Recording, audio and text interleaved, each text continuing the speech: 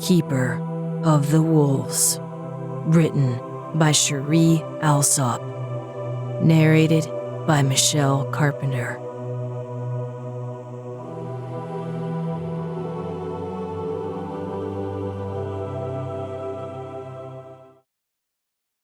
Chapter 1. I snarled. It was easier to snarl and watch them cringe than to read the judgment and mockery on their faces. The light of the moon drifted beneath the edge of the tent, competing with the torchlight that flickered along the canvas in shadows and waves. It wouldn't be long before the cruel one lifted the cloth and let the moonlight do its work. I almost looked forward to the breath of fresh air that would sweep the scents of stale popcorn, sweat, sickly sweet breath, and the foul rot of the overflowing garbage bin from the confines of the canvas. Almost. A shudder ran through my skin, and I bit back another growl.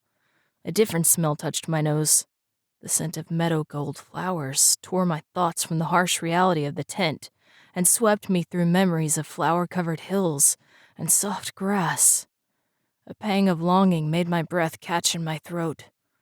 I lifted my eyes and ignored the way the expectant crowd stepped back from my golden gaze. I took a deep breath and searched the faces for one who would match the sweet aroma that whispered above the foul odor of the men and women packed as tightly in the tent as the cruel one could manage. Blue eyes met my gaze.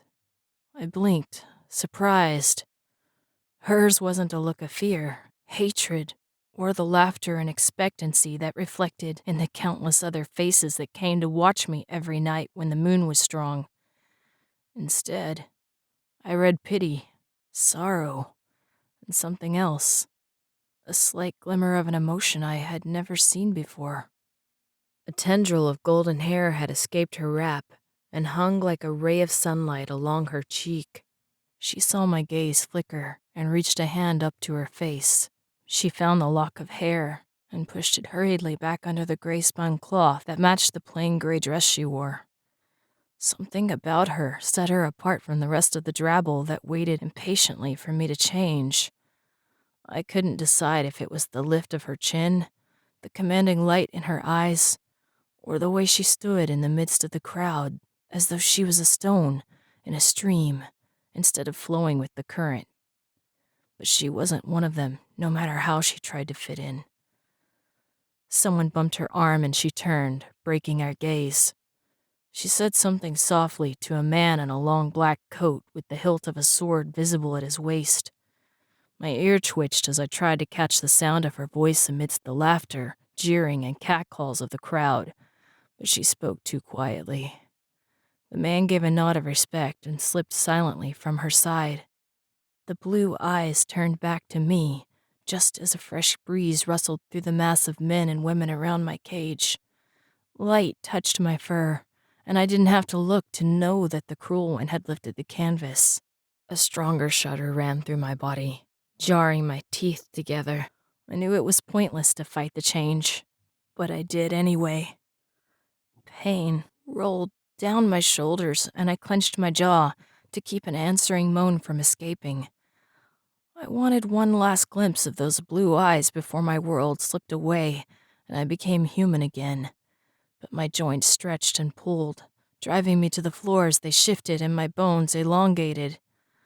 Muscle fibers and sinews pushed against my skin, forcing my arms and legs to elongate, my muzzle to shrink, and my hair to absorb, leaving me covered in pale skin and tangled dark hair that did little to hide my nakedness.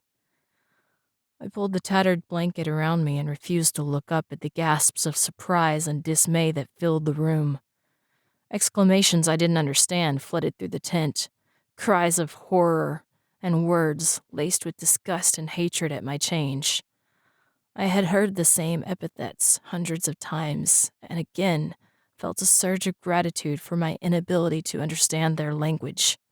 The crowd sounded like geese honking their agitation at an interrupted meal. Women's voices rose higher in pitch, and children whispered to each other. One man growled a string of words laced with threat that set my teeth on edge. I closed my eyes and tried to block them out. Their voices called around me, outraged at what I couldn't control. It had surprised me the first few times when men and women responded so violently. It took me a while to realize that they could accept an animal, and they could accept a man, but to see a wolf turn into a man invoked a religious fervor in them that such a thing should not exist. I completely agreed. I opened my eyes one more time to see if the girl still watched. I kept my gaze wild and defiant, daring those who scrutinized me to take a step forward and end the creature they saw as an abomination. She was no longer among them. Surely the change had been too much for her. A foreign surge of regret welled up in my chest and I pushed it down. Human emotions had no place in my mind. I wouldn't allow them to take precedence over my instincts that demanded for me to survive and escape. It didn't matter that the metal bars of the cage were 3 inches thick and didn't respond to the most ferocious of my outbursts. It didn't matter that I had been in the cage of the Cruel One circus for more than a year and had yet to find an avenue of escape. A wolf would never give up his quest for freedom. I would never give up. The Cruel One barked a word that meant nothing to me. During my year of confinement in his circus, he had yelled thousands of vile-sounding words in my direction, but they were just noises, strange syllables that didn't make sense, no matter how hard I concentrated. I gave up long ago, because I cared little for what he wanted to say anyway. The unknown was easier to face than any future he promised. The Cruel One's order was followed by the hiss of a whip. A shudder of fear ran down my spine. He was exceptionally talented at guiding the glass-lace leather strands through the bars of my cage to lay my skin open like an eagle with a fish in its talons. I was tempted to ignore him. My one pleasure in the new life he had given me was to defy him despite the inevitable answering pain. I opened my eyes and met his hate-filled gaze. His beady eyes glared at me from the folds of a face red enough to not be healthy. The thundering beat of his heart amid the chaotic cries of the crowd echoed agreement that the circus life was not good for his well-being. Perhaps if I angered him enough, he would simply pass out. The thought brought a twitch of an unfamiliar smile to the corners of my mouth. The Cruel One sneered, and as the whip cut through the air, I realized he thought I was laughing at him. Unable to avoid the lash in the small confines of my cage, I turned my back to catch the brunt of it along the pattern of white scars that already crisscrossed my skin. White-hot pain sliced from my shoulder to the middle of my back and tore the breath from my lungs. A surge of anger filled my body. I stood and turned to face him. Warm liquid dripped slowly down my back. Frustration at the helplessness of my confines and the inability I had to defend myself flooded my veins. My hands shook with pent-up fury, and I grabbed the bars of my cage. The vile, rotten scent of a man wasting away through his own slovenly habits filled my nose. I met the Cruel One's gaze. My lips pulled back of their own accord, and I bared my teeth. He took a step backwards, but it wasn't far enough. A rage-filled growl tore from my chest, so loud I felt it reverberate through the metal bars beneath my hands. The sound echoed through the confines of the tent, and the noise around me dropped until the cry of a scared baby was the only sound that remained. In the distance, the call of food vendors and game wranglers resonated tinny and harsh to my ears. My stomach curled at the scent of fried foods and sticky syrup. I longed to be back in the wind-swept forest with my pack, but I kept the emotion from my face. I held the Cruel One's gaze, daring him to strike me again. A spark of terror showed in his eyes, but that had never stopped him before. He carved his fear into the hides of the creatures he kept caged in his circus. He whipped the defiance out of us, or at least tried to. I was the only one of my kind, the only one who changed in the moonlight that I knew of. But the animals who rode in the cages beside me showed the same mutinous feelings that echoed in my heart. Their backs also bore the same scars. The whip trailed through the sawdust at the Cruel One's feet. His beady eyes narrowed until I wondered if he could even see me through the thick flesh that made up his lack of eyebrows. The crowd kept completely silent. I had never heard such stillness from so many people.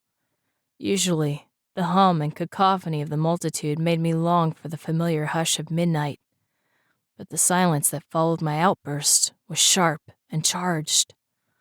Another sense surprised me. There were a few here who wished for me to best the cruel one.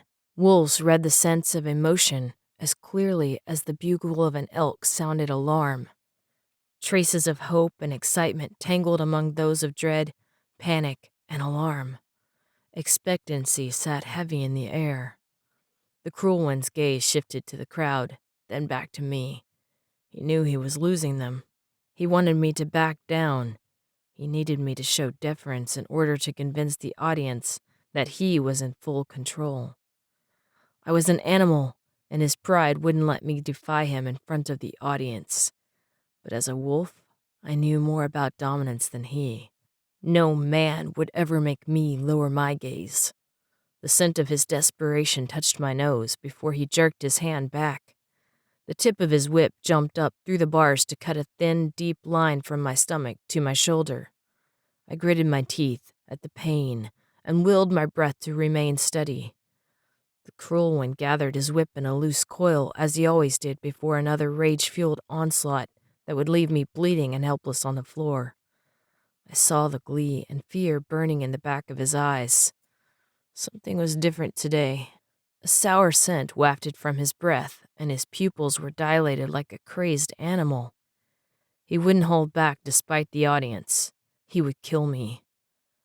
I refused to look away. Cries ran through the crowd. His whip caught me across the shoulder to send blood dripping down my chest. Faces turned from the sight as though his actions were uncalled for. Mothers herded their children out of the tent, and several men took steps forward as if they wanted to act but were uncertain how to proceed.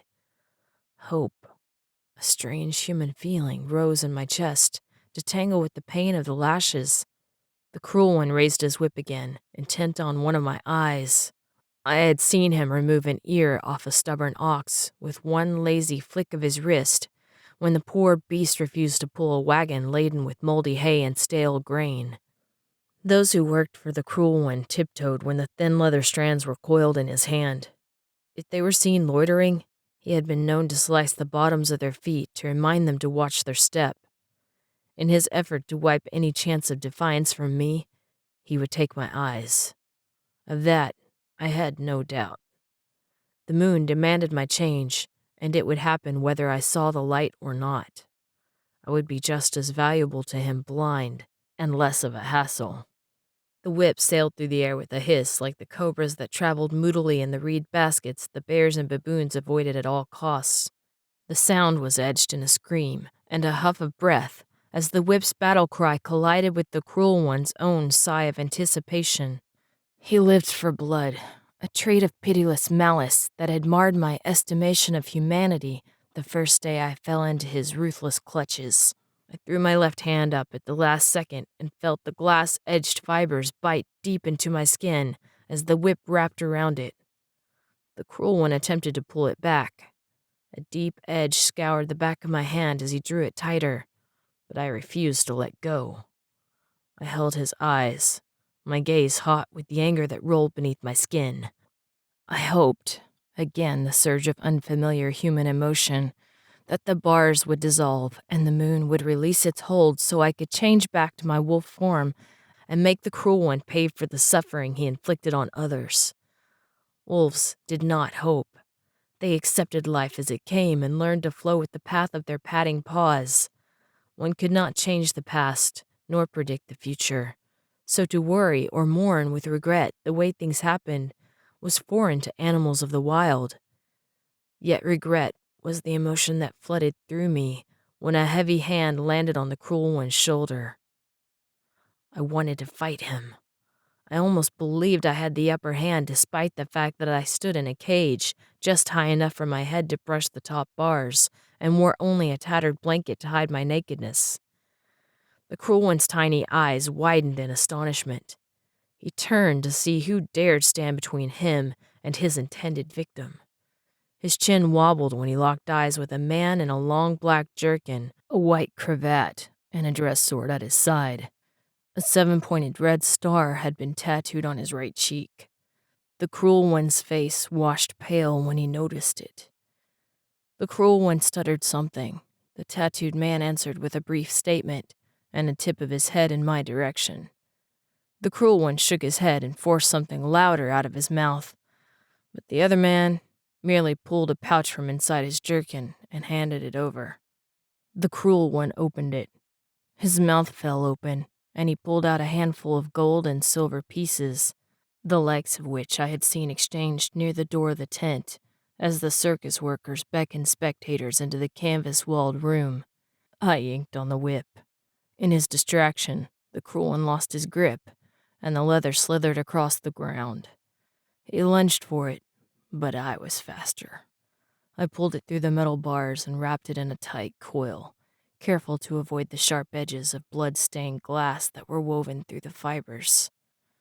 The cruel one hit the bars, anger and rage wafting from him in waves.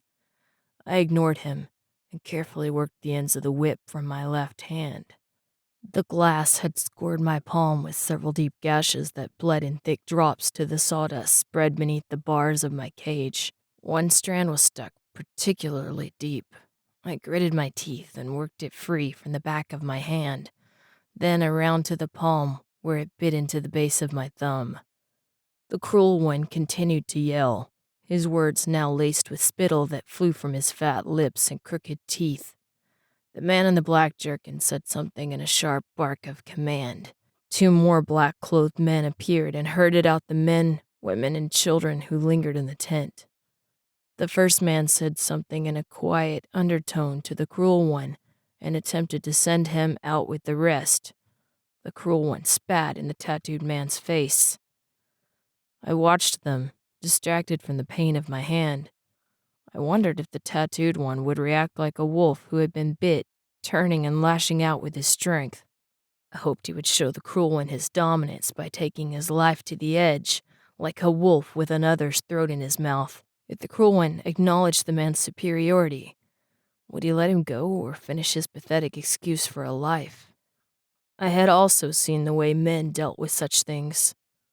My nights, displayed as a circus freak show, were tempered by days of travel and waiting, watching the ways of men as they sat up camp, bartered and fought. Men often stabbed each other in the back, waiting until their defenses were down to get in a punch or a word edged with barbs of steel. Would the tattooed man take the cruel one down with a single blow, or fillet him with a word that would chase the blood from his face and cause him to tremble in fear? The tattooed man surprised me. He wiped the spit from his face with 2 fingers, his gaze never leaving the cruel one's face. The cruel one's eyes widened as if he realized he had made a grave mistake. He stuttered something, then turned and left with more fear in his eyes than I had ever seen, and the cruel one was a very fearful man. The tent canvas brushed close behind him. The last of the spectators were mere memories of sticky fingers and fear. A breath of relief washed in their wake. The tattooed man said something quietly. My gaze flickered to his eyes. He looked at the whip I held forgotten in my hands. I worked the last barb carefully from the base of my thumb. Blood trickled down my wrist to join the mess that pooled there. I closed my hand and ignored the pain that ran through my lacerated palm. The tattooed man held out his hand. The gesture was simple, but sent a surge of uncertainty through me. He wanted the whip, that much was obvious. Had I traded one cruel keeper for another? I studied his face. It was lined and tanned with years under the sun. A thin white scar ran from his nose to his chin, slightly disfiguring his lips. I wondered who had given him such a mark. A scent of windswept hills and steel belonged to him, telling of journeys that took him far with only his blade as his companion. The tattooed man shuffled his weight slightly, as though being under such close surveillance was not a common occurrence. I remembered that humans barely look at each other for more than brief glimpses. Any I stared at for a long period of time became uncomfortable and left me with a minor victory and a few moments of peace. The tattooed man merely waited, his hand still out and his eyes on the whip. I wondered if he knew of wolves and the challenge of meeting a stare. Either he was taking a guess by carefully avoiding my gaze, or he was careful in all of his dealings with animals and men. I doubted such a man left much to luck. I told myself I had no need for the whip. The weapon would be useless in the confines of the cage, and I had never used such an instrument to inflict pain on others. But I couldn't bring myself to give it up. Holding the worn leather in my hand gave the first hint of belief that I could change the path my life had taken. I had no doubt the cruel one would beat me senseless in order to take it back. But for now, my victory had been hard won. The blood that trailed down my chest and back echoed the feeling. The tattooed man spoke again quietly, his meaningless words said in a tone I could tell was meant to inspire trust. But after all I had seen, I trusted no one. I closed my right hand carefully around the coils. The man's gaze tightened, but he tipped his head forward in acceptance. He lifted his voice, and 4 men entered. They were dressed the same as the first man, but without the red star on their right cheek. The tattooed man spoke quiet commands, and the others followed without question. He picked up the thick burlap cloth the cruel one used to cover the cages, met my eyes, and spoke again. Then threw it over the cage. The other men pulled it down so that the light of the flickering torches showed only vaguely through the thick covering that smelled of dust and mildew. The cage was lifted by the bars that stuck out at each corner for that purpose. My heart thundered in my chest at the sound of the canvas sliding past the burlap cloth. Then, cool night air rushed through the bars beneath my feet. A shiver ran along my skin, used to the thick coat of brown, gray, and black fur that normally kept me warm. I knotted the blanket around my waist, but the tattered cloth did little to protect me from the chill. The cage was lifted higher, and metal grated on wood as it was set in the back of a wagon. An animal snorted. I glanced toward the front of the cage, but my sight was impaired by the cloth. The cruel one used oxen to pull his wagons, but the sound and the stomp of a hoof that followed belonged to something lighter. A horse whinnied and let out a snort. A whip cracked, and the wagon started forward with a jolt. I grabbed the bars to keep from falling over. An answering pain ran from my damaged palm, and I growled quietly under my breath. I crouched in the center of the cage and tried to ignore the way my heart pounded as the sounds and smells of the circus were left behind. Chapter 2. The rumble of the wagon wheels across the grassy square where the circus had been set up shifted to the harsher sound of wood on dry dirt and rocks. The horses pulling the wagon stepped quickly in a cadence very different from the dragging, slow trot of the oxen. The snorts and hoofbeats of similar animals sounded around me. I wondered what destination would require such an escort. I tried to fall into the cool acceptance of the wolf, but the human heart pounding in my chest filled with fear and uncertainty. Scents drifted beneath the burlap sack covering the cage. Faint smells of baked bread, like the stuff the circus workers often ate, tangled with the scent of wax candles, wood shavings, the sharp tang of iron, sweet honey, and a myriad of plants potted in soil that smelled old and dry compared to the rich forest loam I longed for. Many scents I had never smelled before vied with them. Sharp, tangy odors mixing with bitter, foul stenches that made my lips curl back in distaste. The reek of thousands of people living in close proximity to each other combined with the dust and refuse of endless streets and abandoned alleyways created a cloud of overwhelming stench. I wondered how the animals that pulled the wagon could stand it. The stones that made up the road we traveled were closer together and made for a smoother ride as we progressed into the city. The air grew cleaner, and the scent of night flowers and grass chased away the fog of odor. The wagon halted, and a few words were spoken. I recognized the tattooed man's voice. Another man answered. Then a quiet groan of metal on metal followed. The wagon rolled forward again. The hoofbeats and sound of the wagon wheels echoed back as though we rode through a tunnel. Then they lightened again, and a breeze of fresh, crisp air curled under the covering. I closed my eyes at the scent of evergreens.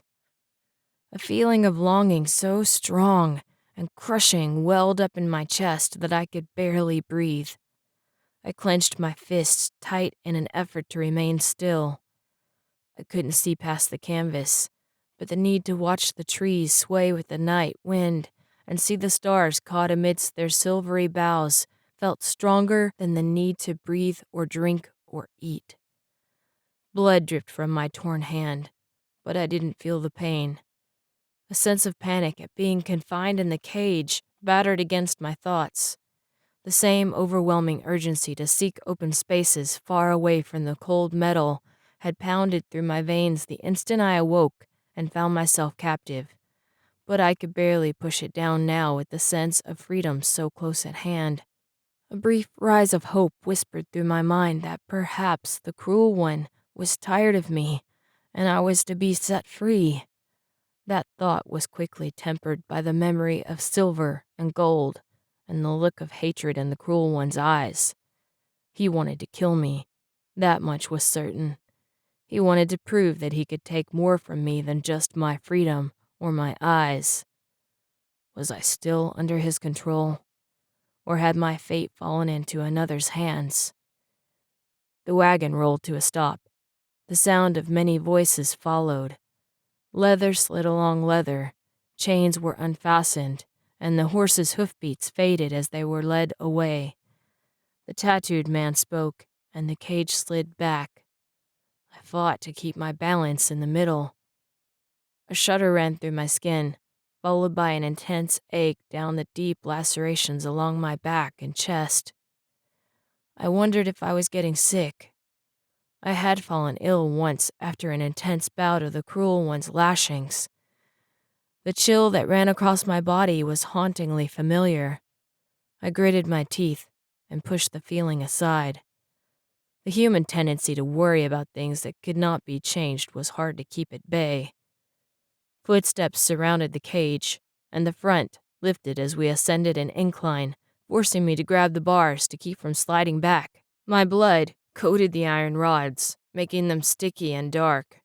The cage leveled out, and the sound of footsteps rebounded and echoed, multiplying until I could no longer count how many walked around me. I watched the ground beneath the bars of my cage, flat stone so smooth it reflected back the dark metal bars, and the flickering of torches to each side. The scent of cold stone walked over by hundreds of people touched my nose, but it was mixed with a crisp, clean smell, as though the stones were in a constant state of being washed. Voices flowed around me, strings of words that made no sense to my weary mind. Those carrying the cage turned, walked a few steps, then turned again, until my sense of direction was completely confused. The sounds of the multitude of people fell away, and I heard only the few footsteps of those carrying me. When it felt like we would go on like this forever, the sound of metal on metal creaked slightly, and the footsteps softened, as though the men walked across grass or soft sand. The ground beneath the bars showed red in color, and when the cage was set down, the softness of the fibers surprised me. Several men let out a breath of relief. I did the same. Regardless of where I had ended, holding still was far better than being carried without any clue as to the destination. The tattooed man spoke, and the covering over the cage was removed. I cringed against the sudden surge of bright light after the darkness of the burlap. A fire roared in an alcove near the wall, its light giving warmth to the stands of wax candles that glowed happily in each corner. Above, flat panes of reflective stone sent the light back down to the ground so that no shadow could hide. A tall ceiling and 4 walls surrounded the area, creating a feeling of being inside yet another cage.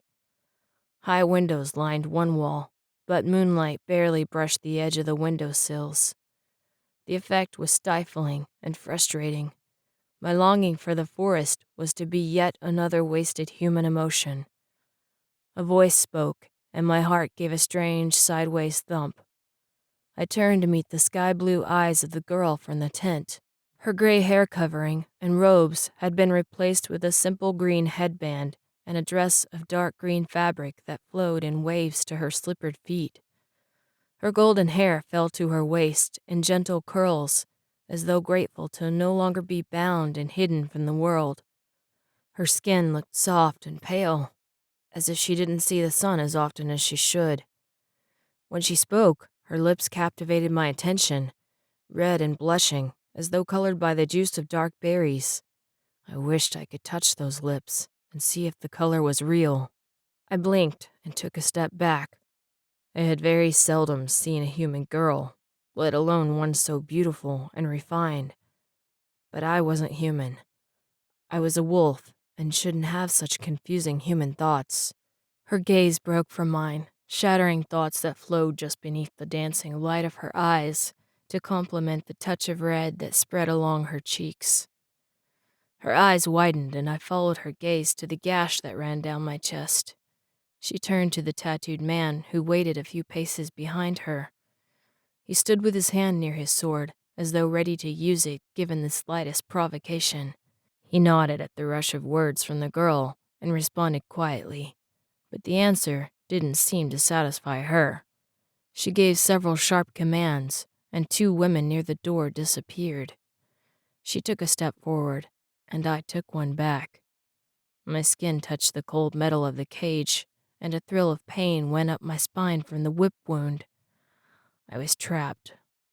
I resisted the urge to bare my teeth. My heart thundered and my instincts screamed for me to defend myself.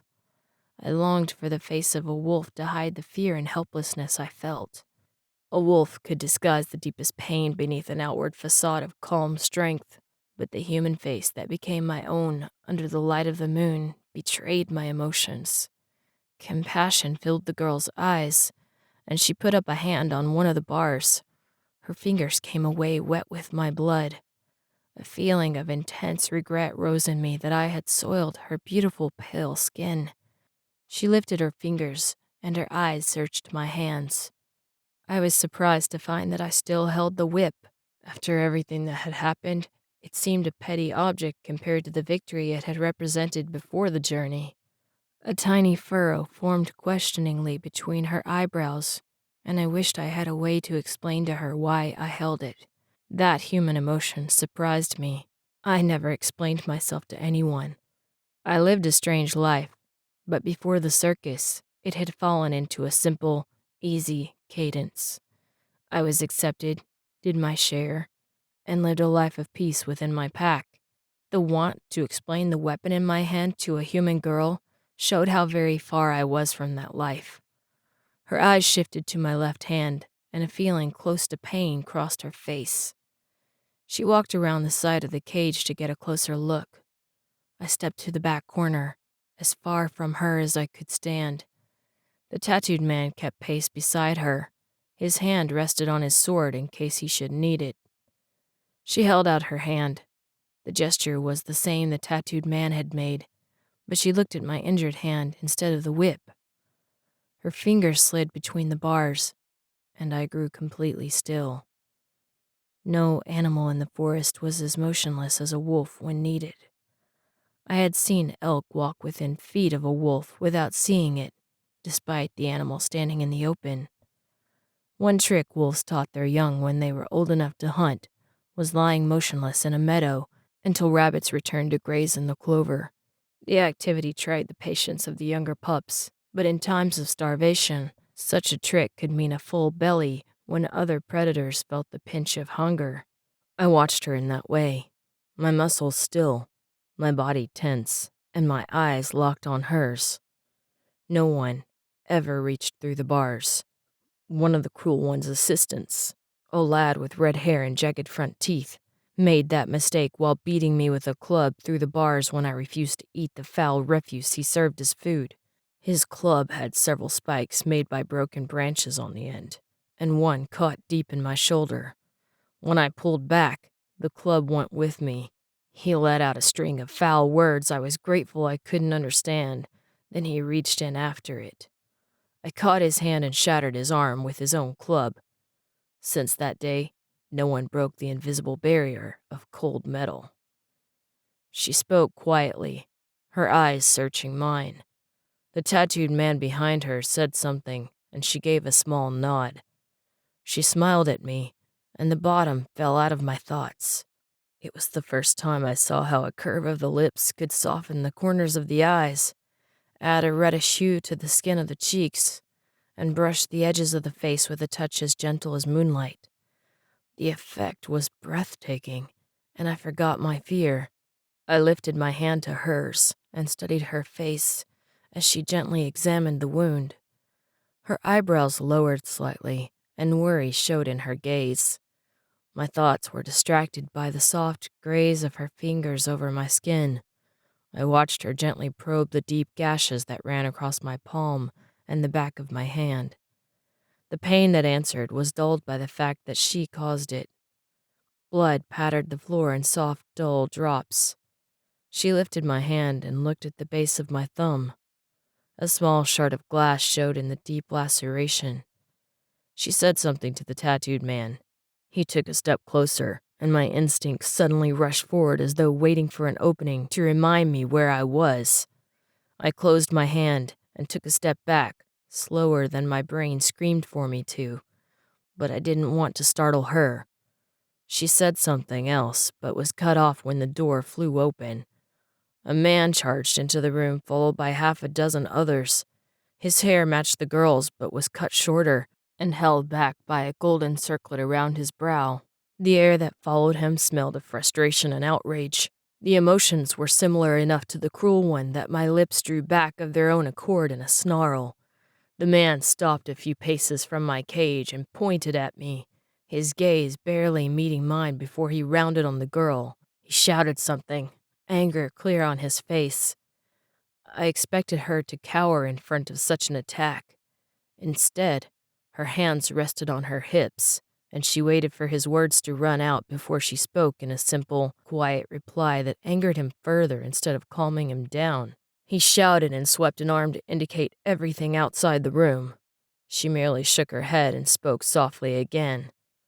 I glanced at the tattooed man, but he wasn't alarmed in the slightest. Instead, he watched the proceedings as though they happened often.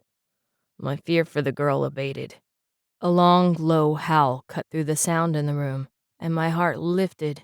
Several more combined with it, the notes haunting and clear through the late night. The argument faded and all talk around me died away. My pack called. After I was captured and forced to travel with the circus, the wolves followed me, uprooting their lives and leaving our forest to follow. Their cries tormented the circus workers, but they were music to my ears. Each night they lifted to drown out the torments of the day. If anything held hope in my life, it was their song. The fear and sorrow I heard in the notes that flowed through the windows broke my heart. They didn't know if I was dead or alive. They had followed my scent to the wagon and somehow trailed it to the strange building I was held captive in. The strength of the forest lay beyond the walls, and they feared the worst. I couldn't let them suffer needlessly. I closed my eyes, and the answering notes rose from my chest. Calling a wolf howl from a human throat wasn't easy, but the tones were right and the notes reassuring and bare as I told them I lived and expressed my gratitude that they still followed. The howls of the pack changed, their tones rounding out and becoming fuller in notes of joy and relief. Tears stung my closed eyes, and I yearned to be with them, hunting through the midnight forest and following the elk herds on their migration. It was where I belonged.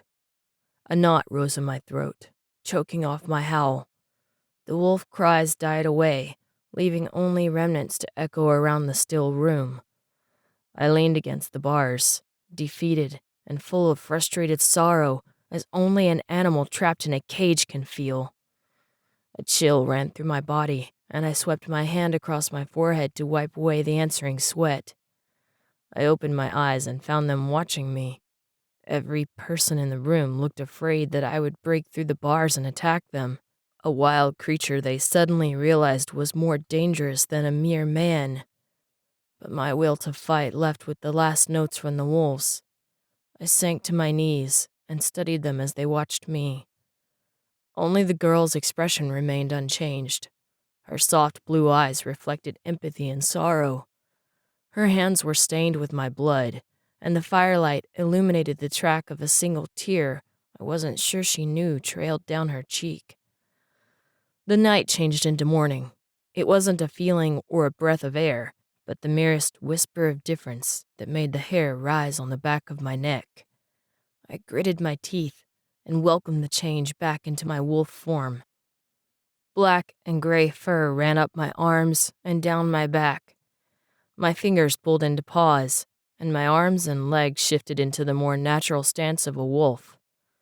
The wounds from the whip bled during the change, but I relished the feeling of being in my wolf form once more. Another shudder ran through me, the chill of the fever, and I settled exhausted to the ground with my eyes on the audience.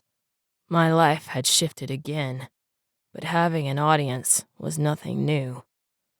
The angry man said something in hushed tones to the girl. She nodded, a look of reluctant submission on her face. The tattooed man spoke a short command, and his men walked warily to the cage. Each took a bar, and they lifted as another man threw the burlap cloth back over the top. My last glimpse was of the girl, her eyes still on mine, before the burlap settled into place. Her look burned into my soul, searching and concerned as though wondering if the man still existed beneath the wolf exterior. If I could have, I would have told her it was the wolf who existed beneath the man.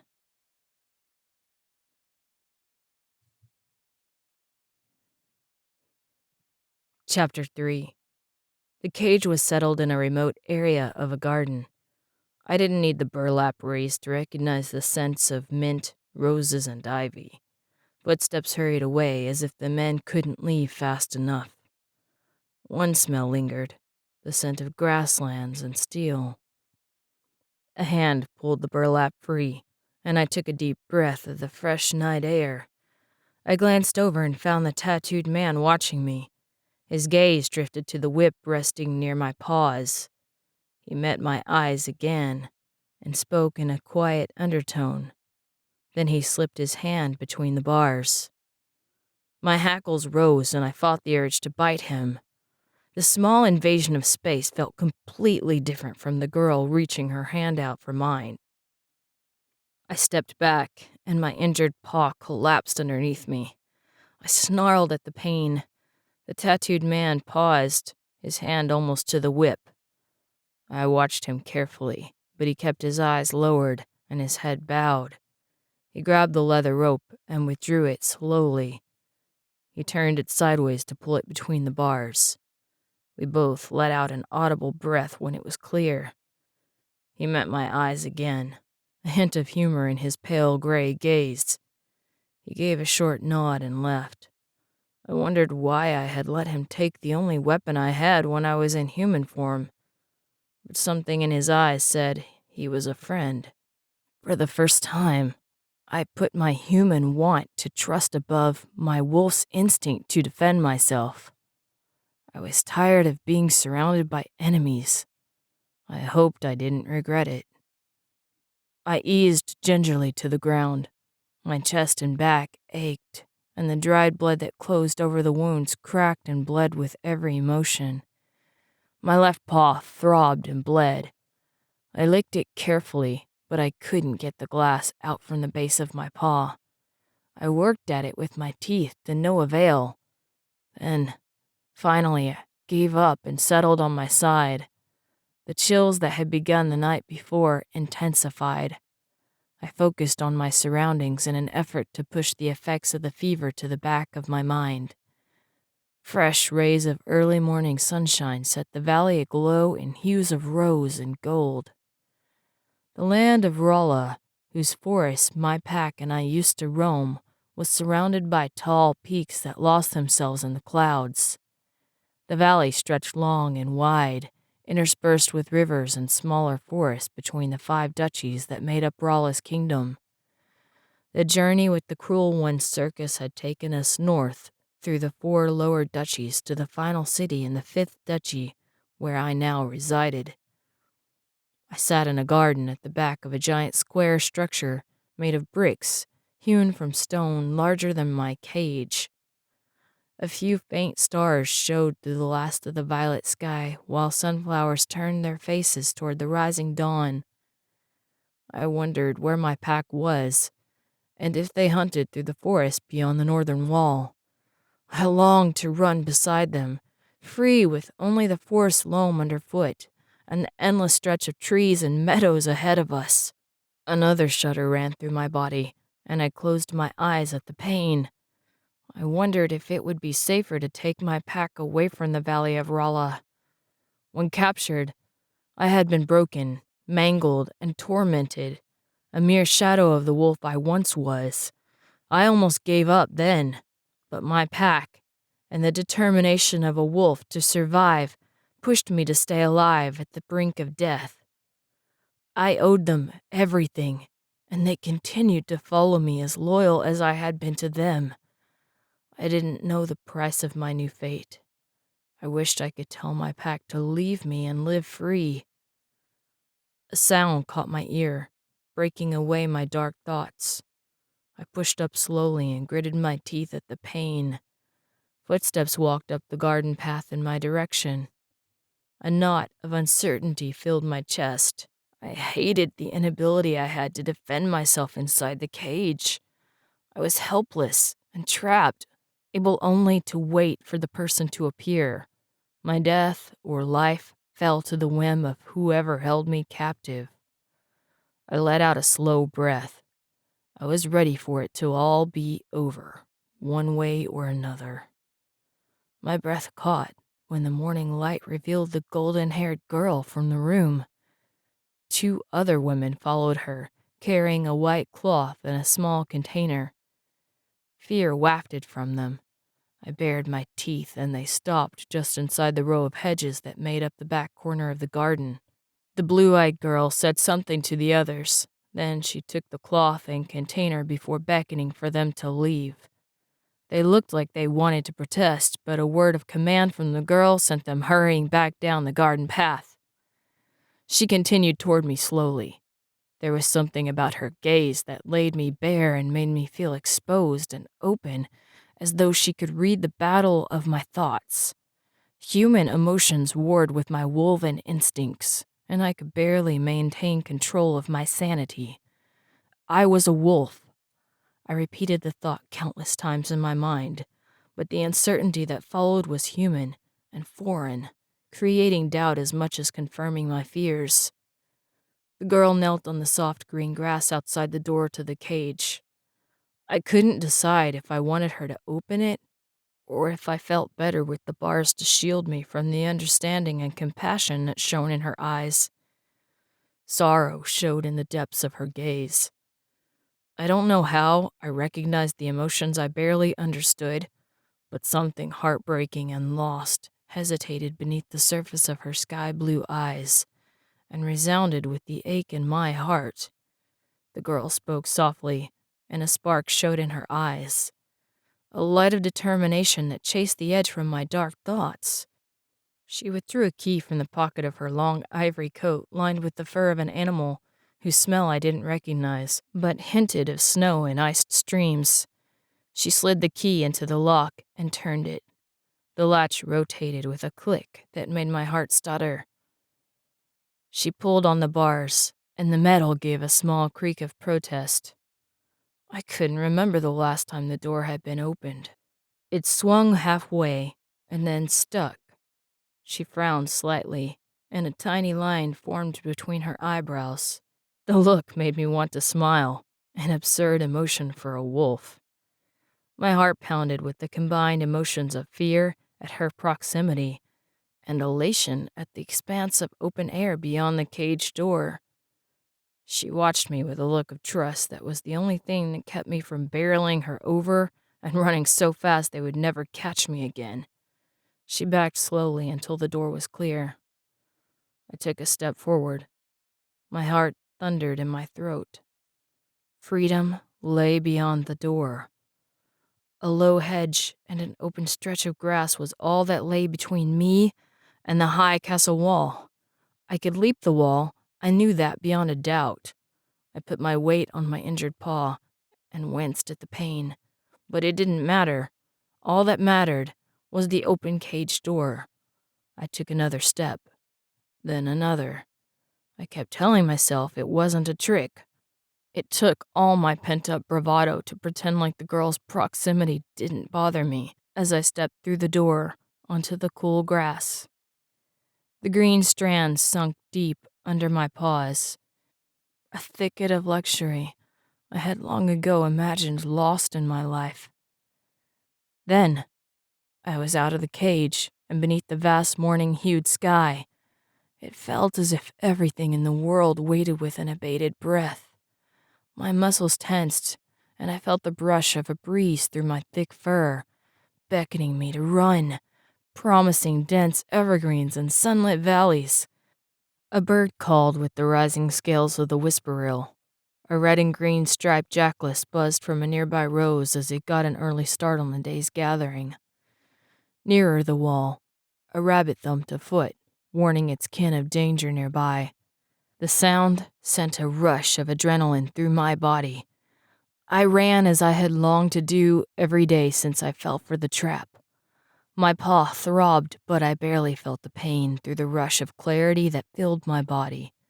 I could leap the wall and be long gone from humans forever.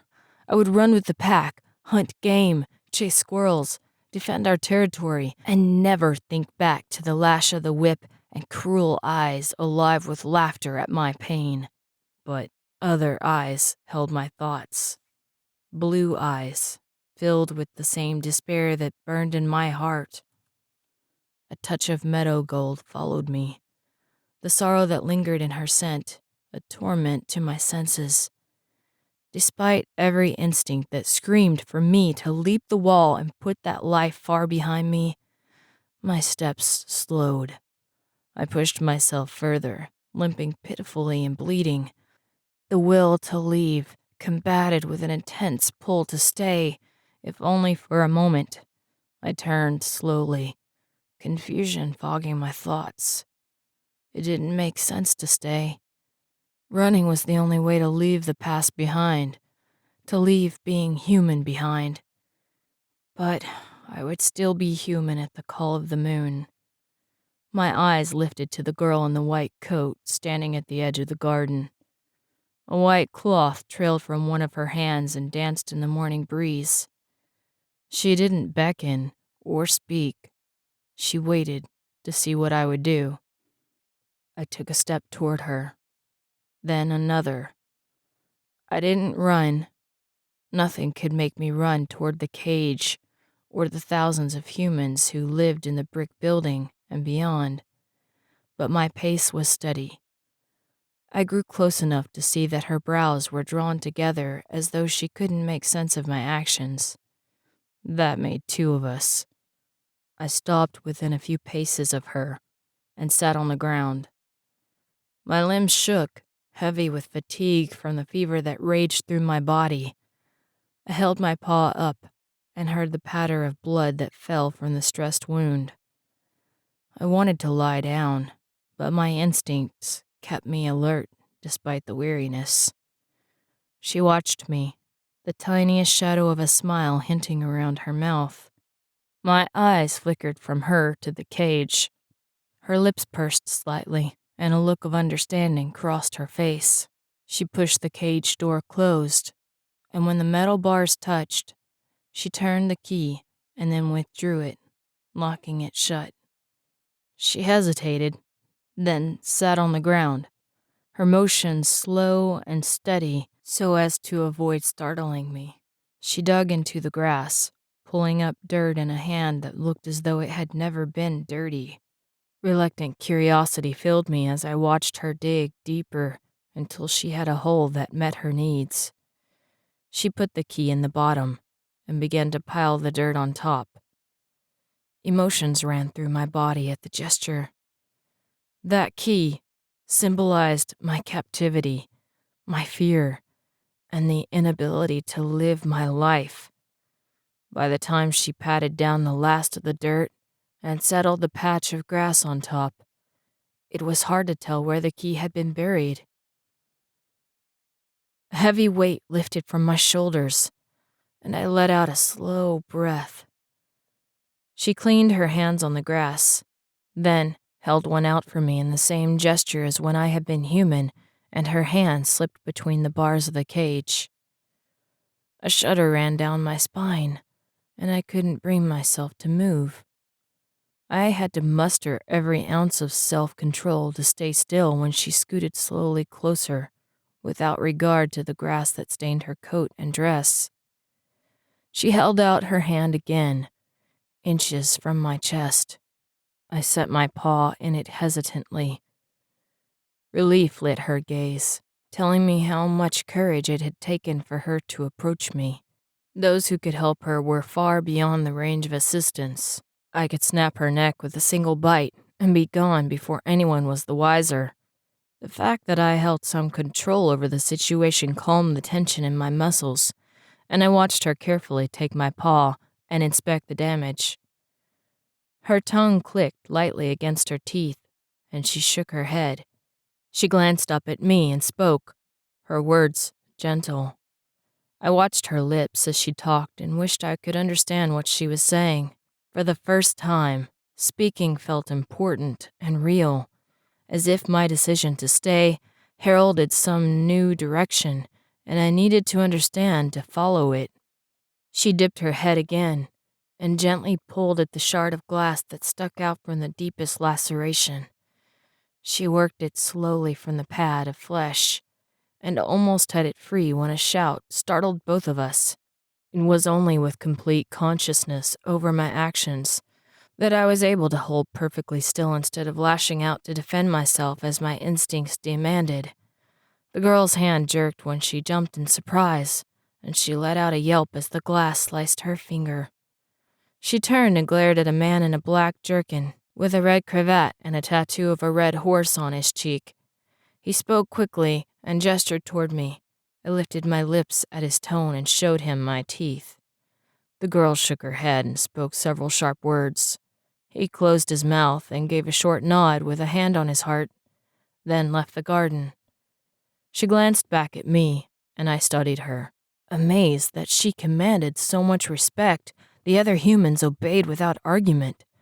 She let out a light laugh at my look, and the sound fell merrily around me like raindrops in the spring. She glanced at her finger where a thin line of red showed from the glass. Whispering something that sounded unfeminine, she proceeded to pull the shard of glass from my paw despite her own bleeding finger. I was about to pull my paw away when her blood mixed with mine. Something strange ran beneath my skin, and I held completely still. It felt as though the static that built during a lightning storm darted through every vein in my body at the same time. My heart stuttered, then gave a beat so strong it echoed in my ears. A metallic taste filled my mouth, and I blinked away dark spots that danced in my vision. "Are you all right?" My ear turned to catch her voice, even as my brain registered her words. Her speech, soft and filled with concern, suddenly made sense. I looked at her, waiting for her to say something else, but she turned her attention back to the shard of glass. She held it up to the brightening sunlight and shook her head. "You've caused a lot of trouble." I tipped my head slightly with the strange feeling that she meant me instead of the glass. My heart gave a dull throb at the thought that I had caused her trouble. At the same time, a surge of relief filled me that I understood her. I watched as she dug up another small patch of dirt and put the glass in the hole. Then, patted it back down. She had a strange way of burying what troubled her.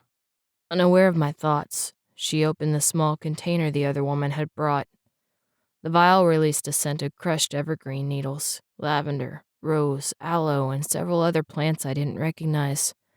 She took my paw again and spread the ointment over the wound. It burned slightly, and the scent tickled my nose. I sneezed and she glanced at me. "You're not so tough," she said with a teasing look that sent a rush of warmth through my body. She put the lid back on the ointment, then took my paw again and wrapped it carefully with the white cloth. She put a second cloth on top and tied it securely. "I guess that'll work, for as long as you leave it on," she said with doubt heavy in her voice. A look of uncertainty crossed her face, and she touched the wound down my chest. I shied at the feeling of her fingers on my fur. She paused and looked at me, her face close to mine. "Sorry," she said quietly. "I didn't mean to hurt you." She looked at the 2 strips of cloth that remained, then back at the wound. "I don't really know what to do about that." She opened the container of ointment. "Maybe this will have to do." She scooped up some with her fingers and spread it gently down my chest. She paused when she neared the bottom of my rib cage, and a slight touch of red colored her cheeks. "I don't suppose you find this too forward?" she asked, mostly to herself. "I can imagine Joven's dismay if he found out, even if you are a wolf." She put a hand on my shoulder, surprising me with her familiarity. "Would you mind lying down? I could reach your back better." It was a feat to push down my instincts enough to do as she asked, but when I settled down in the grass, it was her silence that caught my attention. I glanced up and found that her face had gone pale, and a scent of shock wafted from her. I looked around quickly for what had triggered her reaction, but couldn't see anything. When I met her eyes again, tears made them shine brightly. Trepidation rose in my chest. I pushed up to a sitting position and watched her warily, unsure what to do. "You can understand me," she said, her voice just above a whisper. She glanced at the cage, then back at me. "You've been stuck in there all this time, able to think and feel like we do?" The thought made her tears spill over. "How could someone do that to you?" The same question had resonated over and over in my mind so many times in the first few weeks of my captivity. I was beaten and tormented with no explanation as to why. I closed my eyes briefly at the memory of hopeless frustration, and when I opened them again, she was wiping the tears from her cheeks. She gave a watery smile. "You must think I'm ridiculous," she said with a small, self-deprecating laugh. I gave a soft snort, and her smile touched her eyes, casting her face in a beautiful glow that made my heart stutter. The golden rays lit the roses behind her in shades of crimson and ruby, and tangled in her hair as though the sunlight came from inside of her instead of without. I had never seen anything so lovely. I committed the picture to memory. If life took a turn for the worst, at least I would have the image to warm me. I grimaced at the most human thought I'd had so far. "Are you all right?" she asked. "Do you hurt?" I didn't know how to respond. The wounds were minor compared to others I had experienced. The consideration she gave made my heartache far worse. She held the ointment up and looked at me expectantly. "Can I?" I hesitated, uncertain it was a good idea, but I gave in and slowly settled down again. She smoothed the salve along my back, and I knew it wasn't my imagination that her touch was even softer than before. A tingle ran down my spine. "They got you good, whoever it was," she said quietly. "Your back and chest should heal, but I'm worried about your hand, or paw, or whichever you call it." Her voice lowered. "People who do this to others should be thrown in a dungeon somewhere and left for the rats." Surprised at the vehemence of her words, I glanced at her. She met my eyes, and a very becoming blush ran across her cheeks. "A lady shouldn't say such things," and neither would a duchess. She shook her head and regret showed in her eyes. Maybe someday I can convince Joven I'm neither. Questions rose in my mind. The want to ask questions and have them answered was unfamiliar. Wolves accepted their lot in life and lived in the best way their situation allowed. It was hard to control the human emotions. They were even more confusing when I was in wolf form. Unable to ask questions I shouldn't have made the situation uncomfortable and frustrating. She finished the last of the salve a few minutes later and rocked back on her heels to give her handiwork a critical look over. She didn't seem to mind that she stood on the hem of her dress and that the knees of the dress were stained and dirty from the grass. She nodded with a small sigh. I guess that'll have to do. I don't suppose I could convince you to let the castle healer take care of it. At my straight look, a slight smile touched the corners of her lips. I suppose not. Can't say I blame you. Strangers haven't been too kind up to now, it seems. A chill ran through my body, and I tried to ignore it, but her eyes were quick to take in the slight wince that followed. You're coming with me to the castle. The command in her tone brought my head around. I sat up and watched her, wondering why on earth she would want me inside that brick structure again. You're not going to stay out here with a fever. You'll sleep by a fire where the warmth can chase the chills away. Her tone left no room for argument, but the thought of being inside the stone structure again sent a different sort of chill through my body. I refused in the only way I knew how, by turning my head away and pretending I hadn't heard. She let out a muffled laugh, and I glanced back to see her holding a delicate hand over her mouth. The big scary wolf ignores me just like my brother. She acted like she was offended, but the light that sparkled in her blue eyes made them dance with amusement. The look sent a surge of wonder through me. I didn't know a human could have so many expressions. Wolves made their feelings known through scents, the flick of an ear, the brush of a tail, the slight baring of teeth, and 1,000 whines and sounds that meant a myriad of emotions, thoughts, and feelings. In my human form, I felt so inadequate at communicating, but the subtle lift of her chin, the slight raise of an eyebrow, a twist of her lips, or the merest touch of her hand could make my heart race as though I had run an entire day without stopping. I would give anything just to be able to watch her, though I wasn't sure if my heart could stand much more. As it was, it jumped and skittered sideways when she looked at me directly, as though she saw past the wolf exterior into my soul. I wished I knew what kind of a soul she saw. She stood suddenly. I rose beside her. I need to think about some things, She said. I would appreciate if you gave me the honor of walking with me. Her brows creased slightly, and a touch of concern colored her eyes. Unless your paw hurts, I wasn't thinking of that. I gave a slight huff at the thought that she considered me too weak for a walk. After being confined in the cage for so long, a walk sounded divine.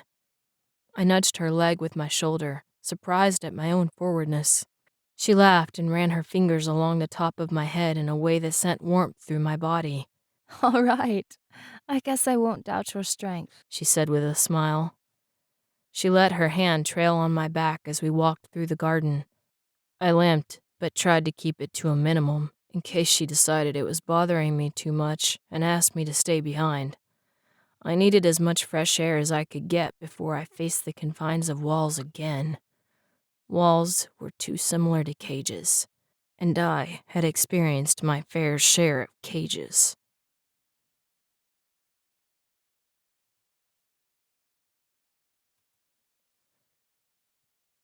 Chapter 4. These are the stables, She said quietly, continuing the tour that began at the gardens and past the forge that smelled of iron and fire, along with the hawkery filled with an amazing assortment of birds bound with hoods and jesses. I pitied the animals, but surprisingly didn't smell despair or sorrow within the airy confines of the wooden building.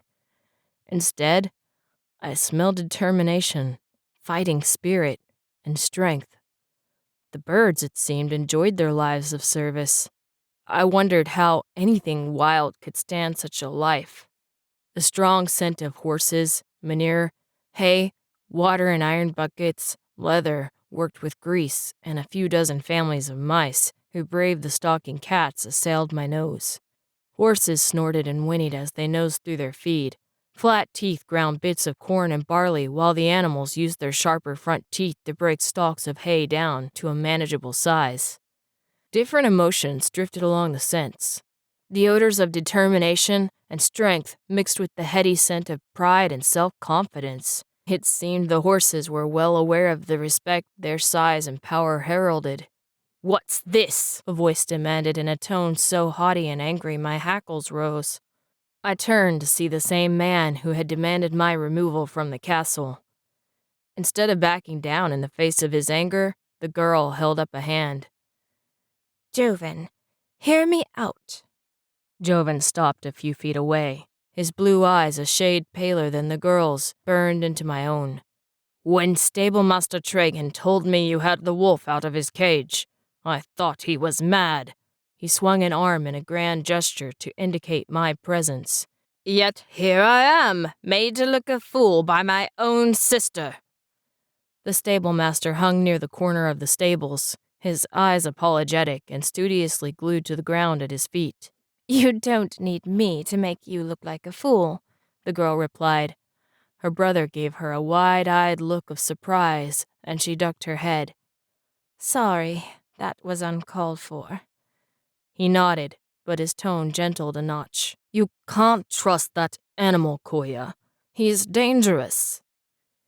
He kept his eyes on me as he spoke, as if he expected me to turn and attack her at any moment. "Step away and let Master Tragan take him back to the cage before anyone gets hurt." Koya kept her hand on my back. "He's not just an animal. He has feelings and—" He cut her off with a frustrated sweep of his hand. "You're being ridiculous. Do you know what would happen if the heirs knew you were walking around alone with a beast that turns into a man and talks to wolves? You would never find a suitor." I glanced up to see Koya's cheeks touch with red before defiance flashed in her eyes. "Maybe it's for the best. I don't want any of them anyway." Joven stepped forward and took his sister's upper arms in a tight grip. He seemed to have forgotten my presence entirely. "We need them, Koya. We can't lose Veilkeep." She winced, and a snarl rose in my throat. Joven's eyes widened, and he looked from me to his hands on Koya's arms. He dropped them, as though shocked by his own actions. "I'm sorry, Koya. I didn't mean—" "I know," she cut him off and said to me. "It's all right." The snarl died in my throat, but I kept my teeth bared. No one would hurt her while I was near. He shook his head and rubbed his eyes with one hand. "It's not," he said. "You don't deserve that." He glanced at me. "But he's not safe to have around. You know better. It's not." My attention was caught by a thunder of hooves and the shouting of men from the stables. A scent of fear and rage reached me a second before a great black stallion with hooves the size of tree trunks charged around the corner. His eyes rolled wildly, and he snorted, tossing his mane and stomping a hoof before he charged at Joven and Koya. Stable hands ran frantically after him. There wasn't time to think. I leaped at the animal just before he reached the siblings and grabbed his nose the way I had many times before to bring down an elk or a moose for the pack. My sudden weight jerked the horse's head down and he flipped both of us over. I was thrown against the wall of the stable by the force of his momentum. I got up the instant I hit the ground and limped back over to the stallion. By that time, the stable hands had reached him and threaded ropes through his halter. His nose was bleeding and he snorted, but when he got back up, it was obvious the fight had left him. The servants led him away at the stable master's command. "I sincerely apologize, Your Highness," Master Tragan said. His cheeks were flushed with the exertion of helping with the horse. Anger burned in his eyes. "I will get to the bottom of what is going on around here. Have that animal put down." Joven barked in a voice of command. My heart skipped a beat for an instant at the thought that he was referring to me, but his eyes were on the retreating stallion as he held Koya protectively to his side. She looked a little worse for the danger, but her face was pale, and she held her brother's arm tight enough to turn his skin white. Despite her fear, she shook her head. No, Joven. Don't kill it. Please. He opened his mouth to argue, but when he glanced down at his sister's face, he sighed and looked at the stable master. What's wrong with the beast? Master Tragan kept his eyes glued to the ground as he stuttered. He was your father's breeding stallion, my lord. The animal is always unruly, but his paddock is gated and locked to avoid just such an incident. His eyes narrowed, though he kept his gaze at their feet. I will find out who is responsible for his escape, my lord. Joven nodded and brushed his hand in a gesture of dismissal. See that you do, Master Tragan. Thank you, my lord. The man bowed so low the hem of his black jerkin brushed the ground. My lord, my lady. He spun and disappeared into the stables so fast dust rose at his departure. Koya dropped to her knees, heedless of the dirt. Are you all right? She asked. She put her arms around my neck, and I felt her shaking. She hid her fear well, but now that the danger was gone, it seemed she couldn't hold it back. Her scent of meadow gold and vanilla filled my nose. He could have killed us. I glanced up to see Joven watching me. I held his eyes until he shifted his gaze to his sister. Yes, he could have. Koya looked up at his strange tone, but he continued as if he didn't notice. A wolf big enough to bring down a charging stallion might turn a few heads. Her eyebrows creased. What are you talking about? A sudden light of excitement lit his gaze, and he crouched so we were eye level. Koya, do you really think he can be trusted? She watched him with a touch of caution in her eyes. He just threw himself in front of a horse for us without regard for his own safety. I feel he's proven himself. You don't think the occasional staff member will turn up missing if he's around? Joven pressed. Koya's mouth fell open. I snorted in disbelief at what her brother implied. Joven sat back so quickly he almost tripped over his feet. He dusted the knees of his white trousers, even though no dirt had gotten on them. You mean he understands us? The seriousness of his tone was confirmed by the tightness of his mouth and the way his eyes took me in as though he saw me for the first time. She nodded. I tried to tell you. Joven glanced around, then stood up quickly and pulled Koya up with him. His fingers tightened around her arm, and I lifted my lips in the beginning of a snarl. Joven's eyes widened and he dropped his hand. I don't know why I do that, he said in an apologetic undertone. I know why, Koya replied softly. Joven looked as though her words struck him to the core. He opened his mouth to say something, then shook his head and grimaced. We'll talk about that later. Right now, this takes precedence. He looked at me directly as though he addressed a comrade instead of an animal. His forwardness took me by surprise. Are you trustworthy? Koya put a hand on his arm. What are you talking about? He shook his head. Koya, this is important. He met my gaze again. Can we trust you? I let my head dip briefly, as I had seen his stable master do when answering a question with agreement. Joven's eyes lit up, and he looked back at his sister. Who else knows about this? He indicated me by opening his hand as though setting a firefly free. She thought quickly. Only Rasmus, his two captains, and the squires who carry the cage here. They must be sworn to secrecy, Joven said quickly, thinking aloud. Rasmus can be trusted, and anyone else can be bought. I don't know what you're... Joven cut his sister off mid-sentence. Hush, Koya. There are eyes and ears everywhere. The less spoken aloud, the better. Let's return to the garden. I limped beside them through the rear courtyard and felt eyes watching our every step. Joven was right. Was he limping this bad earlier? Joven asked. Koya shook her head, her voice filled with concern. I think he had a fever before we left the garden. I'm worried he has an infection from the whip wounds, and who knows what damage Father's stallion caused. We should get the healers to look at him. I gritted my teeth and tried not to show such a pronounced limp, but my paw hurt, and my left shoulder had been the first thing to hit the stable wall, adding to the pain. The heaviness of sickness was settling over my body, making my muscles ache. The sunlight hurt my eyes, but I tried not to let it show. Joven looked down at me, and appraisal of my efforts crossed his face. I couldn't decide how I felt about that. Wolves didn't show pain when it could be helped, especially around strangers. Weakness was something the wild did away with quickly. I wondered if the same applied to living in a castle. No healers. They can't be trusted. He needs to rest, especially with the heirs coming soon. There's a lot to learn. I was thinking a fire would do. What about the heirs? Koya asked in surprise. What do they have to do with anything? Hush, sister. One step at a time. Joven sounded pleased with himself, as though he had just worked out a puzzle that had been bothering him for quite a while. He led us through the garden to a side door, and we entered a wing of the castle that smelled as if it was seldom used.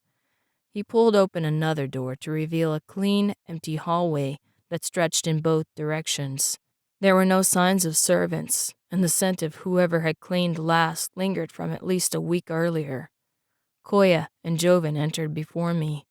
I hesitated at the door, reluctant to leave the fresh air and freedom of the gardens. "It's all right," Joven said, misunderstanding my reluctance. "No one will see us here." Koya waited with a hand on the door, a knowing light in her eyes. It's not that. He's been in a cage for who knows how long. I wouldn't want to trade one cage for another, and I'm sure he doesn't either. Joven's eyebrows lowered. "Can't say I blame him." He turned to me and said with stark honesty, "I don't know why you're hanging around. You could have run the second my sister opened the door.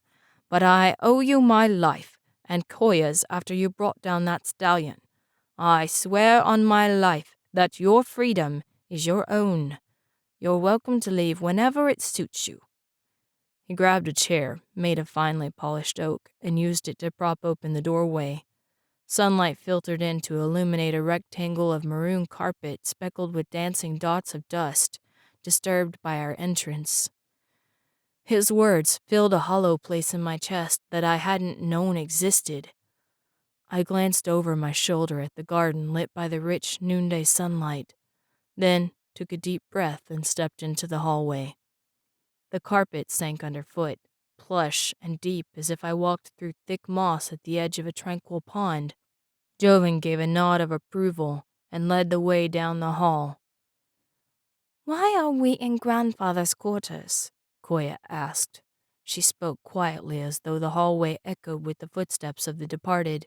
"Because he's not using it," Joven replied with a laugh that belied Koya's reverence. Joven, that's not funny, Koya said with a sharp edge to her tongue. Joven dipped his head to hide a smile. "Sorry, sister. I couldn't resist. Grandfather would have approved." A slight smile touched her lips. Yes, he would have. Joven took a breath and let it out quickly. "I figure that the best way for our wolf friend here to recuperate is to have space and time to himself. Things he probably hasn't had for a long while. Very few visit this wing, and I'll be careful to ascertain those who do are loyal to me. No reports will leave these quarters without my knowledge." What reports? He glanced at Koya, but didn't answer the question. He pushed open a door that looked like all the others except for the sigil of a falcon carved into the thick oak panel that stretched to twice the height of a human overhead. Koya let out a sigh of frustration and followed him into the room. You're keeping secrets. He stopped like the words bothered him. He glanced from her to me, then pushed the hair back from his face with one hand. The golden circlet around his forehead caught briefly in the sunlight that trickled down through the high windows. "This castle hasn't been our own for a long time." Her lips pursed slightly as she studied him. "How long have you suspected that?" He shook his head. "Not suspected. Known. Rasmus has captured and interrogated several spies. There are representatives from each of the other 4 duchies watching our every move." Koya's fingers tangled through my fur as she processed the information. Her touch sent tiny surges of warmth through my skin. I fought to understand the depth of what they discussed through the fog of weariness that filled my mind, but the fact that both siblings were in danger was clear. A sharp chill ran through my body. My muscles gave a spasm in response, and my breath caught in my throat. Joven's eyes locked on me. "He needs a fire right away." The brother and sister worked quickly. I settled onto the thick banterskin rug in front of the fireplace and watched them through a haze that made my head pound. The logs and kindling sent up a faint layer of dust into the air that smelled of cedar, maple, and a faint memory of the wind blowing through the forest, challenging the trees to be stronger. An ache of homesickness answered in my chest. It was obvious, watching the pair, that they had never started a fire before. Joven finally had the logs and kindling set to his liking, but couldn't get the sparks to catch. Koya managed to convince him to let her try, and struck the flint with her brother's knife. She glanced back at me just as a spark flew onto a scrap of bark and caught. "Koya, you've got it," Joven said excitedly. He sat back on his heels and didn't seem to mind the ashes that coated the knees of his white pants. Koya blew on the faint flame until it leapt to life beneath the tinder. She pushed the small pile under the larger stack of logs, and both siblings watched until the fire was burning well. The elation on Koya's face made her eyes sparkle until she glanced down and saw me. I could barely keep my eyes open past a flood of heaviness that filled my limbs. "Joven, he's in trouble," she said. I felt the banterskin give slightly as she knelt by my side. Her hands touched my fur gently. I closed my eyes and withdrew to a blanket of darkness that consumed the pain and left me alone.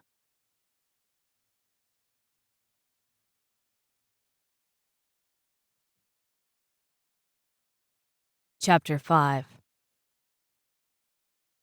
"What's his name?" a voice asked. "I'm not sure," Koya responded, worry tightening her voice. Steady hands touched the whip marks across my back. "This seems to be healing. It's his hand I'm worried about." I realized through the thick darkness, clouding my thoughts, that I was in human form. Calloused fingers picked up my hand and pain burned down my arm. A scent of windswept hills and steel touched my nose. I tried to remember where I knew the smell, but couldn't place it in the blur of disjointed memories. "The wolves are howling again," the voice said.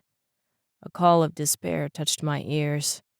I tried to turn toward the howl, but when I rolled to my side, my shoulder gave a piercing pain and a moan escaped my lips. Gentle hands eased me back. "Careful, son. Easy does it," he spoke softly. "I don't remember these bruises last time he turned human." "He got them pulling down Father Stallion before it could trample Koya and I this morning," Joven replied quietly. The first speaker let out a low whistle. My memory shifted, and I pictured the face of Rasmus, the tattooed man from the tent. "He brought Triton down in this shape?" A faint whisper replied, followed by a soft hiccup of air, as though the one who answered was trying not to cry. A scent of meadow gold and vanilla came to my nose and made my heart race. I tried to open my eyes, but they wouldn't obey. I let out a sigh of frustration and gave in to the darkness once more. I ran through a stream after the pack. The wolves nipped and bumped each other, trying to throw the others off so they could win the race. I usually took the lead, but my bones ached and I couldn't keep up. The scent of a rabbit close by turned my head, but my belly was full, and the spring hunt had been plentiful. I didn't need to gorge out of fear of missing the next meal. Winter would come soon enough, and instinct would demand such actions. But for now, I chose to let the rabbit lay safely amid the rushes. I shook on the other side of the stream, and sent water flying from my fur. The thick undercoat kept me warm despite the slight chill in the air, so I didn't mind being wet. I loped through the trees after the others. They raced through a meadow lit by the white wash of the full moon. I galloped after them, but my legs gave out when I reached the moonlight, and I sprawled in a heap on the soft, long grass. A spasm shook my body, followed quickly by another. My bones twisted and stretched. I let out a howl of agony that turned into a scream I didn't recognize. My fur disappeared, leaving my skin pink and bare. My ears shrunk, and muzzle faded into my face. My teeth dulled and paws elongated into awkward appendages. I curled into a ball in the meadow, my lanky arms and legs wrapped around me. Salty water leaked from my eyes, and I tried to keep quiet, but sobs shook my unfamiliar frame. The wolves returned. The cubs I had grown up with were long-legged youth trying to fit into their clumsy limbs. At first they stayed at the edge of the meadow, uncertain about my new form, but my wolf scent mixed heavily with the strange sandy smell of my other body. The familiarity drew them in. A wolf in danger was never abandoned. They nosed my hair and sniffed my limbs, then howled distressed cries to the others. Our alpha appeared with his mate close behind. She had no fear of what I had become. While the others walked in wary circles around me, she licked my face and nuzzled my neck until I fell into a restless, exhausted sleep against her fur. When I awoke, I was a wolf again and told myself it was only a dream. The fact I was trying to convince myself not to worry was my first reminder that something was wrong. A gentle hand shook my shoulder urgently. "Boy, wake up! You must wake up!" The touch sent surges of pain and cold through my body. My limbs shook and I tried to curl in on myself to get him to leave me alone. Are you sure that's necessary? Koya asked. Her fingers brushed tangled hair from my sweating face. Shouldn't he sleep? His wolves are pacing the walls, Joven replied. It looks like they plan to attack if he doesn't reassure them he's safe. The men are talking of demons, Rasmus agreed. Either his wolves are going to get killed, or our men. The animals sound out for blood. As if in answer, a piercing howl, thick with threat, reverberated through the air. 4 other voices mingled with it, calling questions laced with worry and frustration. As soon as the sound died away, more howls rose from further away. Men shouted and the crash of metal and wood answered as weapons were readied. The sound pierced the fog in my mind. I opened my eyes and found the others watching me. Firelight played with shadows behind Koya's concerned face. Her mouth turned up in a smile that didn't touch the worry in her eyes. Are you awake? She asked. I nodded, and the motion sent waves of nausea through my body. I lifted my hands to still the spinning in my head and found my left hand wrapped heavily in bandages. It throbbed with the movement. Rasmus was able to contain the infection, but your body's having a hard time fighting it off, Koya explained. He said you might not be healthy enough to survive the effects of the fever. Her words caught in her throat and she swallowed. She took my hand gently in hers and set it back down to rest on my chest. I lifted my eyes to where Joven and Rasmus stood close by. All 3 looked exhausted. I felt guilty at the thought that they had stayed up with me for who knows how many days and nights. Between the fevered dreams and the pain of the change each night, I had lost track. Another howl penetrated the room. It was louder this time and filled with threat and anger. Shadowrunner, the Alpha, was tired of waiting. They would attack, and both my pack and the inhabitants of Valekeep would pay if I couldn't find the strength to answer and calm their fears. I tried to push up to a sitting position, but my limbs were weak. Joven and Rasmus knelt quickly and helped me rise.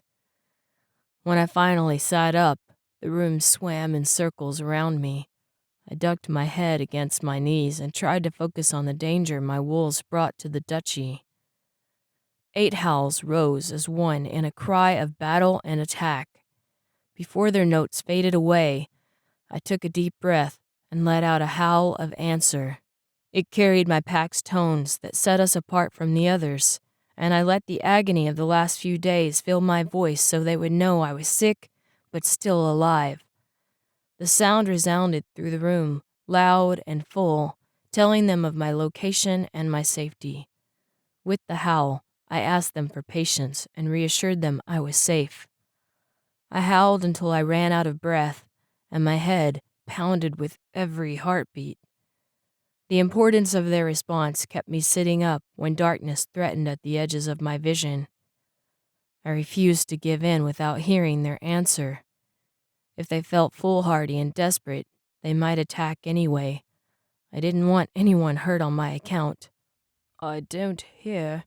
Joven's words fell quiet when I lifted a hand weakly for silence. He nodded and his pale blue eyes turned to the windows.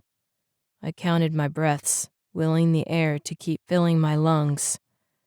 Koya's hand touched the side of my face. I turned my head toward her palm and breathed in her calming scent. Herbs for healing mixed with the meadow gold and vanilla scent. I closed my eyes and took another shallow breath. What if? Joven began when he couldn't help himself any longer. His words were cut off by a lone answering howl, lifting above the clamor of alarm that had risen in the courtyard. Relief filled my chest at the notes of the howl. Shadowrunner's deep tones of joy and relief combined with the notes of our pack. It told of their worry and fear at my lack of response, and their determination to see me safely home. They were the same tones the wolves and I had exchanged every night since my capture. It filled me with strength to hear the same notes now. Are they leaving? Rasmus asked. I nodded and heard audible breaths of relief in answer. As my strength left, Joven and Rasmus lowered me back down to the banterskin rug. Well done, Rasmus said, before the darkness took over again. The next time I awoke, I felt stronger.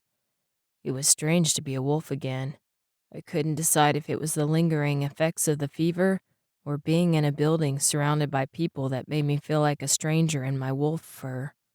I opened my eyes, but closed them again at the piercing pain the sunlight streaming into the windows sent through my skull.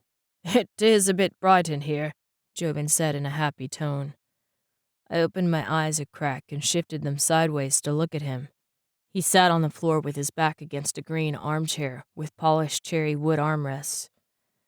He wore a tan jerkin, dark red pants, and a matching maroon cravat, along with doeskin boots detailed in golden lace. His clothing looked as though he had them on for the first time. No wrinkle marred the pressed seams, and dirt looked as though it was kept away from the clothing by the mere aura of cleanliness that surrounded it. I wondered how someone could keep attire in such shape while sitting on the floor. Glad to see you're awake, he continued with a heartfelt smile. At my glance around the room, he shook his head. We're the only ones here. Everyone else has duties to attend to they've put off while you were an invalid struggling to survive. At my silence, he grinned. You're wondering if I have duties as well? He chuckled. Let's just say I have a perfectionist drive to stay up late at night, despite the protests of my servants to finish the obligations required by the heir to the throne. Needless to say, my servants don't protest out loud, but I see it in their eyes when I'm in the library studying Rolla's history instead of sleeping like a decent human being. He lifted an appreciative eyebrow at me. You, on the other hand, have slept like a log for almost a week. You've got to be famished. The thought of food sent a wave of nausea through my body, and I closed my eyes again. Joven let out a chuckle. I guess it's a bit soon for that. Rasmus said you almost died. I suppose you have some recovering to do." He shifted on the floor, and when I opened my eyes again, he leaned forward. "I appreciate you saving us from the stallion. I've never seen anyone do something like that. It was incredible." I let out a slight breath in a huff, and the smile that had faded from his face reappeared. "I'll take that as a sound of modesty, and reply by saying, putting your life at risk for someone else's requires a bravery I'm not even sure I possess." I found myself liking his easy manner. His tendency to speak both sides of the conversation was amusing and informative. He pushed his hair back from his forehead. "I need to be frank with you. I'm glad you survived, and my motives are entirely selfish." I waited in silence for him to continue. He looked down at his hands, then glanced at the fire that crackled low in the fireplace. The scent of the cedar and maple embers tickled my nose. Joven let out a sigh and looked at me again. "Your presence here happens to be at a very trying time for this family." He said the last word as though doubtful it fit the description. After a pause, he shrugged and gave a wry smile. "Our situation isn't exactly on the level, if you know what I mean." I had no idea what he meant, and was glad when he said, "I guess I should assume that as a man who lives as a wolf most of his life, or the other way around, whichever it may be, you don't know what I mean." He put his elbows on his knees and laced his fingers together. "My father, the Duke of Valekeep, died a year ago." He let out a breath that sounded heavy, as though it carried the weight of the world. "Let's just say he is missed by almost everyone, Koya and I especially, but by Mother not at all. Theirs was a marriage of necessity to keep Valekeep at its strongest, but their hearts were never in the matter. Father threw himself into running his kingdom, but a few years ago, he began to lock himself in his quarters, worried about Vale attacks and things that haven't happened for almost a decade. He passed away, confused and fearful, a shadow of the man he once was." Joven's face closed when he said the last words. Haunted memories swept through his eyes. He fell silent. After a moment, he glanced at me and continued, "I wasn't ready to take the throne then, and I'm not ready yet. There are many things Father left out of our education toward the end of his sanity. Koya and I have done the best we can, but our hold on Valekeep is a tenuous one, because we are young. We won't be safe until we can solidify it through marriage or a show of strength." He continued in a hushed tone.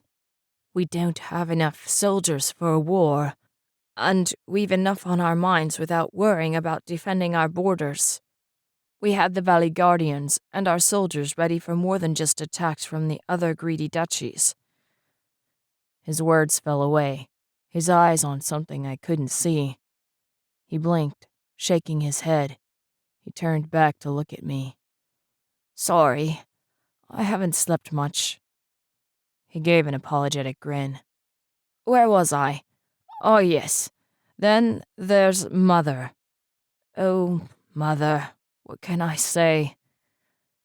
He looked at the ceiling as if hoping to find the answer written there. When he met my eyes again, a half-smile graced his face. "Mother could care less about Valekeep, the land, the people, the animals, or the castle. All she cares about are festivities and the finer things of life. Trust me when I say, if you travel into her part of the castle, you'll know it." I didn't know what to make of that, so I settled for listening quietly. It had worked well so far.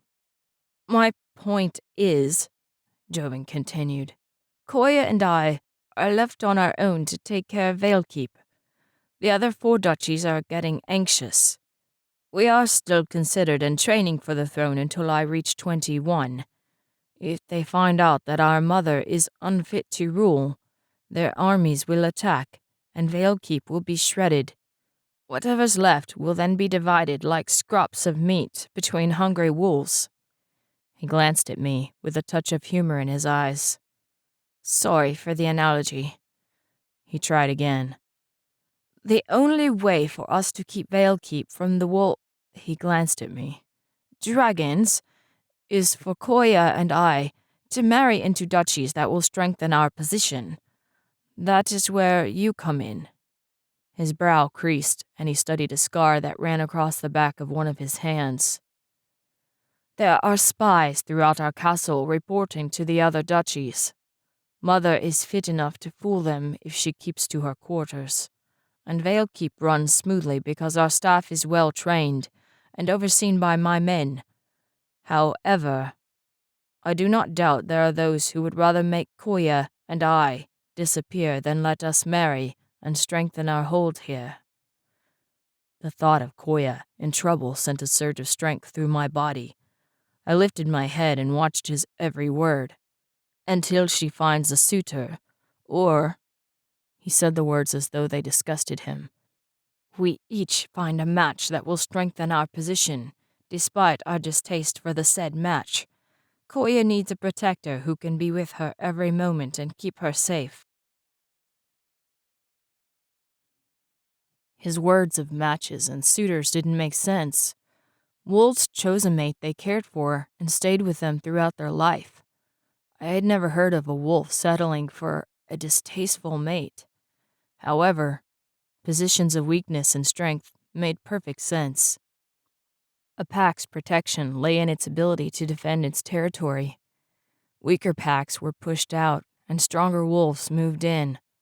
Also, wolves depended upon pack hierarchy for order and structure. The strongest wolf led the pack until bested by a stronger challenger. This ensured that the fittest wolf was in charge of the other's safety. Joven said their city of Valekeep was strong, but he and his sister's position to rule it could be challenged unless they were matched with mates in a position of strength. If they were challenged when they weren't prepared, the city would fall, much like a pack's territory. I knew well how to defend territory. Having an opportunity to act as a wolf within the confines of the city brought me onto familiar ground. That I could handle. Joven saw the spark of understanding in my eyes. "Will you help us? Will you protect my sister with your life?" I dipped my head in assent, and he reached over and patted my fur before I could react. The gesture was familiar and slightly degrading.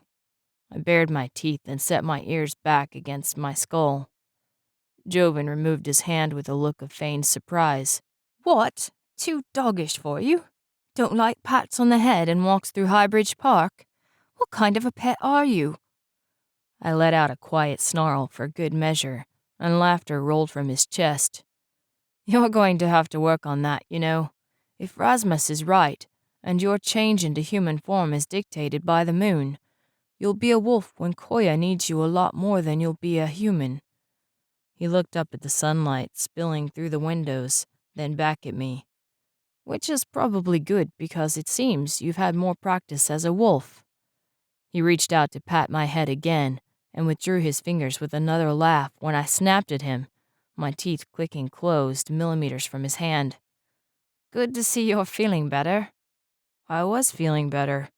Instead of being bothered by his jests, a feeling of warm camaraderie rose in my chest. I studied him. His carefully tailored clothes and the seemingly casual but obviously well-rehearsed sweep of his hair back from his forehead indicated that outward appearance mattered very much to Joven. But his humor-filled gaze and the easy relationship he had with his sister showed he was still very much a pup, getting accustomed to his position of leadership. I guessed we were close to the same age. I had no idea when I was born, so I couldn't make any comparisons that way, but I felt a kinship with Joven. The fact that I could feel so comfortable around a human who was obviously even more at ease around me confused me. I was a wolf stuck in a castle. I should have been on edge and trying to escape with the opening of every door. Instead, I lounged in front of a fire like some tame hunting cat and enjoyed the presence of a human who had helped put me there.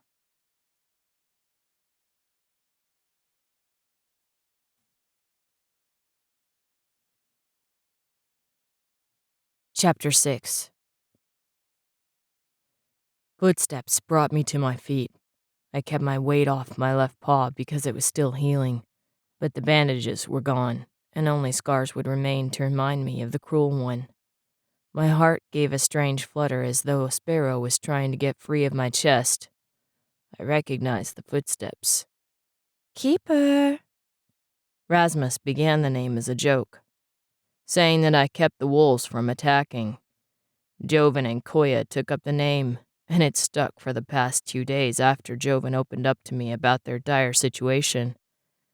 I wasn't at full health, but the wounds had stopped bleeding, and the fever was gone. My strength wavered more than I preferred, but I was anxious to get out of the room. The door opened, and Koya peered around it. Keeper, are you awake? When she saw I was standing, a smile lit her face. She pushed the door open all the way and stepped inside. You've got to be ready to get out of here. She glanced behind her. I don't know if Rasmus would approve. He says you need another few days' rest, but you don't seem the type to take it easy.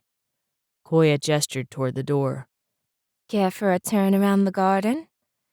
I walked up to her. Her scent swirled around me like leaves caught in a playful wind. I couldn't get used to the way it made my heart pound. When she set her hand on my back, her touch sent tingles down my spine. I glanced up at her, wondering if she knew of the effect she had on me. She wore a dark blue dress with birds worked in golden thread around the neckline and down the sleeves. White lace set off her graceful neck and lined her wrists, while thin gold stitching defined her bodice and small waist. The slippers she wore matched the dress perfectly, except for a few dark stains on the toes. The scent that clung to them hinted of rich loam and ivy. Tessa will scold me when she sees them, Koya said, following my gaze. I don't know why I can never keep my shoes clean. I wanted to point out that avoiding the shadowy places in the garden where the sun had little chance to dry the moisture would help, but I couldn't speak in my wolf form. I had yet to talk as a human either. Though I changed at night, I didn't trust my human form. I hadn't left the confines of the room, and I spent the last few days sleeping during the lingering remains of the fever. I wondered if tonight would be different. Koya led the way out of the room, and I found the scent of 2 servants who had cleaned the hallway since I last crossed the thick carpet. Koya stepped across the thick fibers as though unaware of how they sunk deep underfoot, and smelled faintly of sheep and grass. Whispers of life before they were made into the thick weave. Here it is, Koya said with a smile. She pulled open the unguarded door, and sunlight overflowed in. I knew it was my imagination that made the flowers on the carpet look as though they reached toward the light, but it was exactly how I felt. Every moment in the makeshift recovery room made me long for unfettered sunshine and fresh air. The brief moments I had experienced with Koya outside the cage in the garden had been heavenly. Fear that I would never feel that again sat heavily upon me during my sickness. I stepped into the sunlight and blinked as my eyes adjusted from the shadows of Koya's grandfather's quarters to the golden light of day. Pollen from 100 different varieties of flowers tickled my nose. I took a deep breath of rose and lavender mixed with the sharp pine scent of evergreens kept trimmed on the east side of the garden. A breeze brushed across my thick fur, chasing away the scent of sickness and herbs. The twitter of maids chattering happily as they worked in the gardens was harmonized by the deeper calls of the stable hands that ran horses in the corrals near the wooden buildings. Are you coming? I looked up to see Koya watching me with a smile on her face, as if she guessed just how much I had missed being outside. I followed her along the brick-lined garden path. Her fingers strayed down to tangle softly in my fur. I turned my attention to our surroundings to keep my mind focused. Sunflowers and pink and purple lilies with petals that darkened to shades of deep violet lined the pathway. The soft ivy underfoot gave off a scent of summer, rich with hot days, cool evenings, and nights filled with the promise of gentle rain. The gardens were vast, spanning the entire area behind the castle in squares and small mazes, with shrubbery walls high enough to give privacy to those inside. The sound of talking faded to a soft murmur the deeper we walked. Koya led me to a back area of the garden where the flowers were allowed to grow with wild abandon. To me, it was more beautiful than the carefully manicured walkways closer to the castle. We turned a corner, and my heart slowed at the scent of iron. The smell was all that remained of my cage, a stale trace of metal that tainted the grasses and bent willows that had just begun to rise after being flattened by the heavy enclosure. I hoped the cage had been melted down to a puddle. Koya felt me hesitate, and her hand smoothed the fur at the base of my neck reassuringly. I had Rasmus get rid of it. You'll never have to live in a cage again. I followed her to a stand of aspens near the back corner of the garden. She sat down at their base as though she had done so many times before. She patted the soft grass near her invitingly. You look like you could use a rest. I didn't like the thought of appearing weak, but the short walk had used up most of my strength. I settled onto the warm bed of grass lit by a circle of sunlight. The sun warmed my muscles and soothed the throbbing of the healing whip wound along my back. I let out a quiet sigh. I know what you mean, Koya replied. I glanced at her without lifting my head from my paws, and she smiled. I always come here when I've had a long day. Her brow furrowed slightly. That's been more often lately. She rested her head against the white bark and closed her eyes. Her hand strayed to my back, a reassuring weight that was quickly becoming familiar. I welcomed the tingle of warmth that always accompanied her touch. It's nice to share this spot with someone, she said quietly. A few minutes later, she spoke without opening her eyes. I always imagined sitting here with a man I trusted and cared about. I saw myself marrying the man of my dreams and living with him at Valekeep Castle for the rest of our days. A laugh, touched with regret, escaped her. I guess I figured Joven and I would share the castle and the responsibilities, as we've done since Father passed away. I conveniently ignored the fact that if I married, I would be obliged to go to my husband's holdings. A note of longing entered her tone. I don't want to leave this place. Her fingers tightened in my fur at the last words. A long-forgotten memory ran through my mind. I saw myself after the first time I changed. A scared pup whose life had been turned upside down with no explanation as to why. The other wolves were afraid of me, and I feared what I had become. My first impulse was to run away and leave behind the scent of their fear and my own terror, but they were my woods. I had grown up beneath the trees, playing with the other wolves and learning to hunt like our elders. I knew every rock and tree, the murmur of the brook past our den, and the sway of the breeze through the leaves. My heart belonged to the woods and the wolves. I didn't want to leave. Remorse filled me as the memory faded away. I had been forced to leave anyway, and as a prisoner instead of at my own choice. My woods were no longer my own. My home had been shattered with one wrong step. Koya? We both looked up at the sound of Joven's voice. Koya's brother appeared a few seconds later, looking flushed and out of breath. A glint of frustration touched his gaze when he saw us. Koya, the petitioner's court is about to start. I've been looking everywhere for you. He seemed a bit worn around the edges. His usually careful folded cravat was skewed, and his hair looked as though he had tangled with the lilac bush and the bush won. Bits of sticks and few light purple flower petals littered his clothing and hair. Koya giggled. Joven, you look ridiculous. The comment did nothing to ease her brother's flustered state. She rose smoothly and picked the pieces from his hair, while he straightened his black jerkin and dark red cravat. "We were supposed to be there at high noon," Joven scolded, his tone slightly more relaxed than before. "We can't keep them waiting." I wasn't planning to, Koya replied. Tessa was to come and get me when it was time. As if on cue, the maid stepped into view. She saw us and smiled in relief. Lady Koya, it's time. Thank you, Tessa, Koya replied with a graceful nod. We'll be there. Tessa's eyes slipped to me, and a brief shadow of concern crossed her face before she curtsied and disappeared back around the corner. Joven followed her gaze to me, and his brow creased as if he had forgotten I was there. "Don't you look comfortable?" he asked, his tone level. Koya guided him to the edge of the small square of garden where we had been resting. Let him be, She said. He needs to rest. Joven paused before exiting the shrub and met my gaze. "You should come with us. You might find the petitioner's court enlightening."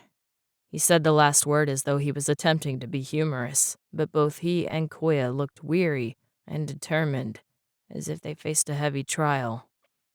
I rose to my feet. If they had to confront something unpleasant, it wouldn't do for them to face it alone.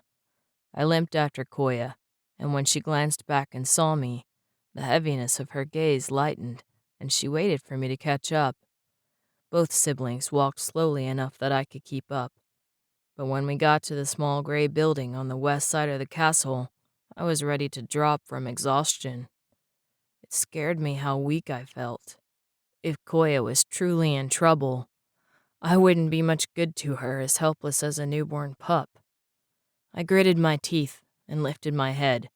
The scent of hundreds of people, washed and unwashed, sweaty, or scented with perfume, assailed my nose when we stepped through a back door held open by a palace guard in veil keep black and red. Koya and Joven exchanged a heavy glance before passing underneath the thick red cloth curtain separating them from the hum of commotion that filled the hall. I followed them through the gap in the cloth and paused at the sight of at least 200 people standing and sitting around the vast room. Sense of anxiety, fear, hunger, sadness, and worry assailed my nose, along with the smells I attributed to workers of livestock, wood, metal, meat, plants, and the other various crafts that supported city life. Talking ceased as soon as Joven and Koya appeared. Several men in front stepped forward, but were held back by 4 guards, armed with heavy black clubs. Swords hung at their sides, but it looked as though the clubs saw more use. I crossed to Koya's side and felt all eyes shift to me. I sat next to her and let my eyes roam the crowd. I was used to being gawked at, but somehow the absence of bars between me and the audience changed the situation. I felt as though I had the upper hand this time. I met the gazes of several men who had pushed their way through the crowd at the siblings' appearance, and they looked away uncomfortably. That was something I could definitely get used to. Joven nodded at the expectant crowd. His smile was tight and well-rehearsed. It put the crowd at ease, but kept him above them as a superior. I wondered how a human could develop such expertise and expression. My experience in the circus led me to believe most were rough and unrefined in the area, unaware of how a simple tightening of the eyes or a slight crease at the corners of the mouth spoke more than 1,000 words. It seemed that Joven, on the other hand, was well versed in the art of expression without speaking.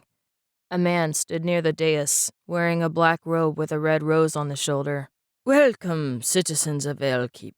The petitioner's court is ready to begin," he announced. "About time," one of the men in front mumbled. Joven and Koya sat in the 2 simple chairs on the raised dais that took up the front of the court. Rasmus entered the room, nodded respectfully at the siblings, and stood on Joven's left side. He threw me a curious look, but didn't question my presence. Koya's hand slid down to rest at the base of my neck. I wondered if she did it for reassurance.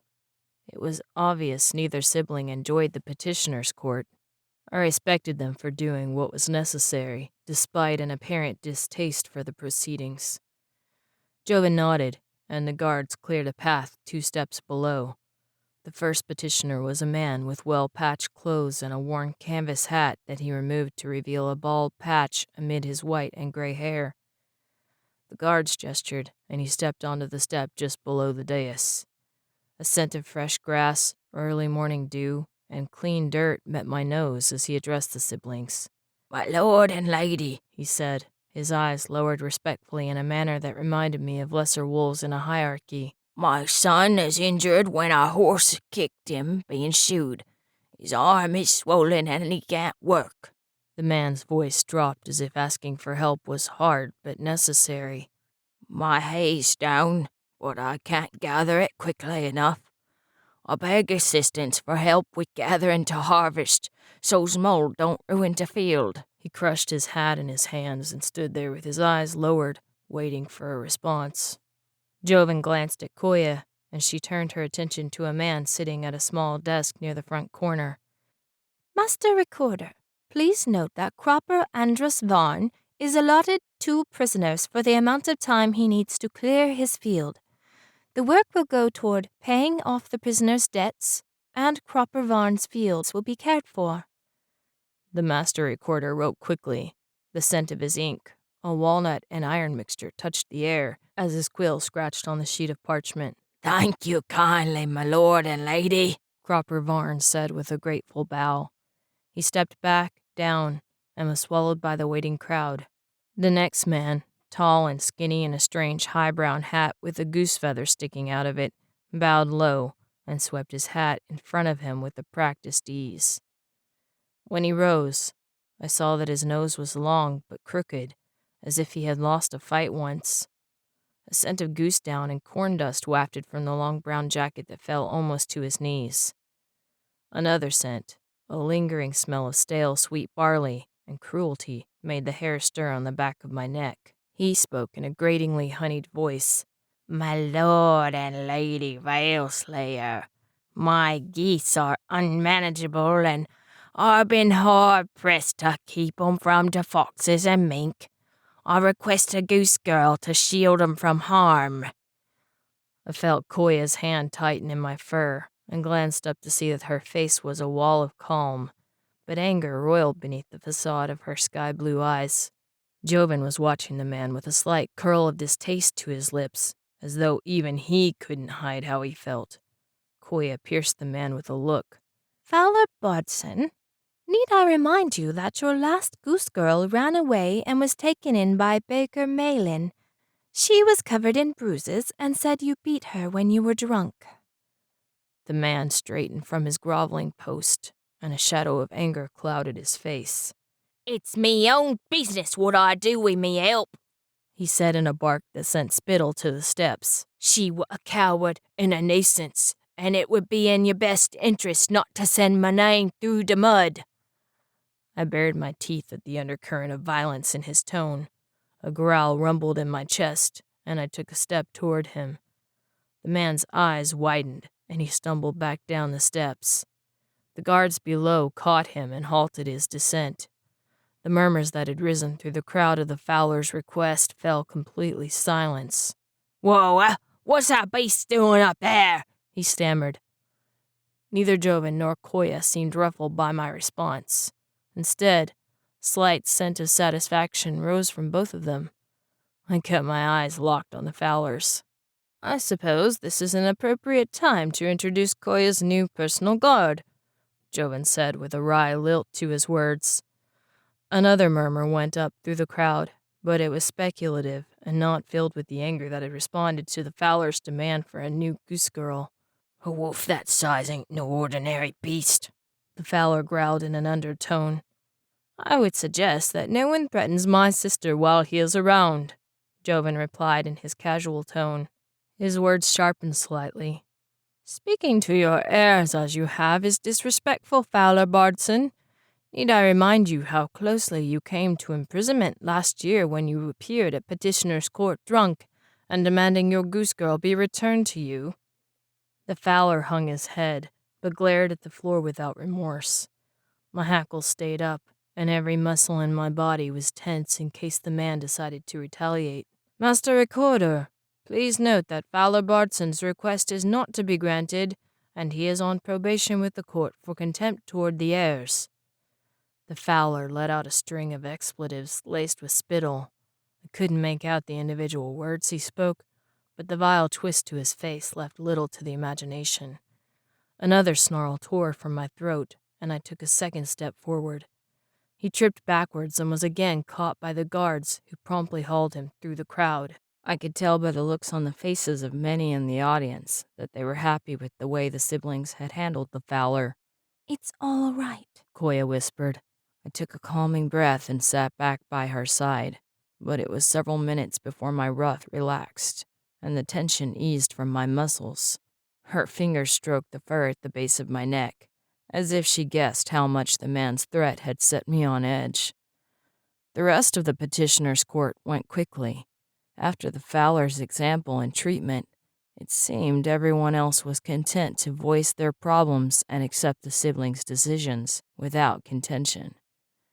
Joven and Koya stayed until well after the dinner hour had come and gone with no refreshment.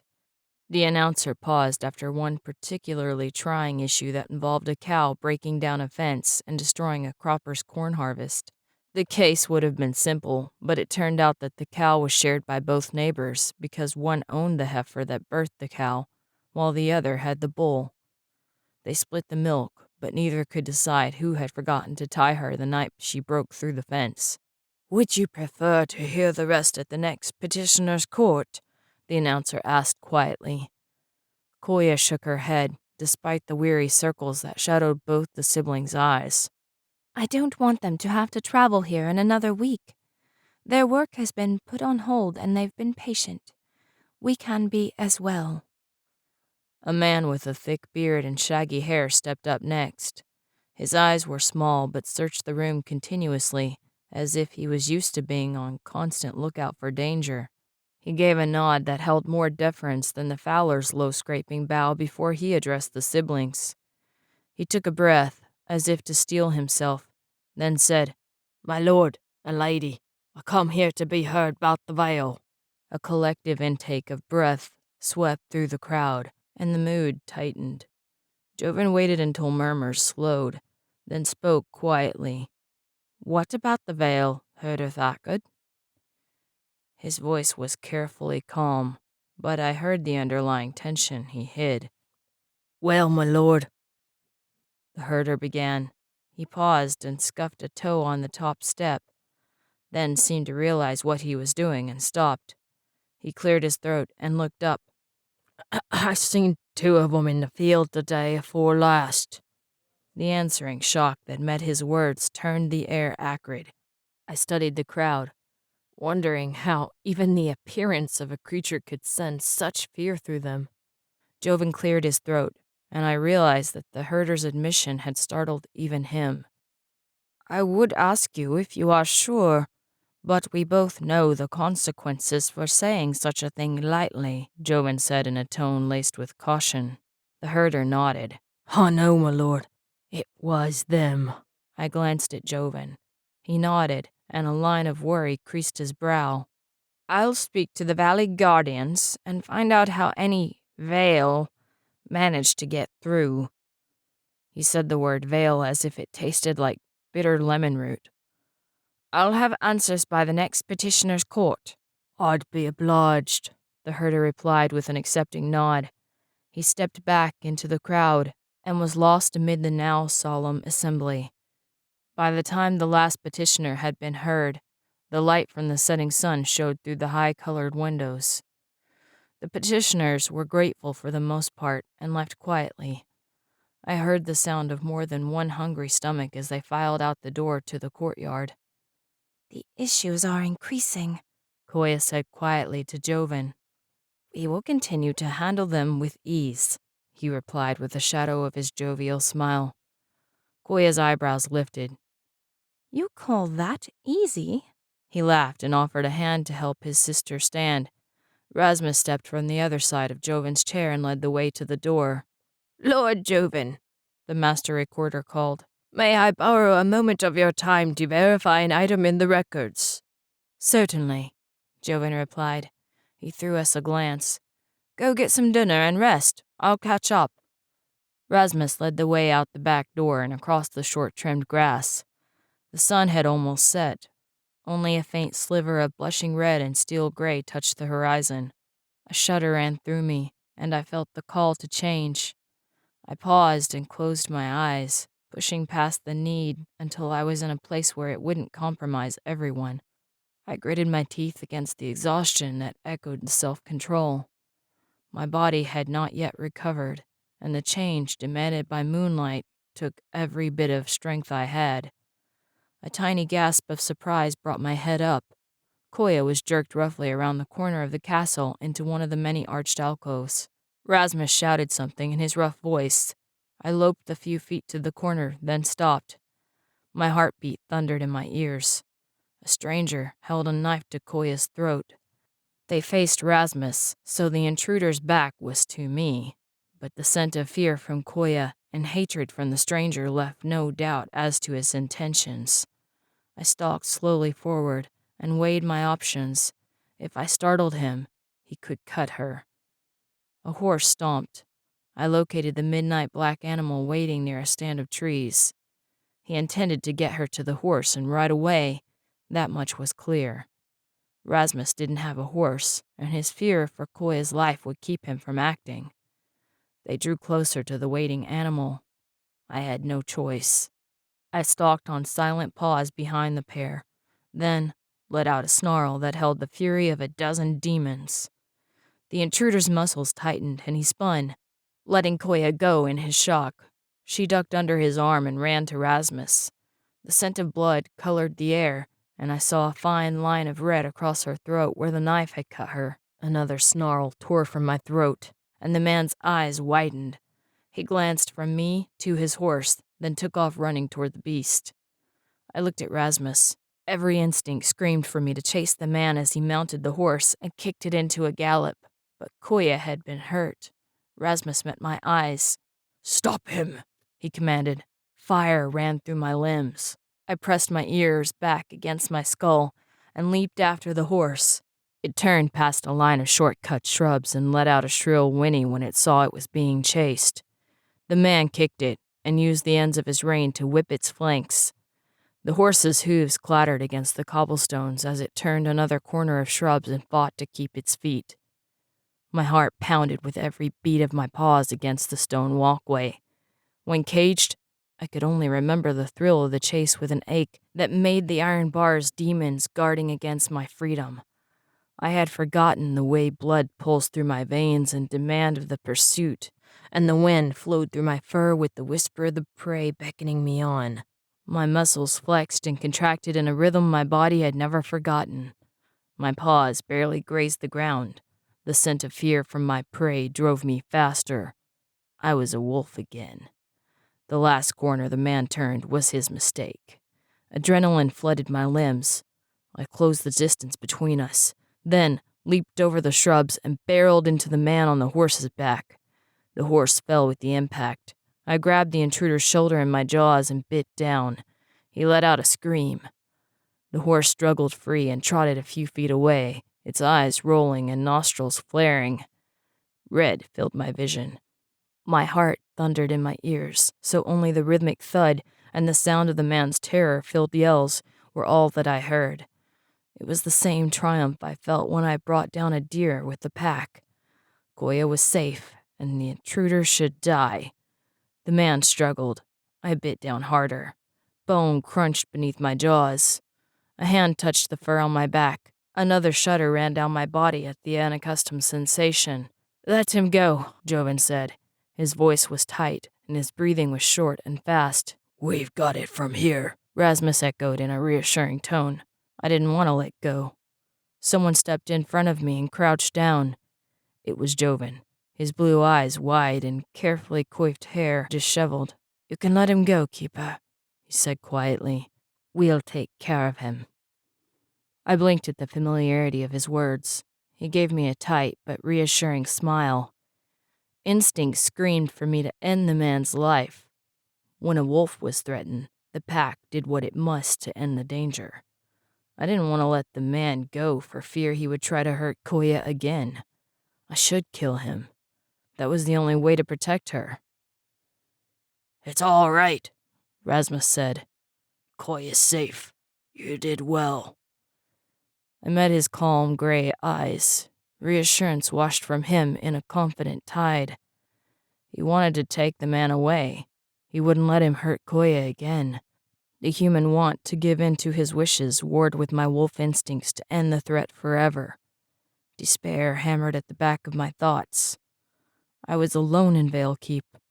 I wasn't human. I wasn't a wolf. I was a scattered mess of both, trapped in a single mind, and each side tore at me with the frantic need to be heard. I had to trust someone whose thoughts were clearer than my own. Despite instincts that demanded otherwise, I eased the pressure of my bite. The bitter taste of human blood coated my mouth. I opened my jaws and let the man fall to the ground, then took a step back. Rasmus dragged him a few feet away, as though he barely weighed anything. Anger burned in the general's eyes along with something else. Fear. He had truly feared for Koya's life, but had been able to keep it at bay long enough to reason with me. "Koya!" I found her standing near a handful of maids and guards on the walkway where I had left her. Tears showed on her cheeks in the fading light as a maid carefully cleaned the small cut on her neck. My chest heaved and another shudder ran through my body. It was more forceful this time, demanding to be acknowledged. Joven was watching me. "Go," he said, urgently. I ran down the path, past Koya, and those who tended to her. I thought I heard her call my name, or at least the name they had given me, but I couldn't stop. I slid around a corner and dashed through the door someone had thankfully had the foresight to leave open. My paws sunk in the thick carpet as I loped up the hall and into the room where I had spent my days recovering. My body shook with adrenaline and the promise of change. The image of the man holding a knife to Koya's throat refused to leave my mind. My stomach rolled. I bit back my breakfast's attempt to escape and took several shuddering deep breaths to calm myself. Moonlight spread across the floor. I couldn't fight it anymore. A groan wrenched from my lips before my limbs stretched and muscles twisted. The pain and frustration of not being in control warred as I contorted and felt my fur disappear to leave me bare and cold. The wounds, which had almost healed, didn't hurt as much as before. A healing ache filled me as my body settled into the human form.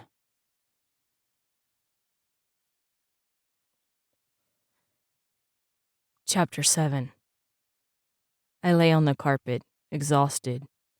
I didn't have the energy or will to move. My head throbbed from pressing my body far beyond what I should have, and my shoulder hurt. I must have hit it when I brought the rider down. I lay on my back and stared up at the moonlight that filtered through the slits in the wall. They had been filled with colored glass that changed the nighttime glow into a rainbow-hued tapestry across the dark carpet. I stretched my hand toward one and watched green and blue fall in waves along my palm. "Are you all right?" I sat up at Joven's voice and pushed back against the bed. I pulled a blanket down to cover my nakedness. I felt exposed and bare without my fur, and the clothing the humans wore hinted that perhaps they felt the same way. Joven hesitated at the door to give me a moment to collect myself, then stepped inside. I appreciated his quiet, unassuming manner. Neither he nor Koya had been bothered when I couldn't find the courage to talk in my human form. I didn't trust a throat that felt unaccustomed to making wolf calls, let alone speak as they did. "I thought you might be exhausted after all that," he said. He crossed the floor and crouched near the smoldering fireplace. Sense of confusion, frustration, and relief wafted from him. He was quiet for several moments as he arranged a few small logs on the coals and breathed the flames back to life. The flicker of orange and yellow played across his face. He studied the fire as though wishing it could reveal answers to his problems. He finally sighed and turned still in a crouch to face me. I leave her for 2 seconds, and look what happened. He said the words as though he spoke them to himself, not to me. Regret and disbelief warred across his face. She could have been killed. His voice was soft and filled with self-criticism. He blamed himself for what might have happened. He glanced at me, and a wry smile touched his lips. Maybe I should have let you kill him.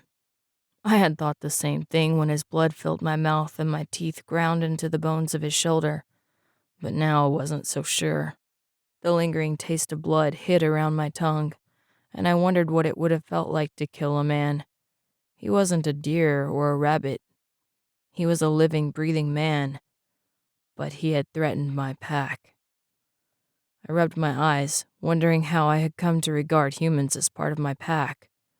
Yet the same feelings were there. The terror and fury that filled my limbs when I saw Koya in danger were the same way I felt when any of the wolves were threatened. I had fought for them against other wolves, against mountain lions, hungry for a share of our kill, and against grizzly bears, angry enough at an invasion of their territory to take on a full pack of healthy wolves. For Koya, I would fight any of those creatures and more to keep her safe. I pushed my tangled brown hair back from my face. It was matted and soaked with sweat, but I felt healthier despite the exhaustion that weighed down my limbs. I took a deep breath and let it out between my teeth. I know how you feel, Joven replied quietly. I looked up to find him watching me. His eyes creased, drawing his brows together. I don't know how to thank you. I don't know how you can just throw yourself into danger without regard for your safety, but I appreciate it. He tipped his head back to indicate the door. Rasmus is interrogating the prisoner to find out who sent him. A few more seconds of silence filled the room. Rising to leave, he said, You deserve a break. I should go. He stood, and an answering pang of regret tightened my chest. He wasn't that bad, and sometimes it was nice not to be alone, but I couldn't say it. I pulled the blanket closer and watched him leave. My shoulder gave an answering throb of pain. He walked to the door and was about to step out when a howl sounded. The wolves had howled every night, but without the anger, threat, and frustration of the night during my fever. My heart lifted at hearing them. I felt the reassurance in their tone and knew they were healthy and finding enough to eat in the forest outside Velkeep's walls. I missed them with a deep ache, but hearing them calmed the turmoil in my mind. I have an idea, Joven said thoughtfully. He disappeared out the door without explaining. I waited by the bed, too worn out to inch closer to the fire that now crackled happily in the fireplace. Small waves of heat chased the chill from my limbs. I closed my eyes and listened to the howls fade away. A door opened and footsteps crossed the soft carpet from the outside door toward my room. I recognized Joven's steps, not rushed, but steady. He never seemed to hurry if he could help it, but he wasn't one to falter if he had something to do. Still awake? He asked when he pushed open the inner door. He gave me a cheery smile as he set a pile of cloth on the floor near me. I wouldn't blame you if you slept. You look like the wrong side of a water ox. I rolled my eyes, something I had picked up from the way Rasmus responded to similar comments, and Joven chuckled. You mimic human behaviors quite well. He glanced at me. I wonder if I've picked up any wolfish ones. He gave me a long, hard stare. My heart slowed and I fought back the urge to bare my teeth. He had picked up the wolf challenge perfectly. I wondered when he had noticed it. I reminded myself to stay calm. Such a look brought a sure fight among wolves. I had often given the same look during my confinement, but it had been a full year since any creature challenged me so. A smile turned up the corners of Joven's lips and chased away the stare. You should see yourself, he said. You'd have thought I just called your mother something quite unmentionable. Remind me to steer clear of you on a bad day. I breathed through my nose and willed my muscles to relax. I hadn't noticed that my hands were clenched. When I opened my fingers, the skin was white with tension. I brought you some clothes."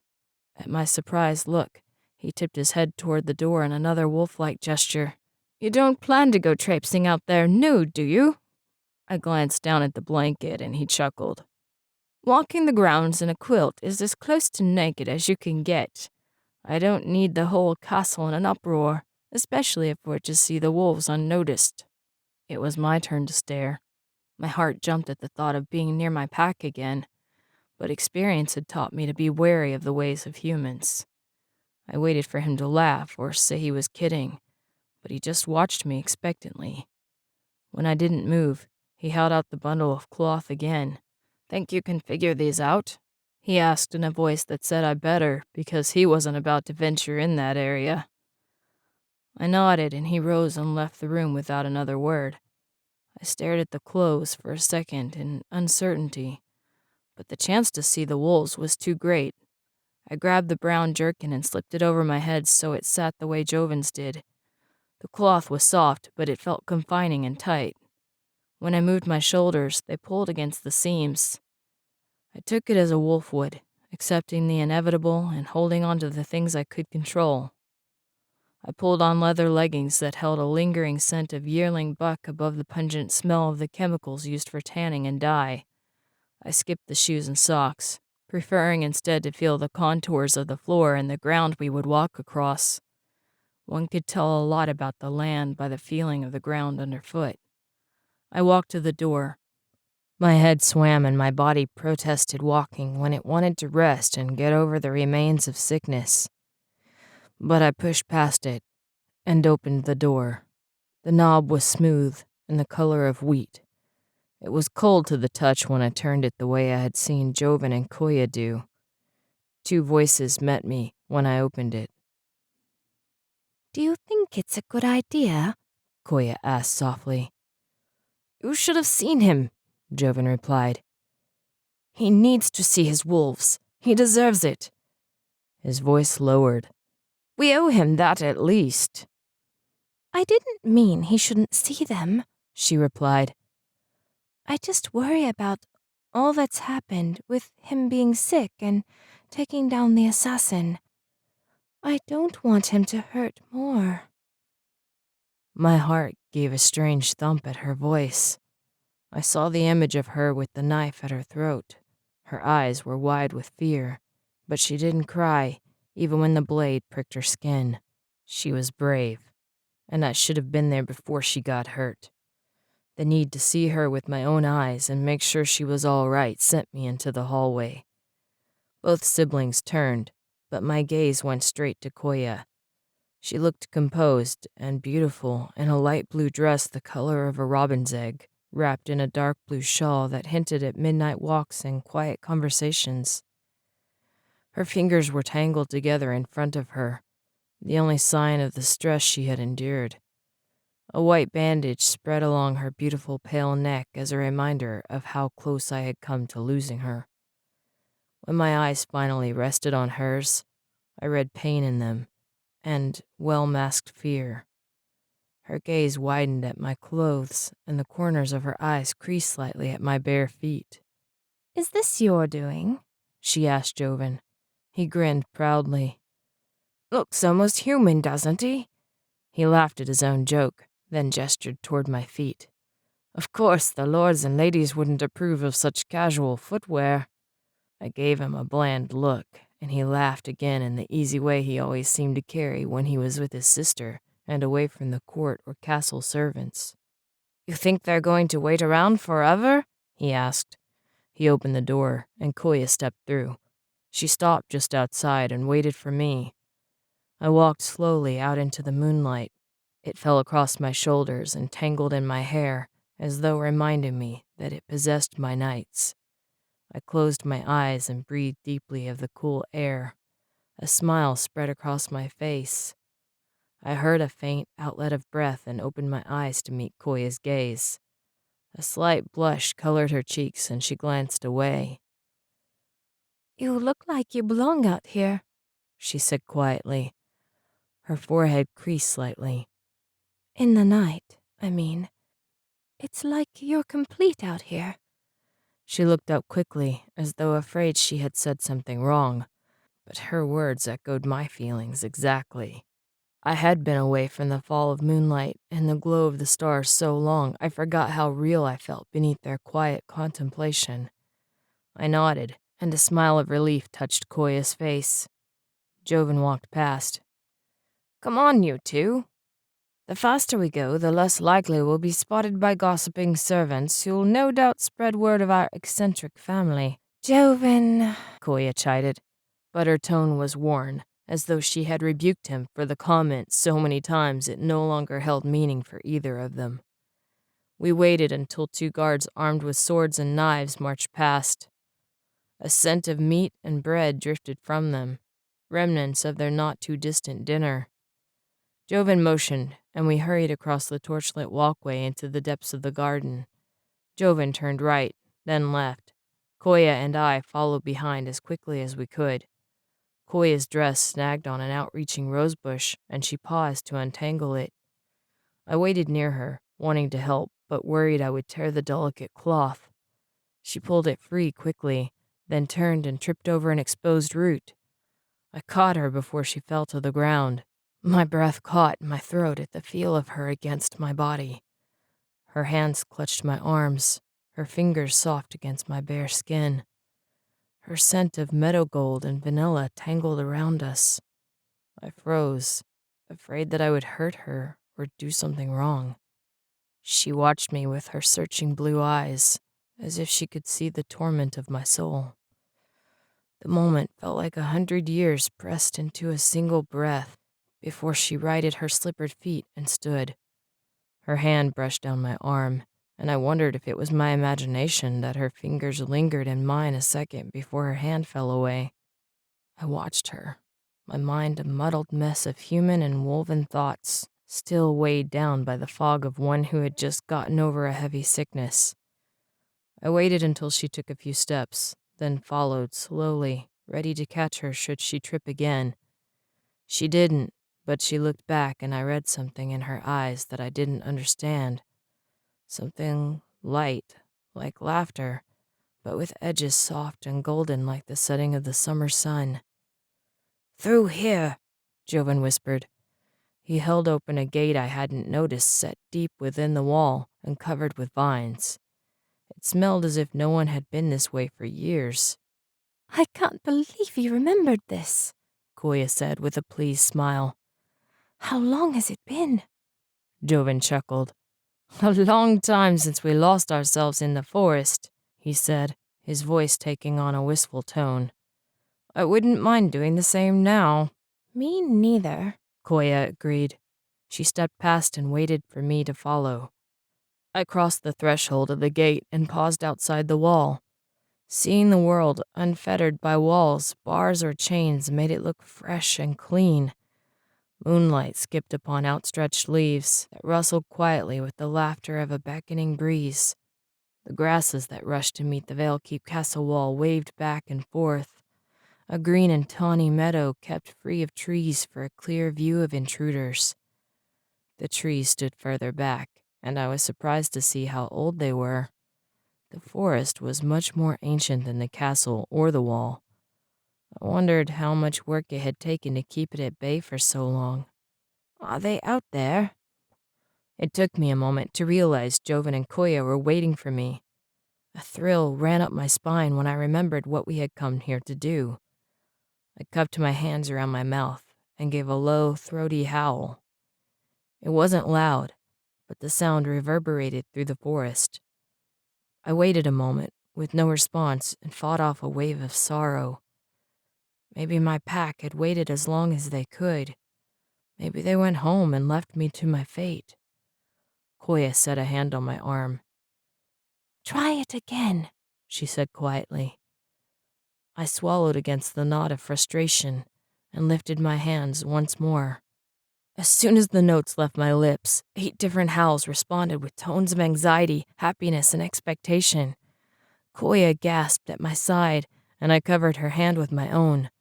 I listened to paws pad through the undergrowth until eyes stared out at us, shining golden in the light of the moon. "Koya, get behind me," Joven said in a quiet voice edged with steel. She hesitated, but her fingers shook slightly. I moved my hand from hers, and she slipped behind her brother. I left them both and walked slowly through the long grass. I wore human clothes and smelled of confinement behind walls and among people. I had endured suffering and torment far beyond what I would have thought myself capable. I had survived, despite the odds and hatreds of those who held me captive. I was far different than the wolf that had been captured and taken away from them long ago.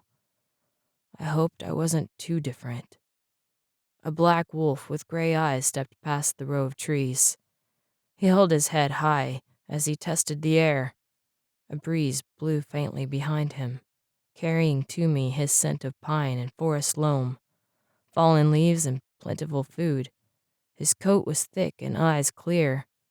He took another step forward, followed by his mate, a lithe, gray creature with light blue eyes, different from any wolf I had ever seen.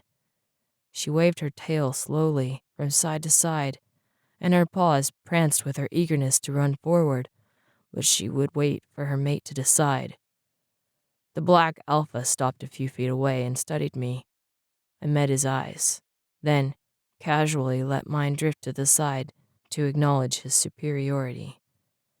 In the human language that now ran through my mind, the tones and notes that made up his name translated to Shadow Runner. He and his mate, Silverleaf, had raised me for as long as I could remember. I owed them my life and my respect.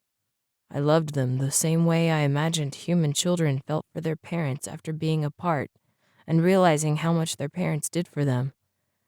I crouched so that Shadowrunner understood I still accepted his dominance. He had chosen to follow me with his pack for a full year, showing a devotion I had yet to see in humans. He and the pack had howled songs of courage and bravery each night, pleading for me to survive. He had kept me alive, and the thought he might turn away, that I might have changed so much I no longer belonged to the pack, brought tears to my eyes. Shadowrunner's head tilted to the side as he studied my face. He took 2 steps forward to close the space between us. I heard Joven whisper a reassurance to Koya in a tight voice, as though he was also uncertain of my safety. The black wolf stared at me, no challenge in his eyes, only curiosity. Silverleaf gave a slight whine, and he let out a huff in response. Silverleaf leaped forward and jumped on me, her licks and whines welcome after the long absence. At Shadowrunner's acceptance, the 6 other wolves bounded into the clearing. 4 of them had been pups when I was taken. Cricket, Pond Jumper, Trace, and Nightseeker now ran on long, lanky legs they were still getting used to. They tripped over each other and ended up in a sprawling pile a few feet away. Traveler and Gull stepped around them. Traveler's fur held so much gray, the black that marked him as Shadowrunner's father was barely visible. Gull, slender like her sister Silverleaf, but brown and white like the birds that circled the lakes, brushed my shoulder with hers and nipped at the back of my head. I smiled, but remembered not to grin. Wolves didn't show teeth to each other lightly. It was surprising how easily the human expression came to me. Traveler sniffed my hair, then sneezed. The yearling pups finally untangled themselves and gamboled over to me. Their paws were large and heads big, but their bodies were still lanky and they had yet to grow into their long limbs. All 4 pups were healthy and had thick coats. Pond Jumper licked my face when I tried to push him away. Trace jumped on my back. Within seconds, I had a full wolf pile on top of me. Paws and teeth made marks on my skin, but I pushed back in play. I was used to the wrestling and biting and had long ago perfected the art of fighting off such attacks, though the wolves had been much younger. I shoved the last one away and let out a mocking growl. The younger pups growled back in voices much deeper and fuller than I expected. I glanced over my shoulder and saw Joven and Koya watching me. Koya had a hand to her mouth, and her eyes were wide with dismay, as though she thought the wolves were going to eat me any moment. Joven's face was pale, and he held an arm protectively around Koya's shoulders. I looked back at the wolves. They had noticed the humans. Shadowrunner lifted his lips in a snarl, sure I was in danger. I lifted a hand to calm him, then dropped it again, amazed at the human reactions that overtook the wolven instincts that had been my life for so long. I blew air through my nose and gave a short grunt. The alpha refused to be appeased. I wished I was in wolf form so I could communicate better, but the moon was still bright overhead and wouldn't be releasing its hold anytime soon. I turned my back on Shadowrunner and heard his surprised outlet of breath. I rose slowly and walked back to Koya and Joven. The siblings watched me warily, as if afraid that I was as wild as the wolves behind me. Their lack of trust shouldn't have hurt, given the short time we had known each other, but the faint scent of fear that wafted from them both struck me to the heart. I stopped a few feet short and held out a hand. Koya glanced at Joven, who refused to take his eyes off me. His easy smile and casual manner were gone. Instead, I saw a protector who would defend his sister against a pack of 8 wolves capable of taking down full-grown moose and elk. I admired his courage, but hoped it didn't get in the way of what I wanted to do. Koya gave him one last look, then slipped her hand into mine. I walked back, mindful of her smaller steps and the hesitancy in her posture. Wolves sensed weakness. I could only hope they would trust her because I did. When we were within a few paces of the pack, I motioned for Koya to crouch. She surprised me by kneeling in the grass, taking away her ability to run if things became dangerous. I followed her example and knelt beside her. Shadowrunner watched us carefully, his body still, and the other wolves crouched behind him. The pups peered around their elders, but they wouldn't break the line unless allowed to do so by their alpha. I ducked my head and Koya did the same. Her hand still held mine, and the slight trembling of her fingers was the only thing that gave her away. When Shadowrunner refused to step forward, I lifted my head and met his eyes. He gazed back calmly, but with the everlasting stubbornness of the wolf. He wouldn't budge. I was about to give up when Silverleaf stepped forward. Shadowrunner growled a nearly silent warning, but she refused to listen. She kept her head up and ears pricked forward as she closed the distance between us. Koya's hand tightened in mine, but she kept her eyes down and waited. I heard her breath catch in her throat when Silverleaf paused only inches from her. The wolf, who had been my mother, looked at me. I tipped my head toward Koya and gave a short whine. Silverleaf sniffed Koya's golden hair, the fine fabric of her blue wrap, the silver circlet that held back her hair, and bent her head to sniff our hands entwined together. She then nipped me on the shoulder faster than I could move and gave Koya a quick lick on the cheek before she returned to her mate. Shadowrunner gave a quiet sniff of reluctant approval, and the pups ran forward to greet Koya. She laughed when they licked her hands and nipped at her hair. She smoothed their fur and didn't mind when they licked her face. Joven let out a quiet breath, and I turned to see him step forward. When he crouched, the pups ran up to him, without preamble, and began to prance around as if they were much younger. Traveler gave a sneeze that substituted for a laugh, and Gull leaned against Silverleaf while both sisters watched the younger pups play. "They're not very scary," Joven said with a laugh. "They're adorable," Koya agreed. She ran a hand down Cricket's back, and the pup licked her arm happily. Nightseeker and Pawnjumper chased each other around her, while Trace leaned against Joven, who scratched the top of his head as if he was a dog. It was funny to see the wolves act so docile, and to watch Joven and Koya's walls break down as the wolves accepted them. I sat near Silverleaf and Shadowrunner, feeling more complete than I had for a year. Both wolves gave quiet huffs of approval, and Silverleaf kept watching me, as if reminding herself that I was really there.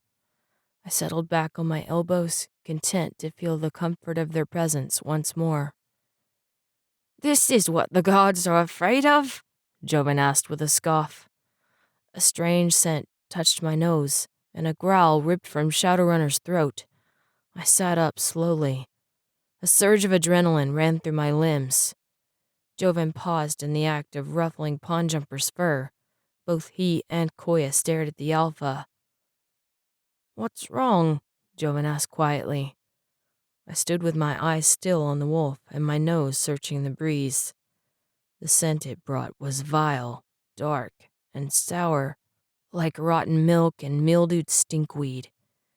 It turned my stomach and set my teeth on edge. I searched the forest, but couldn't see anything unusual. Shadowrunner and Silverleaf stalked toward the tree line. The pups waited near Traveler and Gull like silent shadows amid the grass. The way the wolves acted let me know that they had encountered the creatures before. Shadowrunner and Silverleaf paced side by side instead of flanking as hunting wolves usually did. Their ruffs were up and teeth bared, but their snarls had died away to silence as they neared the trees and waited. I followed them as I would have done when I ran with the pack. "Be careful," Koya called softly behind me. I peered into the shadows with a hand on each wolf's back. Every muscle in my body was tense and ready for the unknown. The smell grew stronger, and a shudder ran down my spine. I wished I was in wolf form. I had never been able to figure out fighting without sharp teeth and the agility of a four-footed animal. A shape moved with the shelter of the trees. Cold flooded through my body. I blinked and willed my eyes to make sense of what I saw. A gasp left my lips. A white skeletal face looked out at me, but it was completely wrong. Skin hung down in shredded sags, long white pieces that fluttered in the faint breeze and gave off the vile smell. Sunken holes took place of eyes, and there were no lips, only bare teeth, jagged and yellow in the gaping void of a mouth. The creature stood as a human, but taller, and in the place of hands, its white skin ended in tattered claws. Clawed feet stood on the forest floor, but when it took a step forward, no sound betrayed its presence. Fear ran down my spine in an icy rush.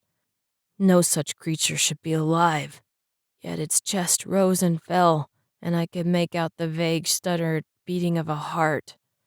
Malice rolled from the creature in waves. It meant to hurt anything in its path. The creature took another step forward, and I heard Koya gasp when it came into view. I glanced back at the brother and sister and said the first human word of my existence.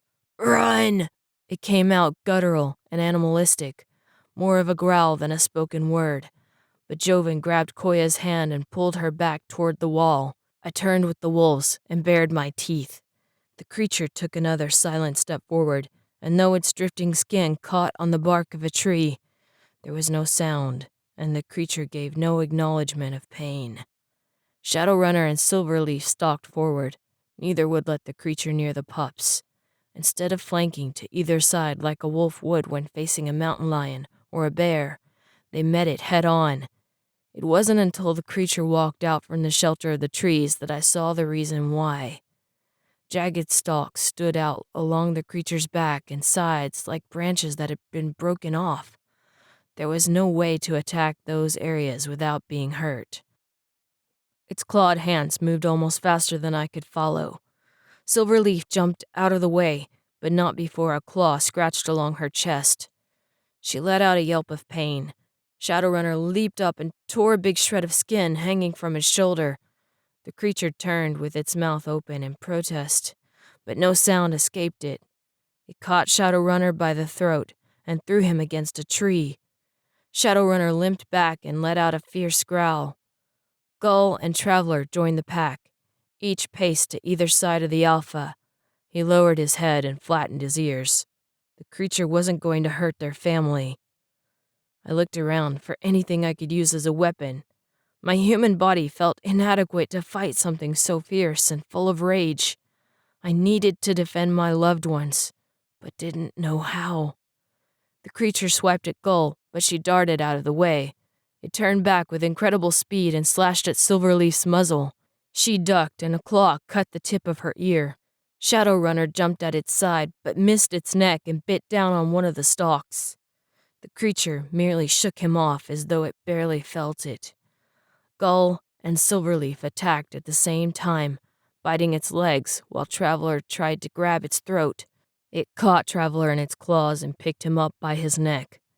I grabbed a branch lying on the ground and hit the creature's stomach as hard as I could. The branch broke and the creature fell back a step, dropping Traveler. The creature grabbed the branch and jerked it out of my grasp. It gnashed its teeth at me, but no sound came from its mouth. It turned towards Silverleaf again, and I saw an opening. When it reached its claws forward, a small hole under its arm revealed sickly gray muscles. I grabbed the branch the creature had discarded and drove it into the hole.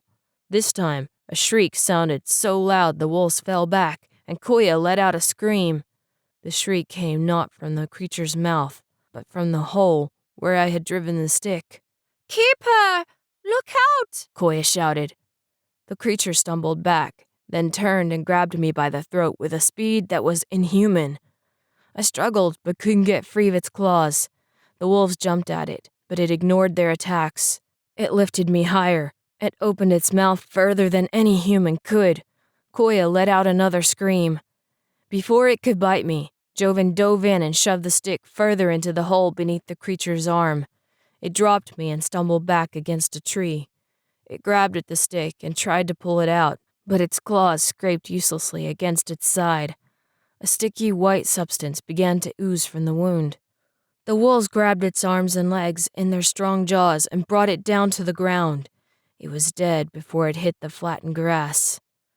The foul stench of rotten milk and mildewed stinkweed hung in the air.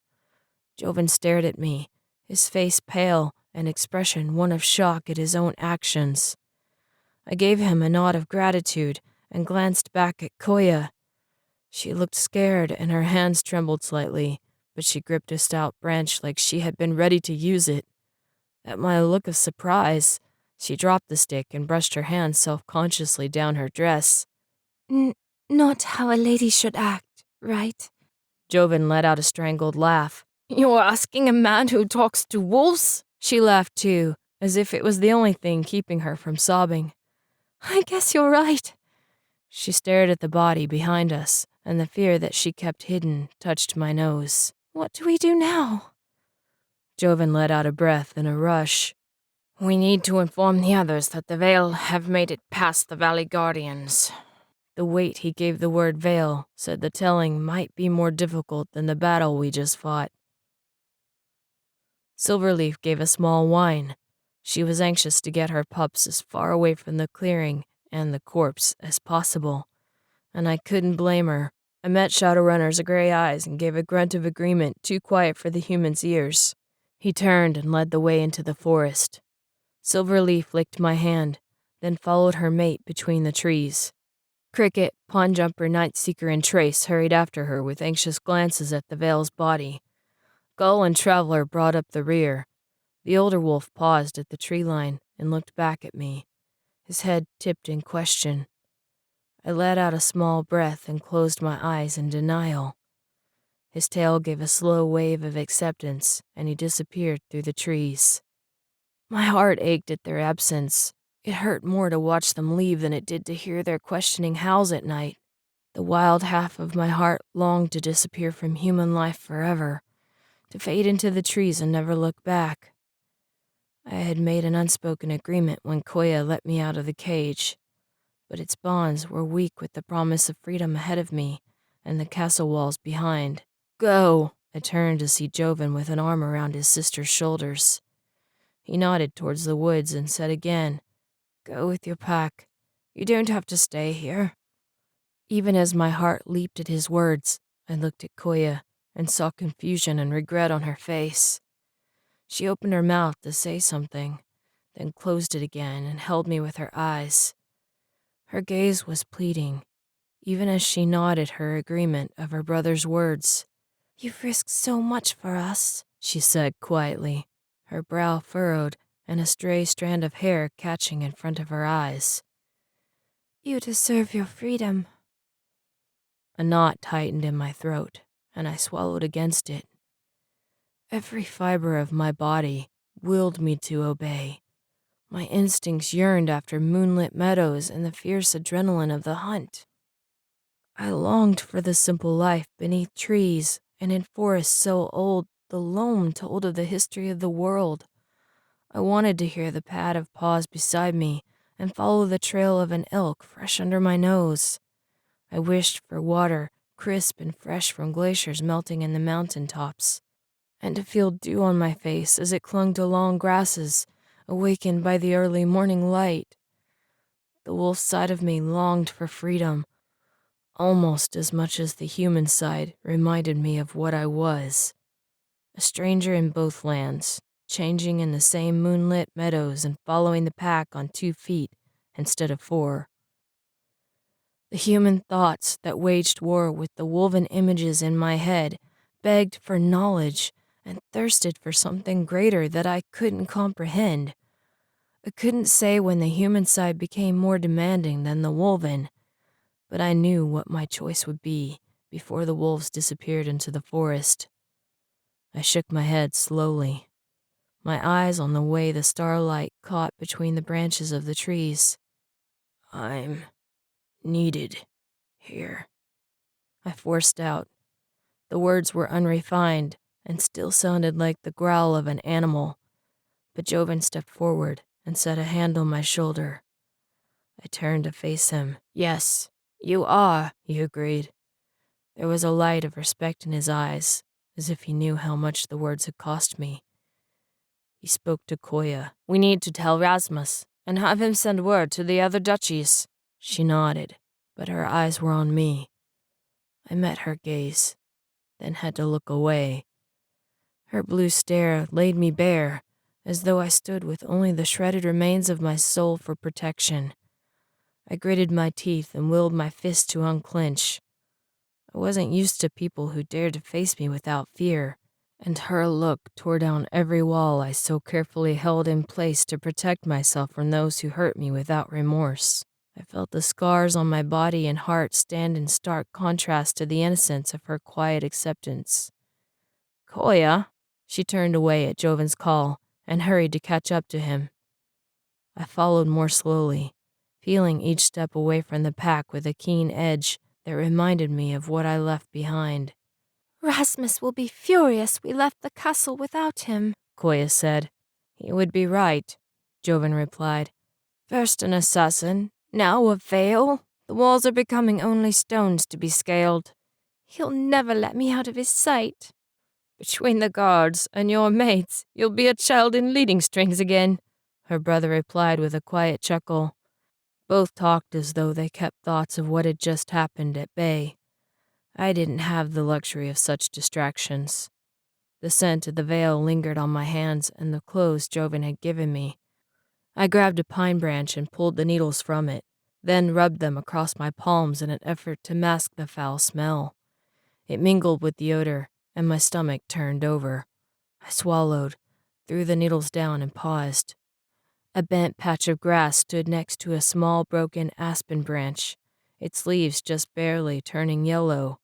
A few feet away, another indentation revealed a second set of footprints. Both smelled of veil. I pictured the white creatures standing soundlessly as they watched the castle wall. Keep her? Koya asked. I glanced back at the footprints, then walked after the pair who waited by the hidden gate. Everything all right? Joven asked. I concentrated on making the word understandable. More. Veil? Koya pressed. Her face paled at the word, but she watched me intently. I nodded and heard Joven's teeth grind together. He pushed open the gate and waited for us to pass, then made sure it was closed securely behind us.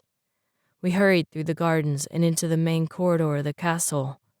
Fatigue burned through my body, but I ignored it and the questioning stares of the servants we passed. Joven led us down one hall, up a flight of stairs, through another hall, then into a room that smelled of iron and the oil of the suits of armor that lined the walls, as though ready to march into combat. The table that took up almost the entire floor was scratched and worn and overlaid with a giant map that detailed the forests and the 5 duchies along with the outlying mountains and rivers. Small red wax dots surrounded the perimeter as well as the land in between each duchy. Blue dots were scattered among the seas, and 1 green dot sat in each duchy, where tiny gray buildings marked the castle. The scent of windswept hills and steel met my nose when Rasmus entered the room. "I'll bet you could fill it in better than we have," he said when he noted my attention on the map. He gave my clothes a curious glance, but didn't comment on them. "You're going to need more red dots," Joven said in a grim voice. Rasmus lifted an eyebrow in question, but waited without speaking. Joven ran a hand down his face and took a stealing breath before he lifted his eyes back to the general. "A veil attacked us outside the north gate." Rasmus studied him for a minute. "You can't be serious." "Do I look like I'm kidding?" Joven snapped. When Rasmus didn't reply, Joven shook his head. "I apologize. I'm a bit on edge. I never thought I would actually see one." He said the last sentence quietly, as an afterthought, and a haunting tone touched his words. Rasmus's expression darkened, and he looked back at the map. "We'll add more red dots," he said in a tone of quiet irony. I felt vaguely surprised that I could recognize irony and the subtle nuances of their conversation. "They shouldn't be here," Joven said. "Why are they so close?" "There have been more attempts to breach the border. It looks like they succeeded," Rasmus replied with a hint of uneasiness. "This isn't the first time," Koya said. I remembered the herder from the petitioner's court. "Which is why you shouldn't have gone outside the wall," Rasmus replied in clipped words. Joven met the general's eyes. "We are free to go wherever we want." Rasmus dropped his gaze and nodded. "I didn't mean to imply otherwise. I just feel that with the threat toward Lady Koya, and rumors of spies, and the veil, it would be wise to stay where you can be protected." He lifted his eyes back to Joven's and put a fist over his heart. "You know that I and my brothers in the guard would die for either of you. I am only concerned about your safety." Koya nodded. "And we appreciate that." She gave her brother a stern look. "And we will do our best to stay within the boundaries of your protection." Rasmus bowed. "Thank you, my lady." I studied the map of the mountains south of the valley where I had been captured. Rasmus was right. There were details to those mountains not listed on the map. Hidden valleys, caves, and streams I had once thought of as home. The fact that I had turned down the chance to return there weighed heavily on my heart. I wondered if the wolves would go back without me. "I doubled the guard after the assassin's attack, and I'll spread word to the Valley Guardians about the veil. They send hawks every 5 days, but they're a day late. I'll let you know when we hear back from them." "I appreciate it," Joven said gratefully. He glanced at his sister. "Any word on who sent the assassin?" A look of reluctance crossed the general's face. He sighed. "Lord Storian sent him." Koya put a hand to her mouth that didn't quite stifle her gasp. "But he's an ally," Joven protested. "It couldn't have been him." Rasmus met his eyes. "There's no doubt, my lord." The surety of his tone left unpleasant things unspoken. A sheen of liquid showed in Koya's eyes.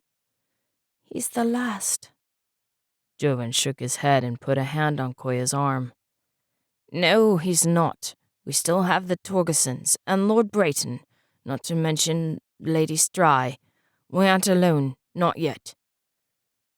"We are if you count individuals with actual sway in society," Koya replied. "The gathering takes place in a week. They'll tear us apart." "Not if we put up a good front."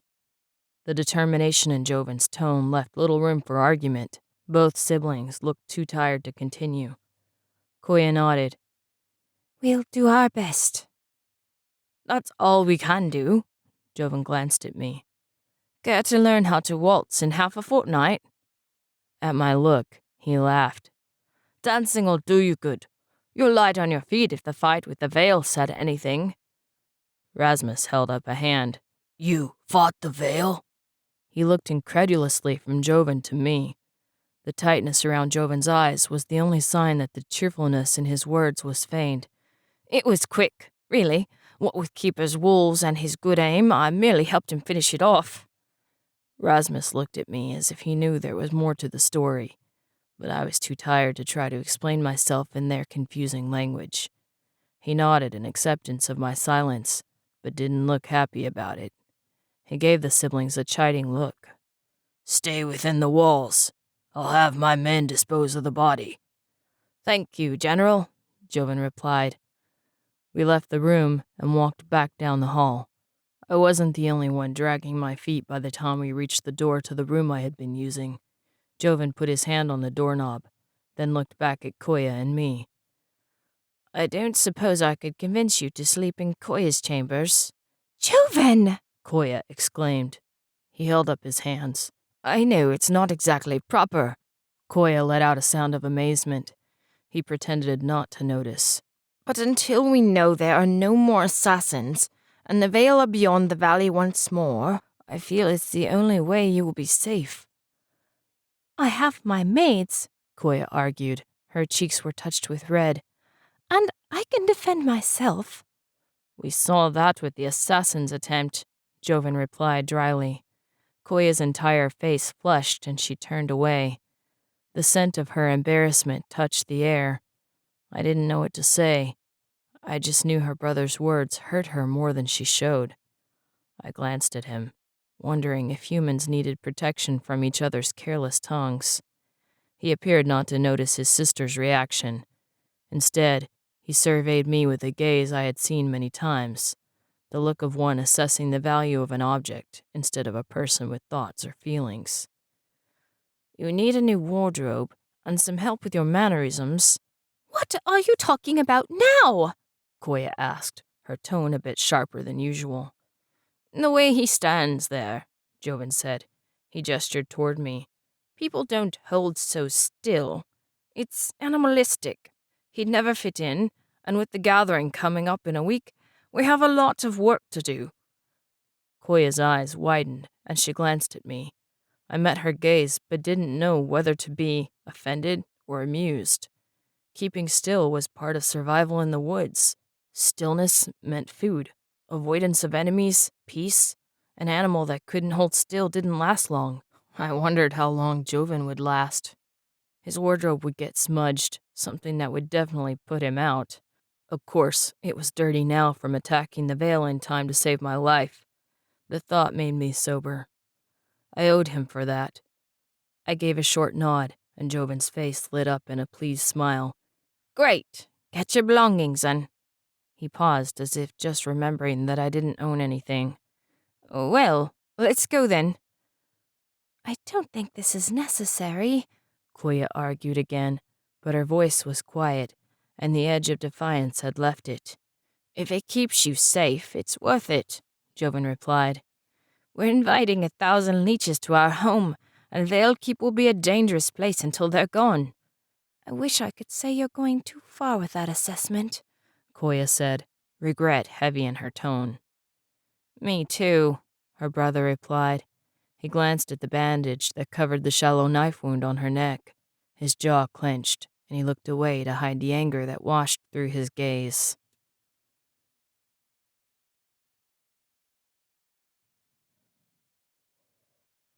Chapter 8. Rose-colored silk covered the walls in Koya's chambers, which were made up of 4 separate rooms, a sitting room, a sewing room, a guest reception room, and her bedroom. The carpets and luxury of her grandfather's quarters, where I had been allowed to stay during my sickness, were nothing compared to her chambers. My bare feet settled into the deeply woven woolen carpets, and I looked around in uncertainty. I didn't belong with the cherry wood furniture that shone and smelled as though polished daily with citrus-scented cleaners. The clothing I wore due to Joven's generosity was torn and tattered by the fight, and stood in sharp contrast to the cream and maroon upholstered chairs. Moonlight drifted through high windows to illuminate rectangles that warred with the warm glow of the fire in the ivory fireplace. Candles danced from candelabrum, placed tastefully throughout each room, and gave off a faint scent of mint and honeyed wax. Koya walked through the first chamber, then paused at the doorway and gave me an anxious smile. Would you mind checking the rooms to make sure they're empty? Her tone told of her embarrassment at asking, but her voice trembled slightly to contradict her unaffected countenance. I remembered then that she had just faced 2 near-death experiences. The assassin's knife had left a reminder on her elegant throat of how little it would have taken for him to finish the job, and I doubted any of us entertained delusions as to what would have happened if Joven, the wolves, and I hadn't stopped the veil. My nose informed me that no one had entered the chamber but her handmaiden Tessa and another woman who smelled of tallow and wood smoke, a keeper of the flames, whose scent told that she came nightly to light the fire and candles. Both were long since gone. Tessa's only remnant, a small plate of pastries that looked delicate and smelled of raspberries and cream. I walked through the chambers anyway to give Koya peace of mind. The thought made me feel strange, performing a pointless act just to appease the fears of another. But my reward was her grateful smile when I came back out into the sitting room and tipped my head toward the door to indicate that everything was clear. Joven was right, she said. At my silence, she smiled. You do have a lot of wolf mannerisms. A sudden yawn brought her hand to her mouth. She threw me an apologetic look. If I'm this tired, you must be exhausted. I was held captive by a man and cowered in fear from a monster. You chased a horse and took down the assassin, then attacked the veil. She shook her head and lowered her eyes in an effort to hide the sudden shine of liquid that filled them. I wish I had your courage. The pain and regret in her voice grabbed at my heart with the strength of a bear. I swallowed down a lump that rose in my throat and took a step forward. Tears spilled down her cheeks despite her efforts to avoid them. Her hands trembled, and she clenched them in front of her as her eyes lost their focus. Instead of the fading moonlight and fire-warm furniture, I knew she saw the hollows where the veil's eyes should have been and felt the blade of the assassin's knife across her throat. I had never seen anyone stand silent in sorrow and fear before. She held it in with a strength that dwarfed any courage I had shown. I took another step and closed the space between us. My hand rose of its own accord to her cheek, and she turned to look at me. Surprise in her sad blue eyes. Her skin was so soft under my fingers, and when she closed her eyes and tipped her face into my palm, my heart turned sideways in my chest. I opened my mouth to speak her name, but a tremor ran through my limbs.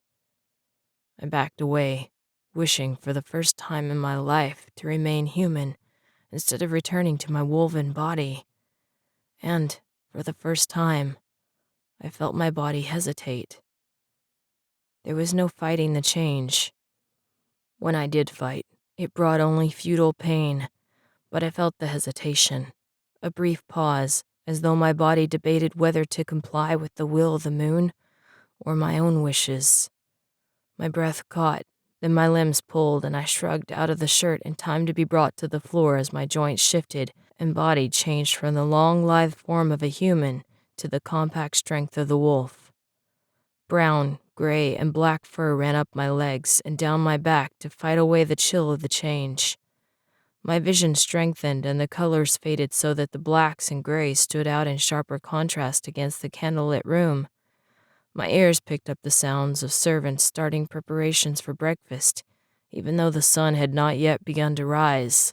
My nose told of a tiny cricket living between the cracks in the wall and of the valley where the raspberries grew that filled the pastries on the table.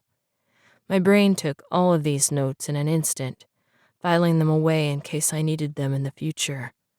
The wolven side of me relished the strength that filled my limbs, while the human side yearned after something I was on the verge of forgetting. I looked back at Koya. She watched me from the doorway to her room with something I didn't recognize in her eyes. I thought for a moment I saw want in them, as though she wished she could change into an animal and hide from her human problems, if only for a little while. I wished I could tell her it didn't work that way. The human problems stayed, even though I was unable to confront them. "You can sleep where you would like," She said. A slight touch of pink brushed her cheeks at the thought of me sleeping in her rooms, even in my wolf form. She hesitated, then turned away and stepped into the bedchamber. I knew from my brief surveillance that a massive oak four-poster bed took up the middle of the room and was hung with rose-red silk and cream-colored drapes. Dried flowers and fresh roses gave her room the soft fragrance of spring and new growth rich with sunshine. Her windows were open as though she enjoyed the breeze that toyed through the curtains. It would have been a potential entrance for assassins, but we were on the third floor, and the second contained a parapet occupied by Rasmus's double guard. They walked below, and though the sound might be troublesome to sleep to, it no doubt brought peace of mind to Koya and her brother. I couldn't get comfortable, despite the luxurious carpets and banked fire. Whenever I settled down, thoughts of the assassin and the way my blood thundered through my veins as I chased him brought me back to my feet. I paced the floor, my paws soundless and steady. Exhaustion wore through my limbs, but my mind refused to succumb to the peace of sleep. The howls of the pack echoed in my mind, and I debated whether I had made the right choice in returning to the castle. I was a wolf, trapped in the body of a human long enough to cause trouble, but not long enough that I could get settled into the customs and speech. I wondered if I would always be on the edge, not quite in one world or the other, an outcast in my mind as well as body. A soft mutter came from Koya's room. I paused and glanced over my shoulder at the partially open door, wondering if I should check on her. Then a shriek sounded that set my heart racing. I tore across the room and paused at the door only long enough to see Koya sitting up in the middle of her bed, tears trailing down her cheeks and sobs shaking her shoulders, despite her efforts to keep them in. My heart turned over at the look of fear on her face. I wanted to help her. The wolf side of me shied at being so close and personal with a human, while the human side grating against the limitations of my wolf form. She met my eyes, her own the color of the sky after a fierce rain, deep and heavy with torment and promise. I leaped silently onto the bed.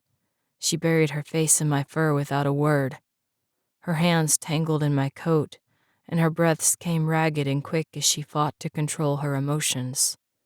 "Why are nightmares worse than the real thing?" she asked, her words muffled and thick. "He killed me this time, and I watched my body fall to the ground. It didn't hurt, but I knew it should." She pressed her face harder against my side and let herself cry for a few minutes. When her shoulders stopped shaking and the trembling in her hands stilled, she sat back and wiped her face with the long sleeve of her light blue sleeping gown. "You must think I'm ridiculous," she said quietly. Her eyes were lowered, and she twisted a loose string from her sleeping gown around her finger. I gave a soft snort, and a smile twitched at the corners of her mouth. She glanced up at me, then looked away. Her eyes roamed the room, as if she was searching the shadows for assassins or veil. I wanted to reassure her that nothing could creep into her quarters without my knowledge, but her face was still pale, and she continued to wind and unwind the thread around her fingers as if she needed to do something to keep her mind occupied. The skin beneath her eyes was dark, and if anything, she looked even wearier from her brief sleep. "It is ridiculous," she concluded quietly to herself. She looked at me again. A small laugh escaped her lips. "I can't begin to tell you how far across the line of propriety it is to have a man I don't know sitting on my bed in the middle of the night, even if you are in your wolf form right now. Mother would have a conniption if she knew." She stifled a yawn, then glanced at her pillows. A lost look swept across her face. Her voice softened and she spoke with her gaze still downcast. I don't know if I'll ever be able to sleep again. I thought of the whirlwind of memories from the past few days that kept me up and knew exactly how she felt. I looked around the room in search of an answer.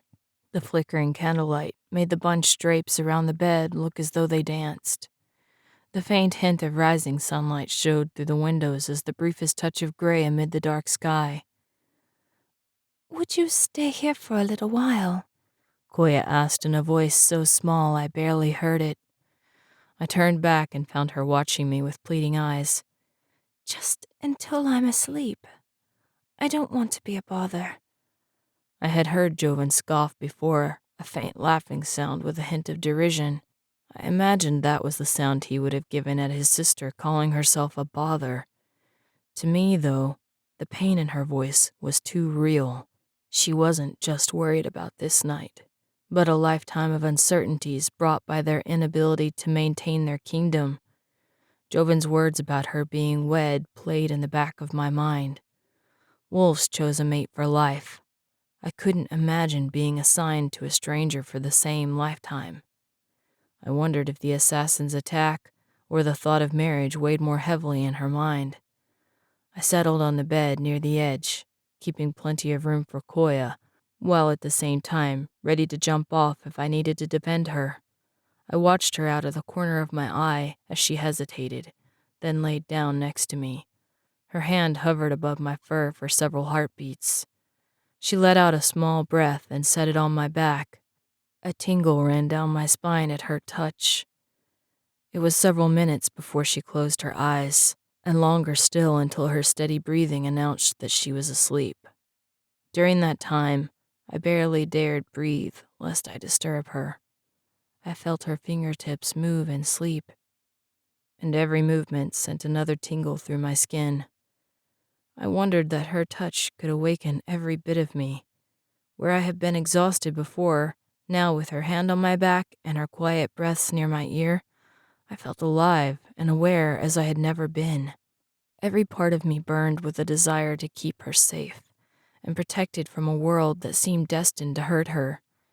I saw her eyes again, wide with fear as the knife cut into her skin. The assassin's gaze was narrow with anger, and his hand gripped the knife hilt so tight his knuckles turned white. He didn't care if he'd hurt her. In fact, he seemed pleased by his ability to do so. His similarities to the cruel one sent a surge of rage through my body. That was what drove me to tackle him from the horse. A man who could hurt a woman so easily didn't deserve to live. Wolves didn't take pleasure in harming each other. A wolf's life was spent protecting and caring for loved ones. I couldn't understand someone who could hurt so readily and take joy in it. I felt my paws hit the cobblestone as I chased him. The wind tangled through my fur and filled my nose with the scent of horse sweat and the man's twisted glee at causing pain and an uproar. There was no doubt why he was chosen for the job. I only hoped Rasmus saw to it that such a person was put where he couldn't harm anyone ever again. I closed my eyes, and my shoulders twitched as I jumped the last bush again and barreled into the man. The horse fell with us, and we hit the stones hard enough to knock the wind from my lungs. I grabbed the man in my teeth and bit down. I wanted to end his life for the fear he created in Koya. I tasted his blood. He deserved to die, as no animal I had chased deserved death. I bit down, harder. Your heart is racing. Koya's gentle voice brought me back to the present with a jolt. I turned my head and stared at her. I felt her hand on my side above my pounding heart. I wanted to tell her I would kill the man for her so she wouldn't be afraid anymore, but I didn't know if that was something that would bring her comfort or more pain. I took a calming breath and willed my heart to slow. I guess I'm not the only one with nightmares, she said with a smile that made slowing my heart that much harder. She moved a bit closer so that her shoulders brushed mine and closed her eyes again. Her arm moved up to my neck and the warmth of it spread across my shoulders. I closed my eyes, but it was a long time before I fell asleep again.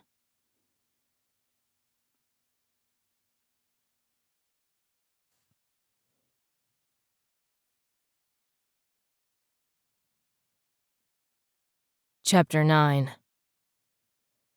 I'd rather worry about the veil than the gathering ball, Joven, Koya said, her brows knit together in exasperation as they picked at their morning meal. Rasmus has the veil situation under control.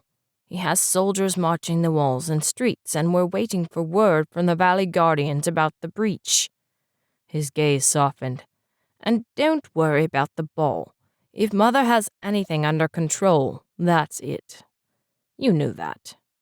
She nodded, her eyes on the blueberry muffin in her hand.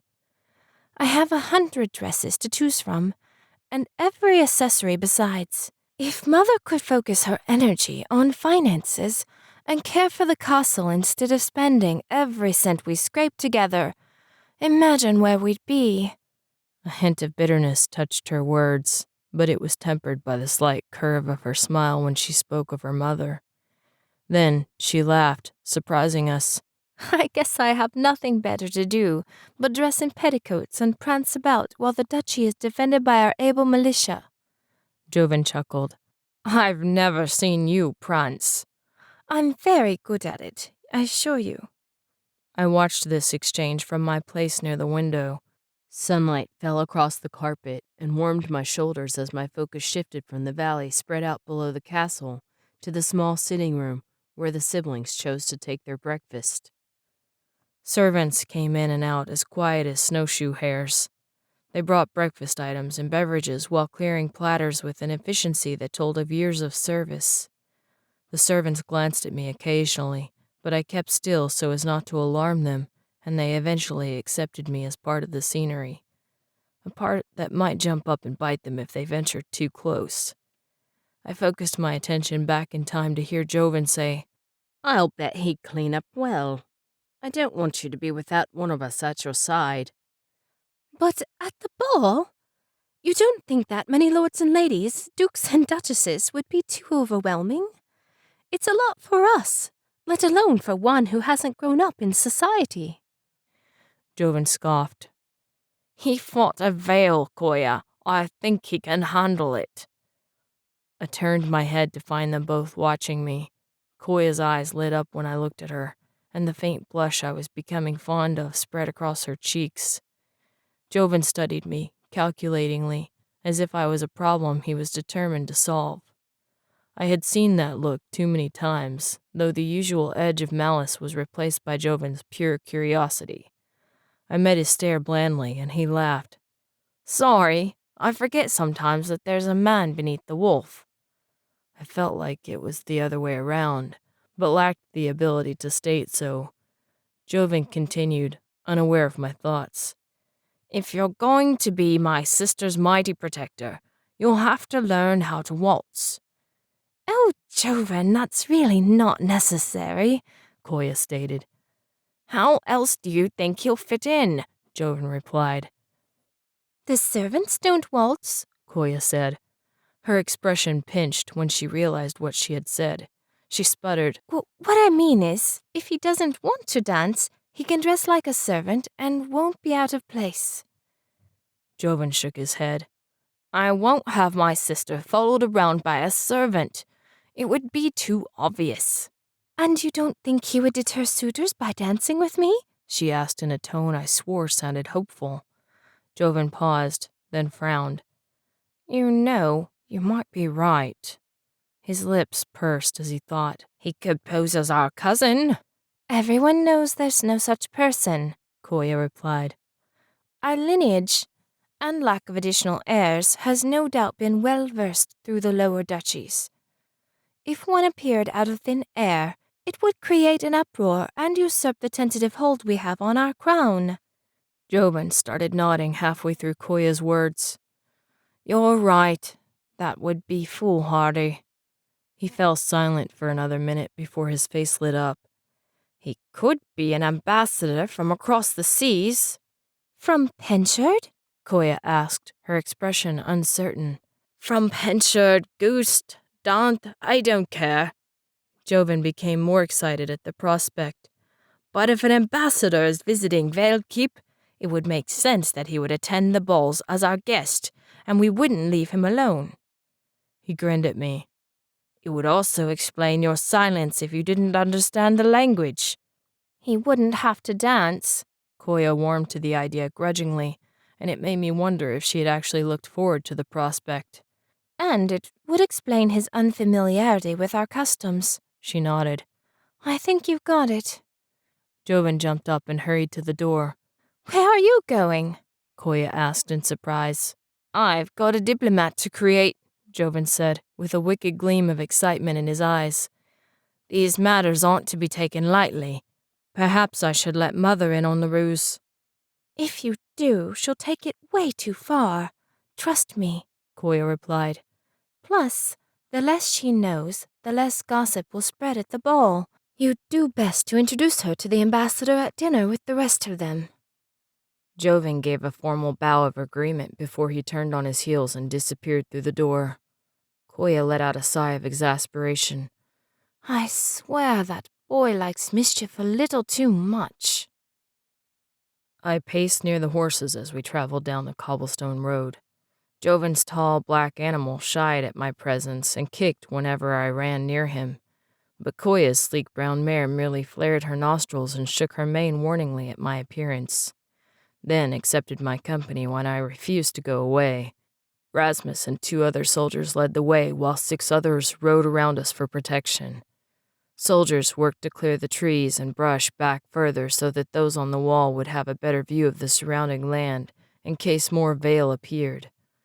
The sun had barely crested the trees, but the sound of a bustling town already filled the air. Anvils rang, animals muttered in a cacophony of baws, hoots, snorts, and whinnies. Merchants hawked their wares, and the rich thwack of an axe on wood echoed against the castle wall. Every scent was new to me, and the wolf part of my brain categorized them as soon as they were identified. The smell of an egg and ham pie cooling on a windowsill, the feral scent of cats lingering around the alley behind the butcher shop, a clove and onion odor that made me sneeze near an apothecary, the sharp tang of oil and iron, the stench of tallow melted down for candles. The aromas warred in my nose as I stepped alongside the horses. Townspeople threw me curious glances, but didn't ask questions in the presence of the royal siblings. We passed through a wide square where merchant shops competed for business. Barterers and tradesmen doubled their efforts when they spotted our party. Joven and Koya shared knowing smiles at the uplifted voices and wares raised for their inspection. They politely declined, and the townspeople didn't appear at all put out by the rejection as we crossed the square and turned down a smaller road. The buildings leaned toward each other as though trying to form a tunnel. I fell back behind Koya and Joven's horses while Rasmus led the way. They stopped at a long wooden building and dismounted. 2 boys ran out and led the horses away as if they had been expecting our group. Rasmus opened the 2 wide doors to the building to reveal a low, long room set with tables and wooden benches. You might want to wait out here, Koya said quietly. I don't know how Cook Tamus would feel about a wolf in her kitchen. I sat in a corner and watched the proceedings with great interest. Servants dressed in castle livery appeared at the same door a short while later. Each hurried about the room as though following accustomed tasks. They gave me a wide berth, but as I continued to watch them with the still calm of a wolf, they eventually forgot my presence and rushed about much the way squirrels and rabbits did in the wild. Becoming part of the surroundings was something I wouldn't have guessed would be useful in the human world. But as the servants grew used to my presence, they began to skirt around me with ease. Simple place settings were laid at the tables and pitchers of water occupied the center. Before long, the scent of rolls and roasting meat filled the room. We are ready, Steward Weiss, Koya called out from the room in the back. A man dressed in Valekeep's red and black opened a different set of doors. The noise of a large crowd of people rushed in and then quieted. The steward stepped back and townspeople filed past, men, women, and children whose clothes and appearance were more ragged than those we had passed on the streets. They sat at tables in groups as though they had done so many times. As soon as half the room was seated, the door to the back opened and Koya and Joven came out laden with trays of food. Servants followed behind, bearing additional platters. Plates filled with generous helpings of roasted beef, boiled carrots and potatoes seasoned with cinnamon, sliced apples, and warm rolls were set in front of each person. Children dove into the food as soon as it was served, while the adults waited until each individual at their table had a plate before they began to eat. It was obvious by the silence and the attention paid to the food that those who ate hadn't done so for a few days, at least not well. They expressed their gratitude humbly to the servers, and several looked embarrassed at the needed help, but they each ate the food on their plates as if it was the best thing they had eaten in quite a while. Children finished before the adults and were soon running around the room. The servers dodged them with practiced ease and laughed when their game of chase soon involved several members of the staff, including Joven. I turned from watching the proceedings to find two small children a few feet away. They watched me with serious dark eyes and tangled brown hair. Their cheeks were hollow despite the meal they had eaten. The boy took a step forward, but motioned for his sister to stay back. She stuck her tongue out at him and tried to hurry past. He grabbed her arm, then tripped on her bare foot, and they both sprawled against me. The children froze, two tiny forms afraid they had made the worst mistake of their young lives. I sniffed the girl's hair. It smelled of berries and wind, fresh dirt and green meadows. They might not eat well, but they lived a life of freedom. She turned her head at the brush of my breath, and I licked her cheek. She giggled and buried her head against my neck. Her brother grinned and patted my nose. I licked his fingers and he wiped them off on his sister's worn but well-mended shirt. She squealed, and soon they were both wrestling against me, much like the wolf pups had when they were little. I heard a laugh and looked up to see Koya standing next to a table with two plates that looked as though they had been licked clean. The little girl sat on my back with her foot on my head, and the boy was using my tail like a sword. It was an undignified position, but one I was reluctant to give up, despite the laughter in Koya's eyes. The woman next to Koya turned and her face went pale. Sovik! Saya! Come away from that animal, The mother said, rising part way from her chair. It's all right. The wolf came with me. Koya reassured her. He's great with children. Her raised eyebrows said that she was surprised to learn as much herself. The mother watched us warily, but when it appeared her children weren't in any danger, despite feet digging uncomfortably into my abdomen and a finger in my eye, she eventually relaxed and smiled at Koya. He looks dangerous. She nodded. He can be when the moment calls for it, but inside, he's a big softy. I snorted, and she grinned before turning back to her work of clearing tables. The townspeople helped, and soon the plates were cleared and cleaned in the back kitchen, as efficiently as they had been served.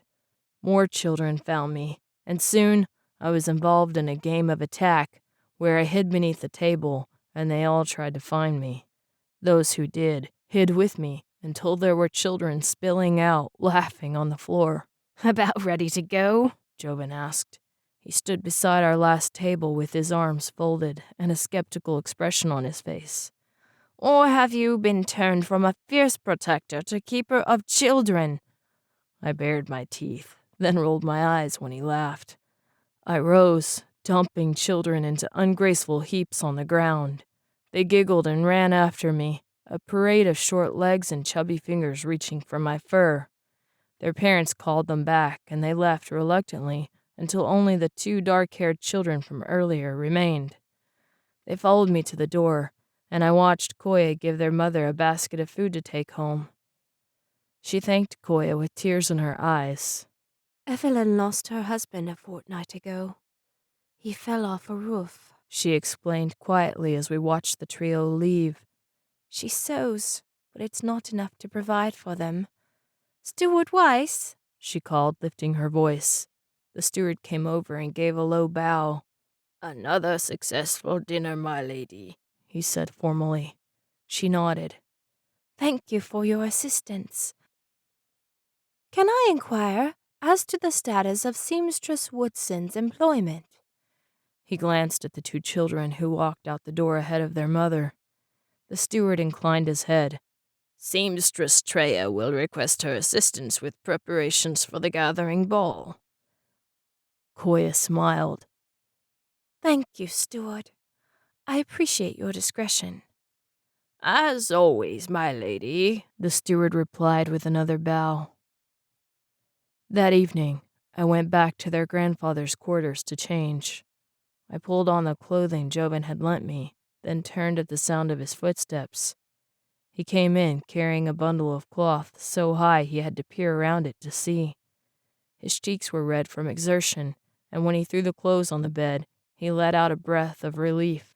Who would have thought an ambassador would be so much work? He exclaimed as he began to sort through the clothes. He put them into various piles that all looked the same to me and spoke to himself while he did. They should start arriving in the morning. One night for everyone to settle in, then the ball. 2 days should be plenty of time. Plenty. How hard can it be? I noticed his hands were shaking at the same time he did. He straightened up and stared at them, then looked at me. I'm marrying her off, keeper. What kind of a brother am I? He looked back down at the bed and clenched his hands into fists. She'll be better off in a duchy that isn't on the verge of collapse and hostile takeover. If she doesn't have love, at least she'll have security. He didn't sound like he believed his words, but they seemed to satisfy him. He grabbed a few clothes and tossed them at me. Try those. We're going for foreign and intimidating, something you should be able to handle with ease. I drew on a pair of black cotton pants and a black jacket that clung to me like a second skin. I then pulled on a white shirt with long sleeves that were difficult to get over the jacket. Not like that, Joven said with a laugh.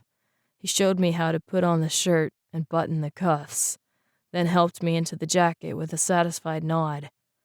I figured you were about my size. Just don't move too much or you'll bust the seams.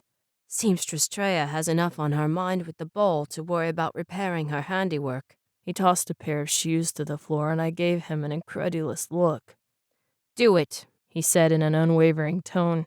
No one, not even an ambassador from a different continent, would attend a gathering ball without shoes. I fought back the urge to bare my teeth and slid the thick leather onto my feet. The shoes blocked out any sensation I had of the floor beneath me. The thick fibers of the carpet and the steady push of the stone on which it had been laid were lost within the thick soles. It felt as though someone had taken away one of my senses. I wiggled my toes and grimaced when the shoes restricted the movement. Joven chuckled. Come on, they're not that bad. It's not like I'm asking you to go in blind or anything. It's just shoes. Given the way he was dressed in a violet overcoat, a sea green undercoat, a white frilly shirt, a dark blue pants and shoes the stark red color of blood when it first meets the air, he couldn't understand. He looked like a pheasant searching desperately for a mate. The thought struck a chord when I realized that was exactly what he was doing. If he found a wife for himself at the ball, maybe he wouldn't have to marry off his sister so desperately in order to gain allies and solidify their claim to the Vale Keep throne. I tried to imagine finding a mate that way, acting like birds strutting their colors to impress the females. But the thought was so foreign, I could only shake my head and hope he knew what he was doing. With wolves, there was no question about love, or honor, or friendship. It was ingrained into every breath and each beat of the heart. Wolves mated for life because they wanted to spend the rest of their life with the love of their heart and the one creature who made them whole. They defended their pack because pack was family and territory was home. Anyone who messed with that was asking for trouble. Something clicked in my mind.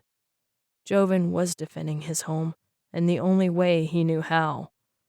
By increasing his pack with those who could strengthen and protect it. The answer to his problems might not make any sense to me, but his reasoning did.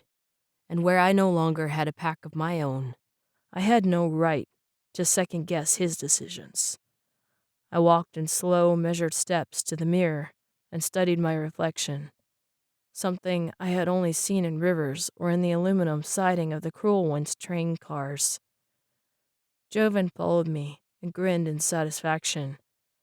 I didn't know what I expected to see, but the man that stared back surprised me. I looked young, similar to Joven's age by comparison of height and youth of skin and hair, but my eyes were golden and alive with the life of a wolf that lived every day without fear of the future.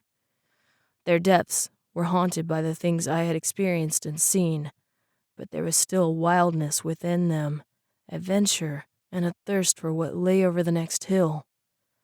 My jaw was strong and clenched. I relaxed it with the sudden realization that I gritted my teeth often in the face of uncertainty, an emotion I had never known as a wolf. My brown hair was long and tangled, unkempt even compared to the manes of the horses in the Valekeep stables. Scars lined my arms from numerous battles with rivalry wolf packs, wounds from hunting, and the inevitable scrapes and pains of growing up wild. I knew the rest of my body bore the same marks. White lines from the cruel one's whips showed in stark contrast across a few places, though my back would contain the majority. I was grateful I couldn't see it. "You do clean up well," Joven remarked. I glanced at him to see if he was joking, but he met my eyes with all seriousness. "We may pull this off yet." A hint of doubt touched my face, another foreign expression I didn't like. My eyes stared back at me, daring me to step into the role for which I was dressed. I closed my eyes, took a calming breath, and turned away without looking back at the mirror. Rasmus walked in, and a short, rotund man followed with a set of hinged, sharp-looking knives in one hand and a bristled object in the other. Rasmus's eyebrows rose, pulling at the scar that ran from his nose to his lips. He let out a surprised chuckle. "I didn't think Joven had anything so dark in his wardrobe." Joven gave a sniff of dismissal. "You never know when such items might be necessary." "I'm just glad he doesn't have you plumed like a guinea hen." "That's Peacock, you dolt," Joven replied with a long-suffering sigh. Rasmus grinned, the lines in his tanned face deepening. "I'm glad I didn't know that." The rotund man beside Rasmus stared at me with an unmistakable look of dismay. His hair was trimmed so carefully around his neck, it looked as though he wore a bowl upside down on his head. A scent of lemon and something flowery and thick touched the air when he wrung his hands together. "I realize why the general called an emergency at such a late hour." His words lifted up curiously at the ends, as though he did it on purpose, and he gave his head a well-rehearsed shake of consternation. Joven rolled his eyes, but humor showed in their depths. He gestured toward me with a flick of his finger. "Will you attempt to fix that?" It took me a minute to realize he meant my hair. Joven's was cut so that it fell around his ears and was held back by the circlet across his brow. Rasmus's was trimmed so short it stuck up. I didn't realize such styles were so carefully acquired. The rotund man reached up and grabbed a handful of my hair. I barely resisted the urge to pull away and bare my teeth at him. I schooled myself instead to hold completely still, my muscles tense. The man's fingers were surprisingly gentle, despite his obvious disgust at what he found. "I must say, it is out of the ordinary. I've never seen hair in such shambles, and I can't say I'll enjoy this," the man replied in a bland tone. Joven laughed. "That's a promising endorsement, Muir." The man gave a studious frown, then sighed dramatically. "By the gods and goddesses, I shall do my best. That's all we ask," Rasmus replied, attempting to keep a smile from his face. Muir gestured toward a chair, and I took a seat on the edge of the cushion.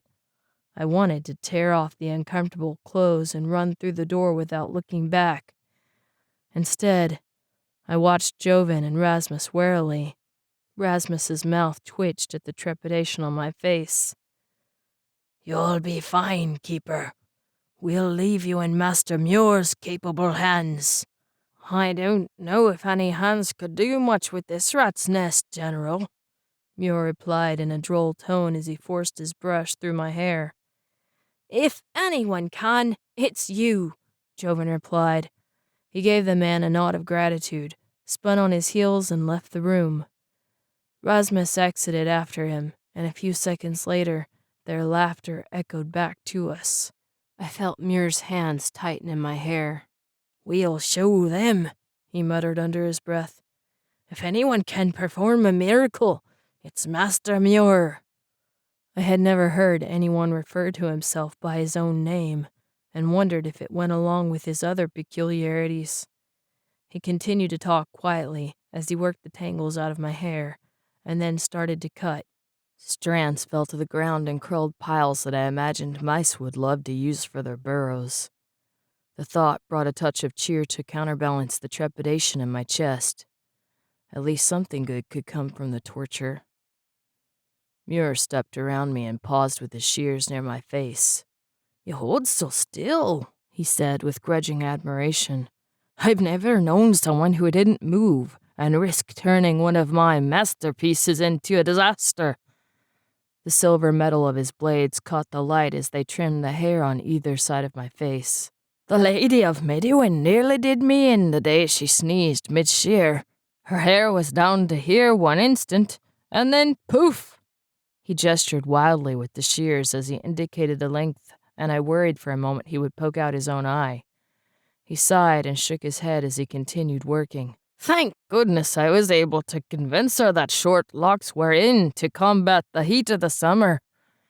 He gave a sigh of great suffering and stepped back with an appraising look, then walked around the chair more nimbly than I would have thought possible given his girth. He took a few more snips in various places, then walked back around to face me, slipping his shears beneath his maroon sash, like a soldier sheathing his sword. It is finished, he said in a grave proclamation. He watched me expectantly, as though anticipating some sort of a response on my part, but I didn't know what kind of reaction a haircut required, so I kept silent. He let out his breath in a rush and gestured toward the mirror. Take a look, young sir. I expect it to be to your liking. I did as instructed, then stared at the stranger who watched me through the glass. He had left my hair longer than Joven's or Rasmus's.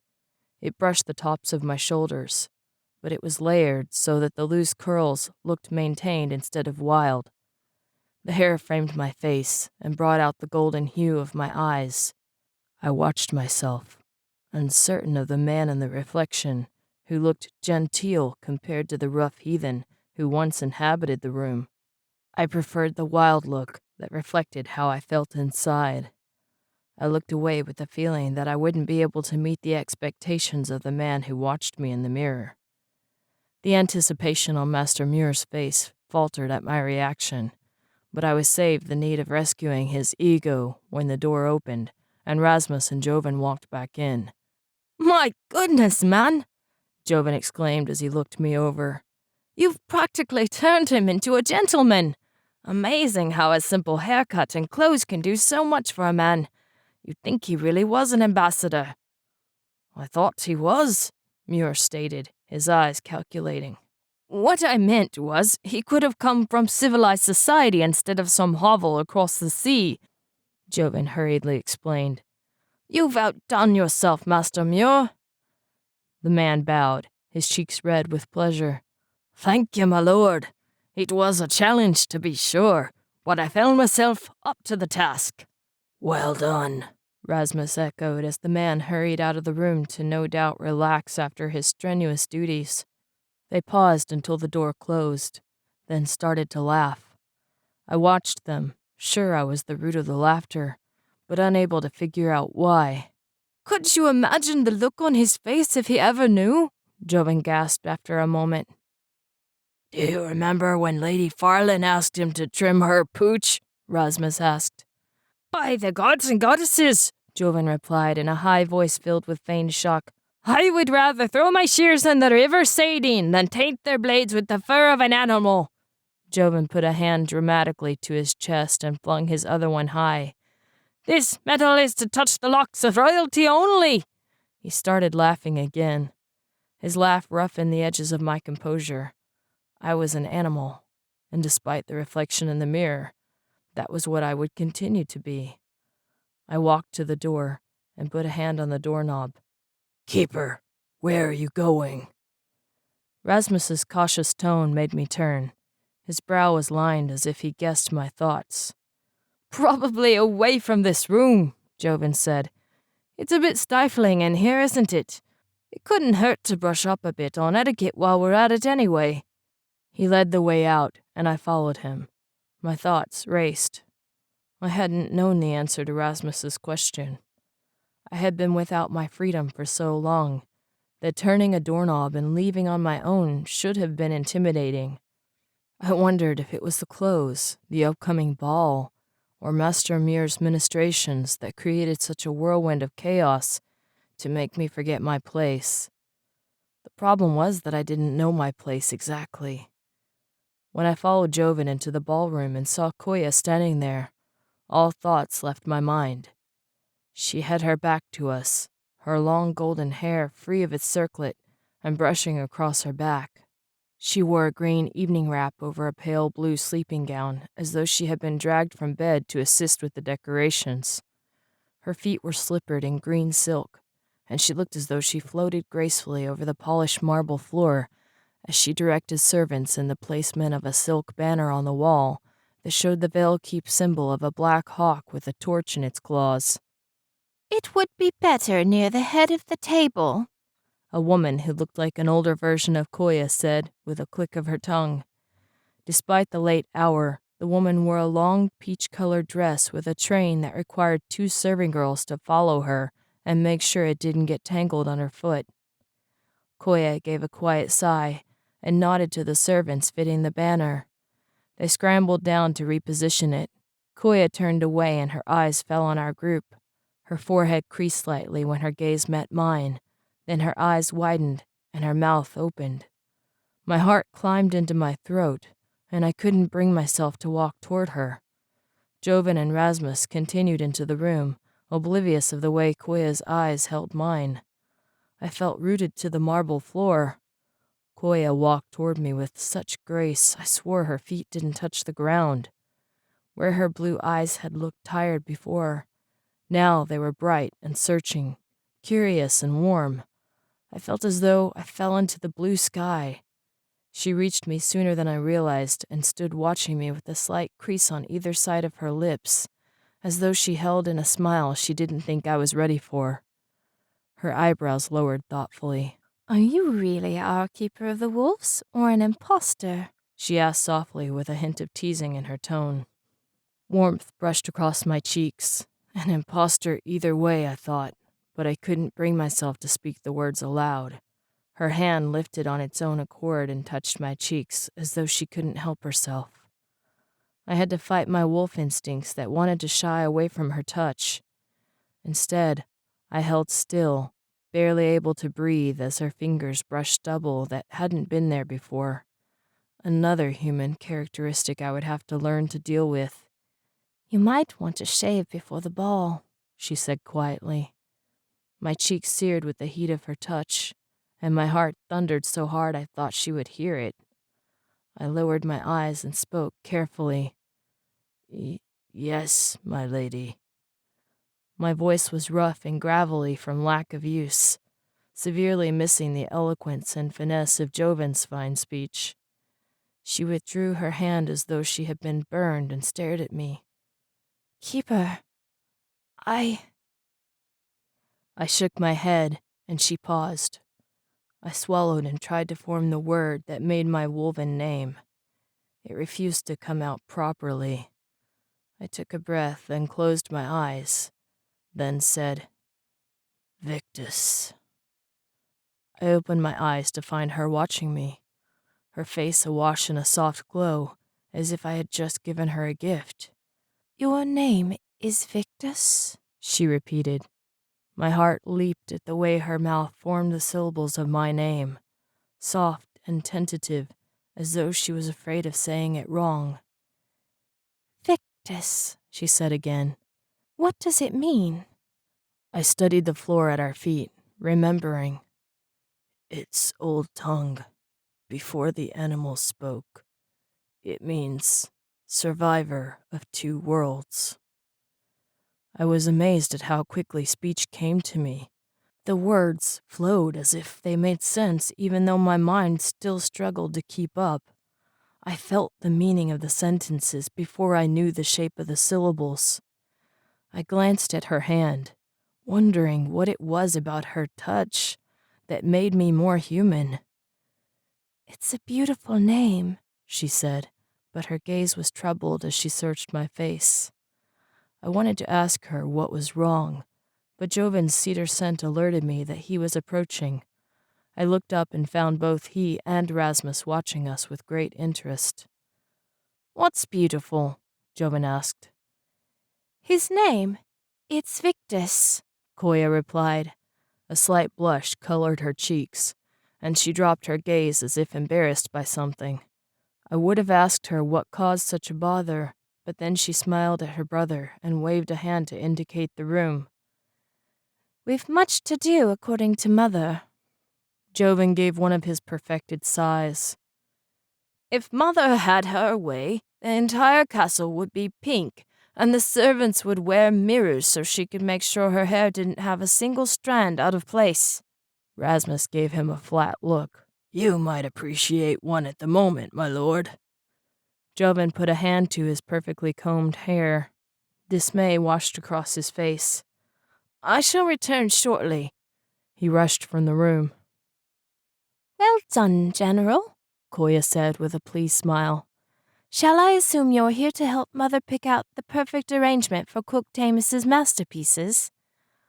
I apologize, my lady, he said with a smile that twisted the scar down his lip and didn't look the least bit apologetic. Joven asked for an update on the veil, and now I'd best return to the gate to see that my men are ready for our guests. Thank you, Rasmus, she replied. He bowed and walked toward the doors that led from the ballroom. A shadow swept across Koya's face, and she hurried after him. General!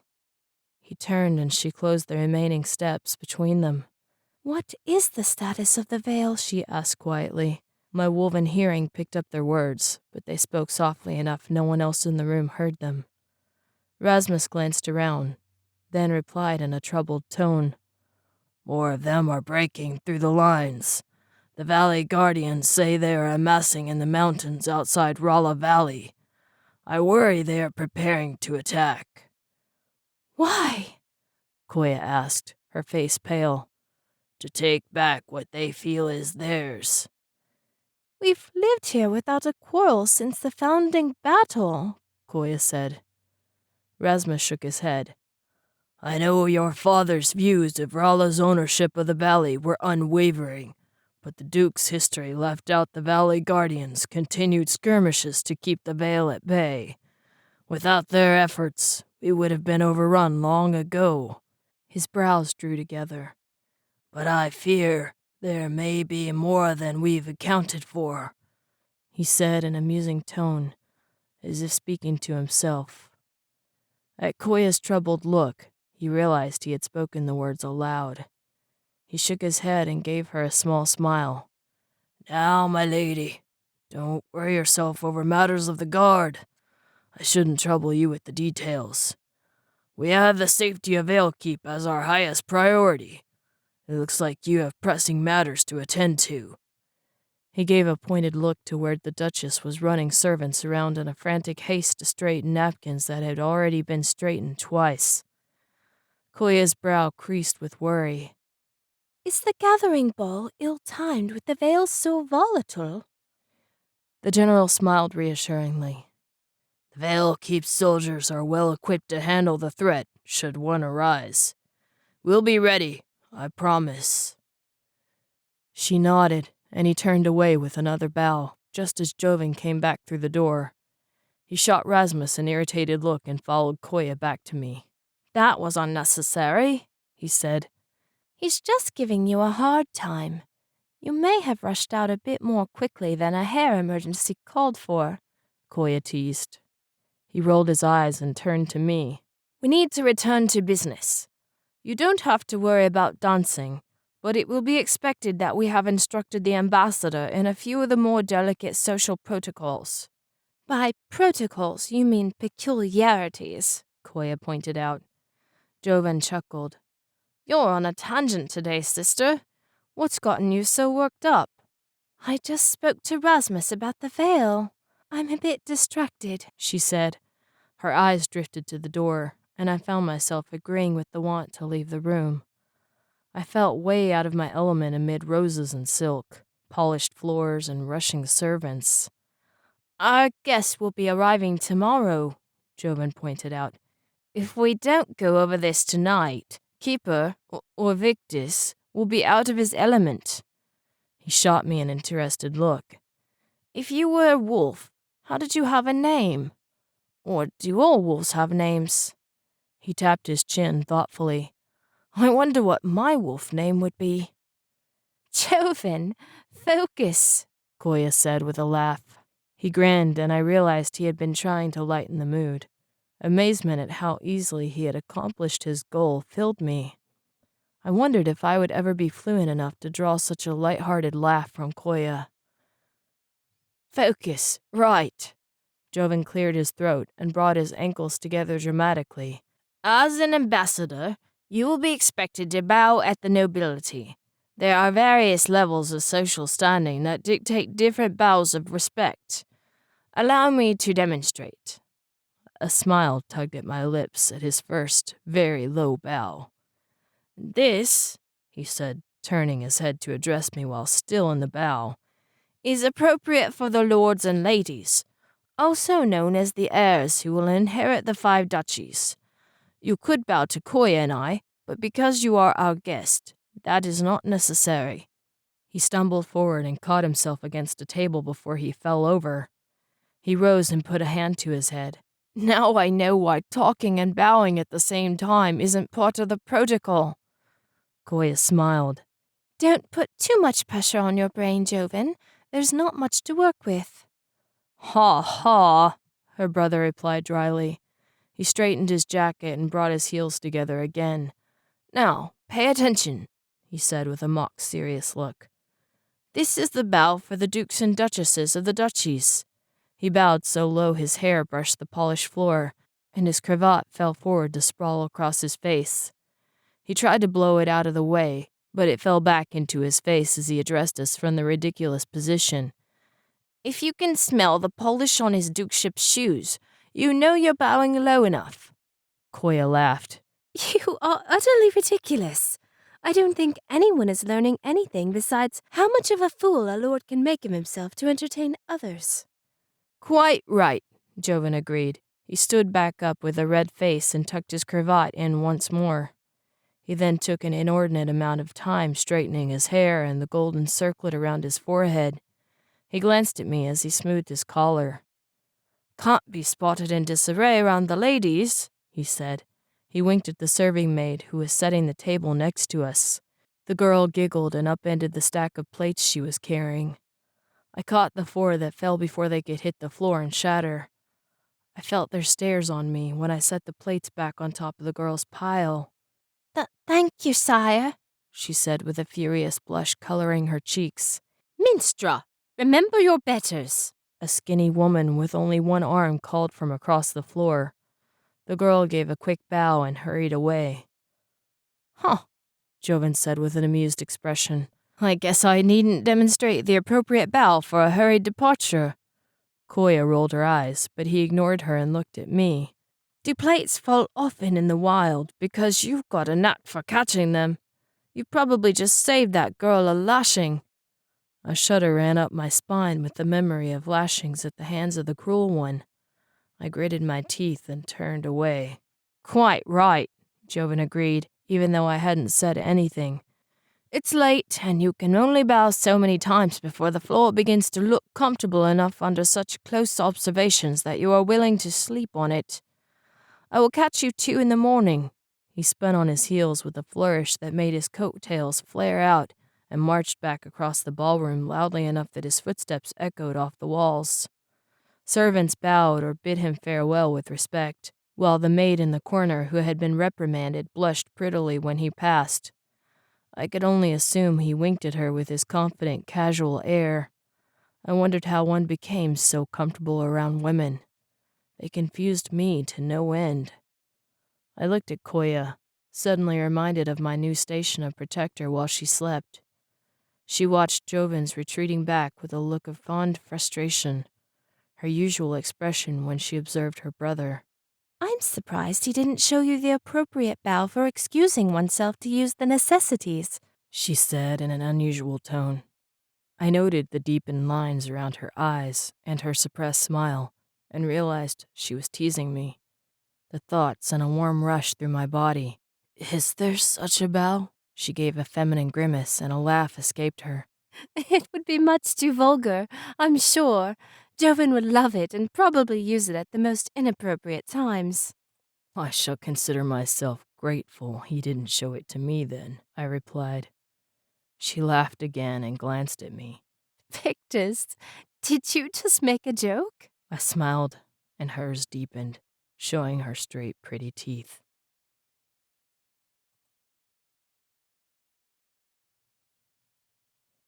Chapter 10. Why did you tell me your name? Koya asked. She was in her bed, and I stood near the window in the sitting room. Her door was open between the two because she said she felt safer that way.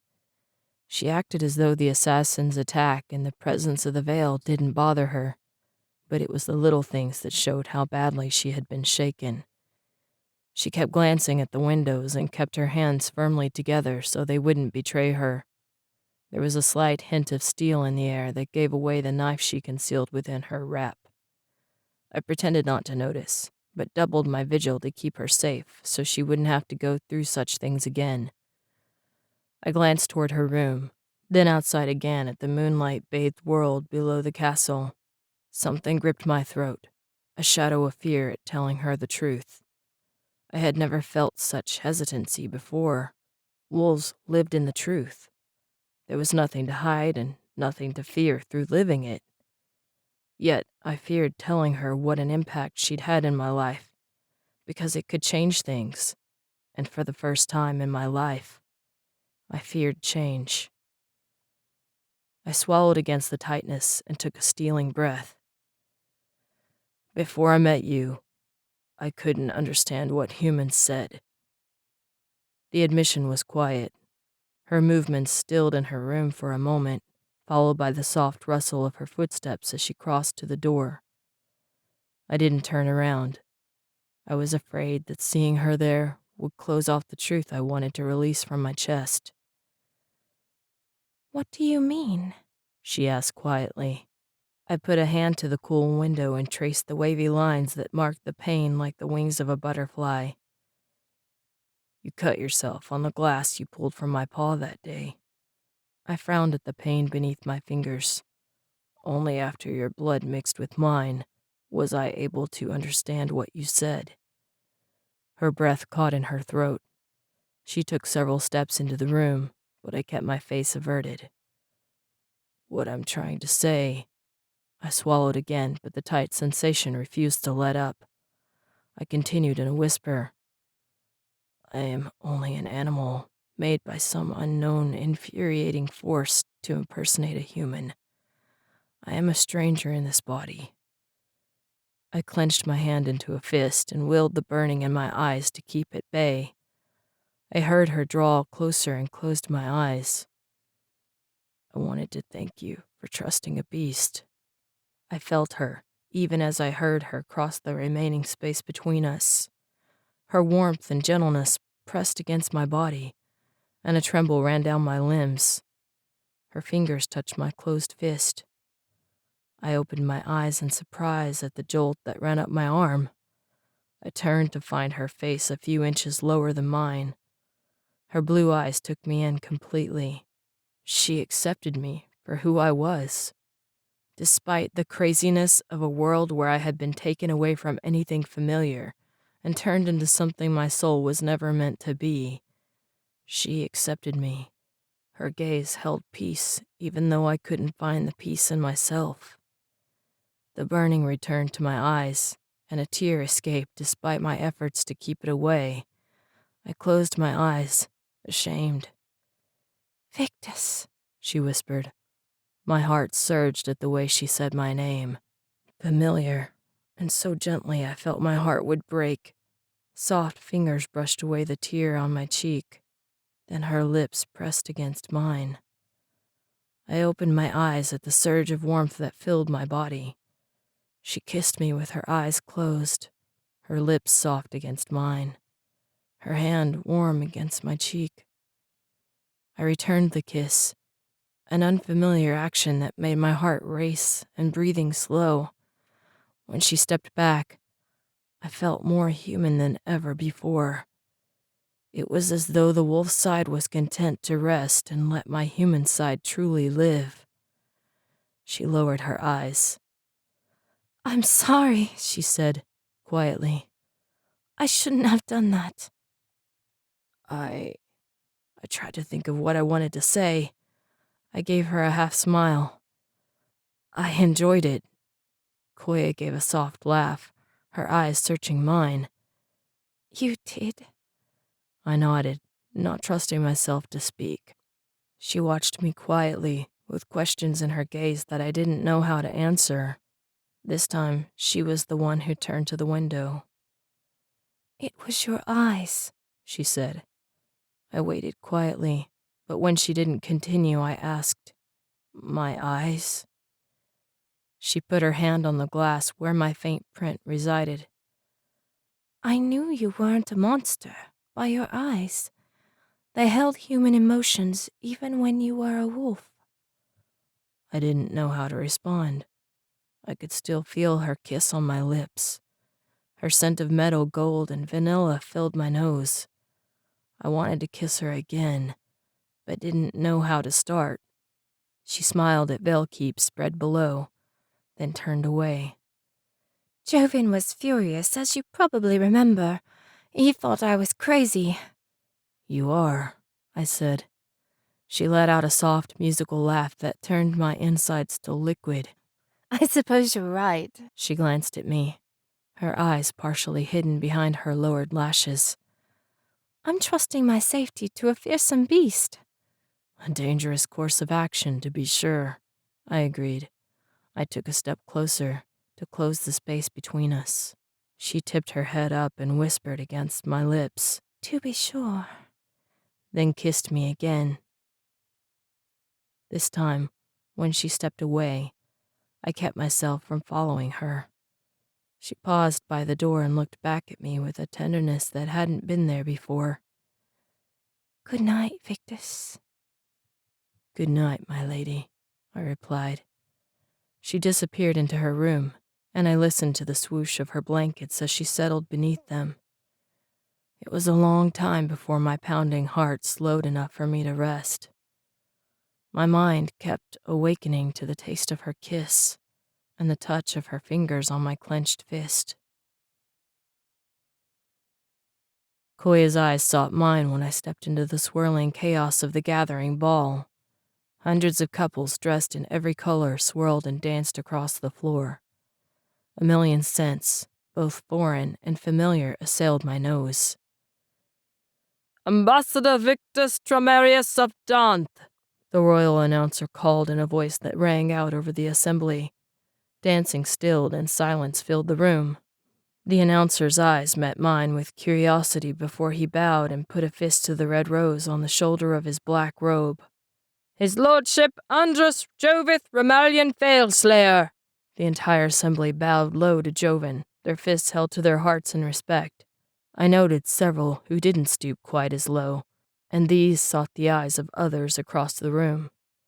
I wished I knew enough about human expressions to read the feelings their looks conveyed, but they seemed calculating to me, snide. I felt on edge as Joven and I stepped down the 4 shallow stairs to the ballroom floor. Joven was immediately engulfed by a crowd of well-wishers and curious spectators who asked for introductions to the new ambassador. Fortunately, I was able to ignore them entirely, with only a bow here and there because of my alleged lack of understanding for the language. By the time we made it to Koya's side, I felt like a beast in a cage again, gawked at by the audience. The long-sleeved white shirt felt as though it was choking me, and my feet already ached within the confines of Joven's shoes. I resisted the urge to loosen the black cravat Joven had demanded I wear. Laughter showed in Koya's eyes at my discomfort, but the glow on her face and the slight touch of red to her cheeks softened the effects and warmed my heart. It was enough to be near her again. Her scent brought back the warmth of her lips on mine. She was watching me. My heart slowed when I met her eyes. Every sense was heightened this close to her. Koya wore a regal dark blue velvet dress that brushed the floor with the sound of a leaf landing on grass. Her breath released soft and warm, and her heartbeat quickened when our gaze held. A voice spoke next to her, and she turned her head reluctantly. Her words were kind and sincere, her voice round and full like the call of a meadowlark across an early morning dewy clearing. She tipped her head forward in a nod of respect to one of a lower station, and her eyes met mine again, inquisitive and happy, dancing like a brook at midday. "I told you this wouldn't be hard," Joven said in a quiet, light tone from my right side. I glanced at him, having forgotten his presence entirely. "As long as you don't talk or howl, we should be fine. Koya will be safe with her ferocious guard at her side." I felt his light-hearted words about my animal nature like a barb. He wasn't cruel, and he didn't mean to antagonize me. But when I was this near to Koya, it was hard to remember that I didn't belong next to her. The thought was confusing and painful. A man in a white suit with a red flower on his lapel bowed low to Koya. He smelled of corn, wood smoke, and oil. There were lines under his eyes, as if he hadn't slept well. I wondered if his journey to Vale Keep had been a pleasant one. "You always look radiant, Lady Veilslayer." Koya nodded with a smile. Please, Lord Brayton, you must save your flattery for those deserving of it. He grinned, and anger rose in my chest. The emotion surprised me. I studied him closely, wondering what had set off such a reaction. He smelled normal, if a bit road-worn. His clothes were pressed and his manner acceptable according to Joven's quick course on the matter. Yet the way he looked at Koya so familiarly set my teeth on edge. "You are always deserving of it. I would tell your mother the Duchess of my gratitude that you received such beauty from her, but her attentions, as you know, are elsewhere." I followed his gaze to Duchess Ramil. The man was right.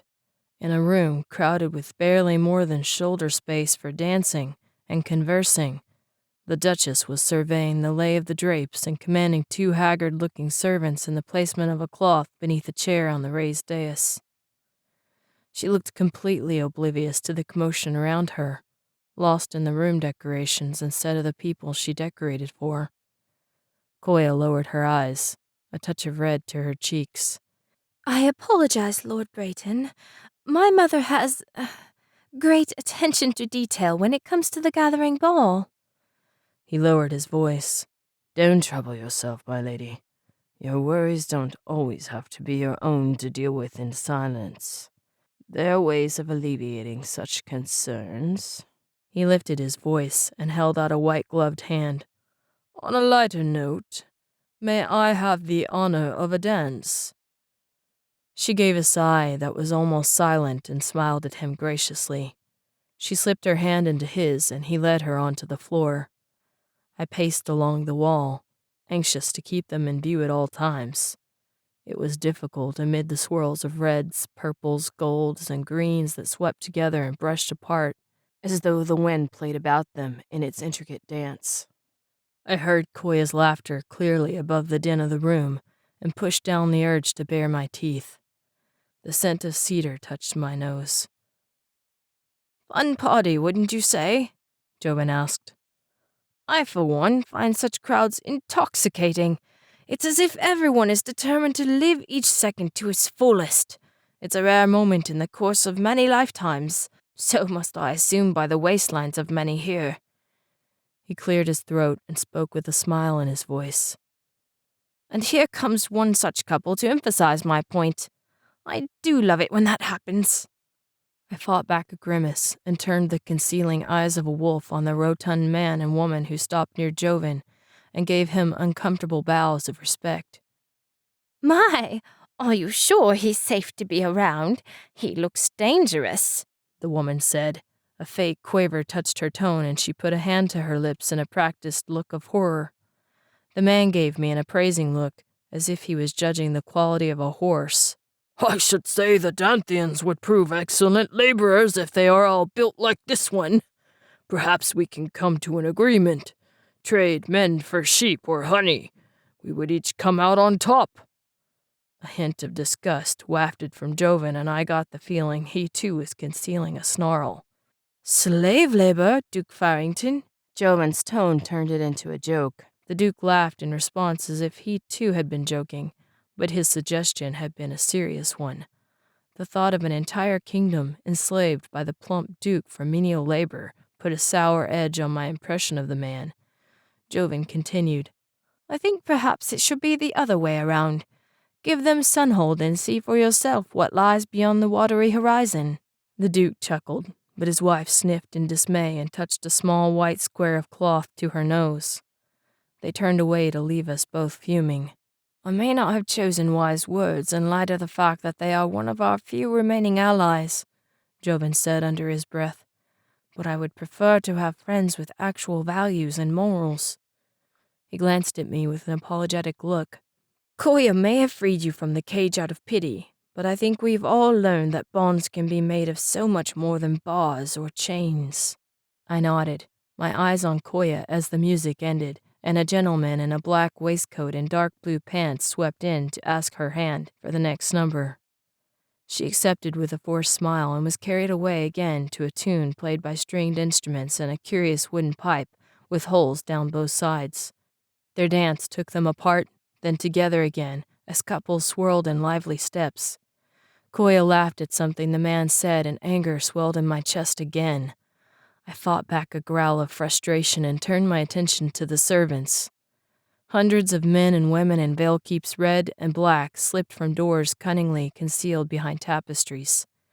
They carried trays of food that smelled of fish and cow, deer and pig. Plates were laden with enough pastries and honey-laced fruit drinks to feed 3 duchies. Gathering ball guests accepted the morsels as though the people who served them were invisible, and the servants acted as though that was completely normal.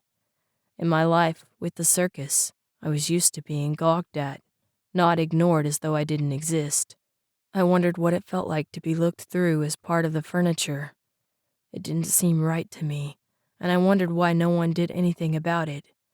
The servants loaded 4 long tables at one end of the ballroom with heaps of food, candied apples, roots covered in cinnamon butter, leafy greens dressed with a scent tart enough to sting my nose, a roasted tusked boar whose skin was golden brown and glazed with honey and clove, mounds of cherries, orange and yellow citrus fruit, slices of turkey and marinated fish speckled with parsley and mint, baked pheasant, and rounds of cheeses aged until their scent came sharp and pungent enough to make my mouth water.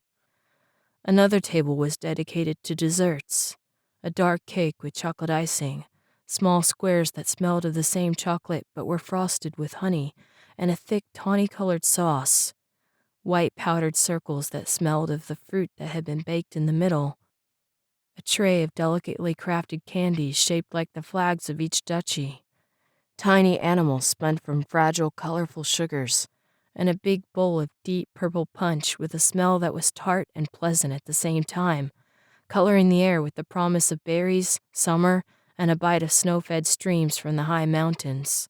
Several guests were already partaking of the dessert table, Duke Farrington and his wife included, Both shot glances at where Koya now danced with a burly man in a sea-green suit and a purple shirt. He would have looked ridiculous if everyone around him wasn't dressed in similarly bright colors. It seemed as if Joven's clothing choices fit right into the normal social standards. I wondered if he wore them because he liked them or because he wanted to fit in. Something about the man caught my attention. He danced with Koya on feet lighter than I would have guessed possible for his tall stature. His black hair was slicked back with grease that gave off a scent of mint and lard as I drew near. He held one of Koya's hands in his own, and his other rested at her waist, a liberty which none of the other dancers had taken thus far. At first glance, his grip on her hand appeared casual, but closer observation showed her fingers to be white with the pressure. The look on her face was one of careful calm, but as I neared the dessert table by which they danced, I could smell a hint of frustration and anger wafting amid her meadow gold and vanilla. Lord Victus taking liberties, the rotund Lord of Sunhold said in a low voice to his wife as they sampled the powdered circles.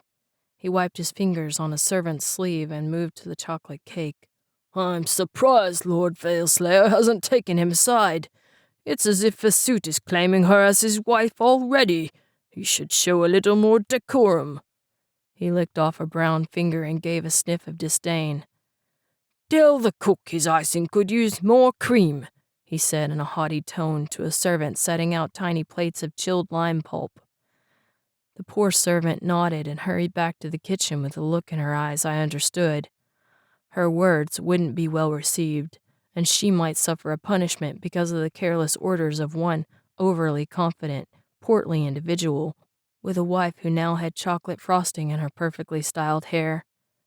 I took a step after the servant with the thought of alleviating her punishment if possible, but a sharp voice caught my attention. Lord Victus, you go too far, Koya said in a tone I had never heard before. She kept her words quiet so as not to be overheard, but the edge of warning made my chest tighten. The burly lord laughed off her request and pulled her closer to him so that they danced nearer than any other couple on the floor. Several glances were shared by those dancing around them, and I smelled scents of surprise and consternation. Adrenaline began to pump through my veins. The lord would not let Koya go, even though she now pushed against him with both hands. He merely chuckled and spun closer to the dessert table. When they neared me, I grabbed his shoulder in one hand and reached across his body to his far wrist. I jerked down, breaking Koya from his grasp. What do you think you're? I grabbed him by the throat and shoved him into the dessert table. It crashed to the ground under his weight. The bowl of purple punch flew up and landed on his chest, spilling sugary syrup across his sea-green suit. Heat ran beneath my skin with a rage that threatened to overcome my self-control. The instincts of the wolf to protect those I cared about burned with red anger and clouded everything but the man who hurt Koya. I tightened my hold on his neck until I felt his breath rattle beneath my palm. Don't touch her again, I growled in a voice that made the lord soil his pants. At the revolting scent, contempt for the coward surged through my veins and I tightened my grip. Victus! Joven's voice was quiet, but carried an underlying tone of urgency. I forced myself to look up. Joven watched me from across the table, his gaze one of agreement, not condemnation. He didn't say anything. He merely tipped his head in the wolf-like gesture he had picked up from me. I followed his eyes to the horrified crowd that gathered around us, far enough away so that they wouldn't get punch on their fine suits and dresses. The looks of fear and surprise let me know the enormity of the social blunder I had made. Those that met my gaze looked away out of panic that they would be next. I had seen the same look many times from behind cage bars. I removed my hand from Lord Victus' throat. His skin was purple and angry. My finger marks stood out stark white in contrast. I stepped back and glanced at Koya. Her face was pale, and her fingers were knotted tightly together. The gentleman in white from earlier, Lord Brayton, held a reassuring hand on her back. His brows creased together for a moment. Then he gave a short laugh that seemed far out of place given the situation. Where can I get a bodyguard like that? He asked loudly. Several members of the audience chuckled, breaking the heavy tension in the room. 4 servants rushed forward and helped Lord Vassut to his feet. He didn't look back at me as he stormed out of the ballroom to leave an unpleasant scent of fear, anger, and refuse in his wake. More servants brought in another table, and moving with amazing efficiency, moved what desserts could be salvaged onto the new table and carried away what had been spoiled.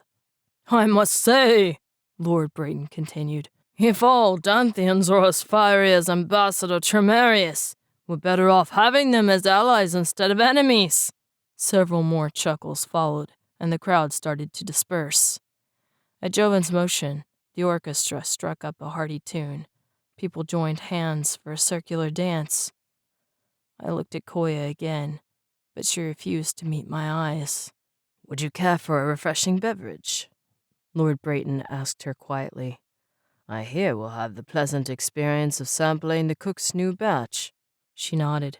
He slipped her arm in his and led her to peruse the other tables while the dessert one was put back in order. Joven met the eyes of a few lingering onlookers and they turned away. Let's catch some fresh air, he said quietly. I glanced back at Koya, but he shook his head. She'll be fine with Brayton for a few minutes. He turned and left me to follow. People moved out of our way as we walked to the main doors. I wasn't sure how I felt about the fear in their eyes when they looked at me. I felt anxious and suffocated within the walls of the castle. There were too many people, and the scent of excitement and panic resulting from my brief encounter with Vassut lingered heavily in the air. We couldn't get outside quickly enough to suit me. I held my breath and walked faster, leaving Joven to excuse our presence from the assembly. The steward held open the front door with a black-gloved hand, and I stepped out into the cool night air. Horses harnessed to carriages from the nobility in the Valekeep duchy filled the air with the quiet commotion of restless hooves on cobblestone, teeth grinding bits, and the soft rub of metal against leather. Faithful servants waited nearby for their royal families to appear. I walked along the edge of the castle toward the gardens. The familiar sounds of Joven's footsteps followed me. I grabbed a sprig of pine from a small evergreen and crushed the needles between my fingers as I walked. The sharp smell brought back memories of the forest and calmed my racing heart. I put a pine needle in my mouth and bit it with my front teeth. The strong flavor chased the bitter taste of adrenaline from my tongue. I couldn't get Koya's expression out of my mind. She was worried, which made sense given the situation, but something else showed in her eyes, an emotion I hadn't seen before. Was it regret for allowing me to be her protector, or fear because she saw that I wasn't in full control of my wolf instincts? Did I frighten her? That thought scared me most of all. My heart ached with remorse. I hadn't acted appropriately, but I didn't know what one should do to protect others in that type of a social situation. I let the wolf dictate my course of action. Wolves didn't second-guess their decisions. They accepted what happened as a result of their actions and moved on. Each experience was a lesson to a wolf, but I feared the lesson I learned may have done more damage than bruising Vassut's throat. I didn't care how the crowd saw me. I only cared about Koya. You felt that assaulting Lord Vassut was the best course of action? Joven asked in a neutral tone. I nodded, but didn't turn to face him. I was afraid of what I might see. If he feared me, as the others did, it would undo me completely. He kept silent, but followed me until I stopped in a small alcove that had been allowed to grow wild. Thorny rose branches wrapped between dark green vines that gave off a heady scent of grapes ready for harvest. I stepped out of my shoes, anxious for the feeling of loam underfoot. The chaos of my thoughts slowed at the familiar sensation of broken earth, smooth stones, and the cool touch of moss that wound between the rocks of the cobbled path. I longed to be a wolf and run without looking back. Except wolves didn't run from what frightened them. They faced it head on to protect those they cared about, the same way I had protected Koya. I pushed my hair back from my face and let out a sharp breath. "What should I have done?" I asked in a rough voice as the tumultuous emotions I felt colored the words. Joven didn't answer.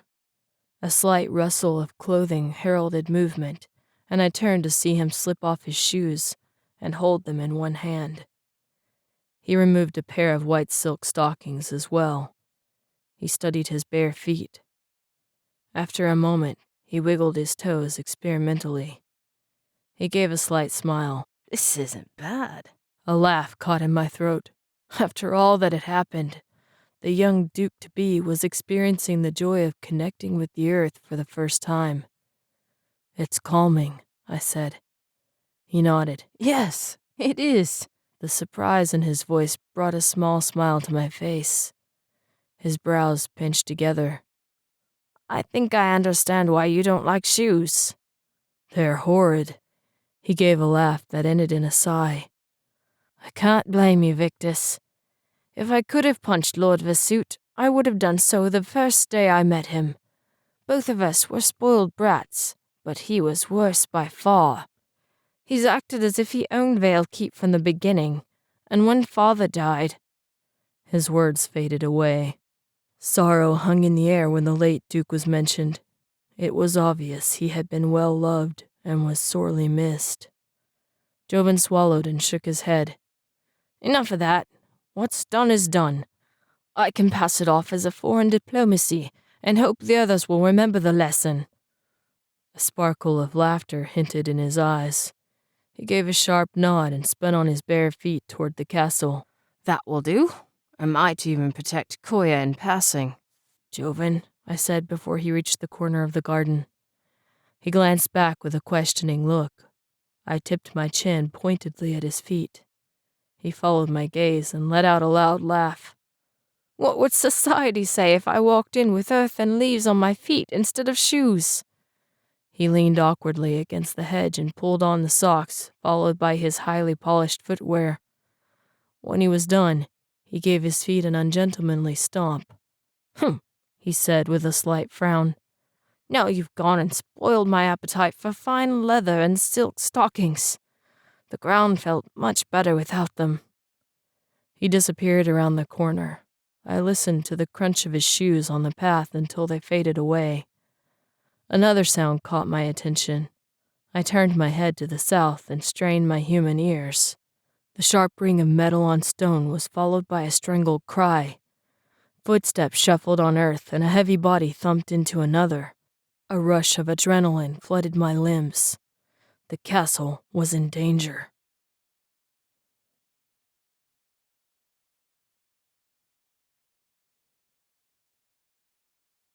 Chapter 11.